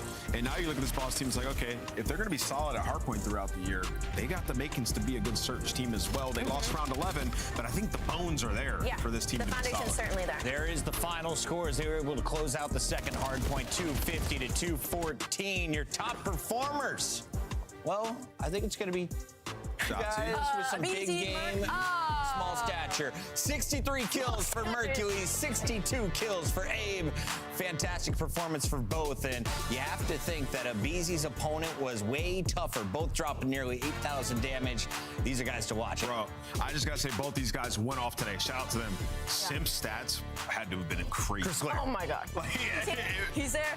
In a loss. Regular season MVP after just 3 matches. We're already getting the conversation started, and we want you guys to join us on day number 2.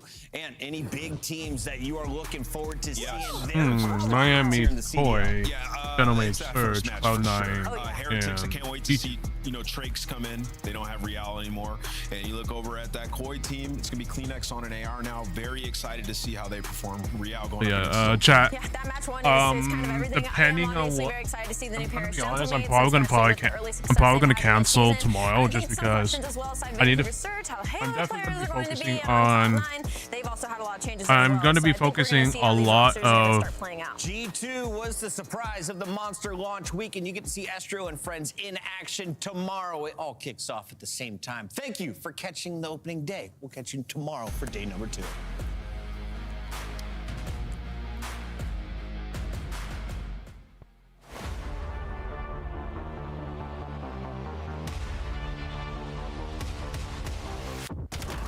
We got that power. We bring the heat. It's winning now. It's no retreat. It's time for beast mode. Our energy is on the leash. We in the red zone. We stand alone. We undefeated. We're undefeated.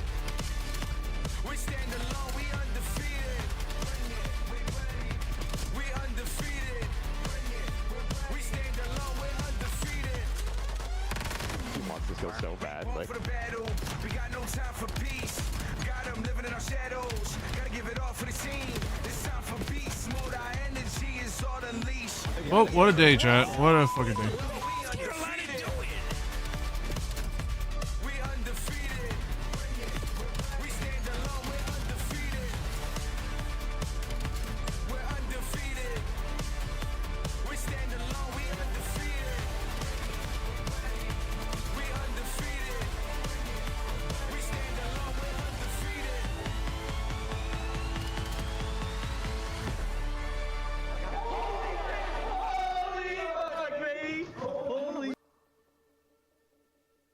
Ball mid. Yo, no, Broken, one shot. Nice, bro. Let's just run him in. That's right. Yeah, that's just. We just trolled at the beginning. We brought the ball to them to like relay it on the A side, and then we. Top window. One shot there, back mid. Exit. It's. He wants this go so bad. Like. They just scammed it. Like when It's our first dub. Go, baby.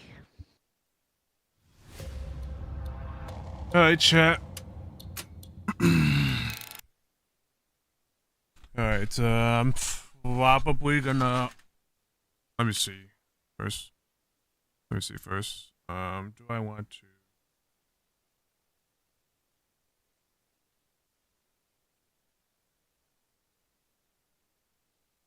Cause I know I'll be I'm gonna be actually playing with someone at the moment. Probably not for long, just because I don't think it's really worth, you know. I just don't think it's really worth streaming longer than the watch party at the moment. But like I said, I might cancel both watch parties this weekend, just because I mean, I always saw what I need to see. I just, like, as of right now, I just don't think, as of right now, like, well, it's like 5, it's about to be 6 o'clock, so, and usually I get dinner soon, so I don't think it's really worth my time, you know, keeping the stream up, keep on streaming, so I'm gonna probably, hope I still have my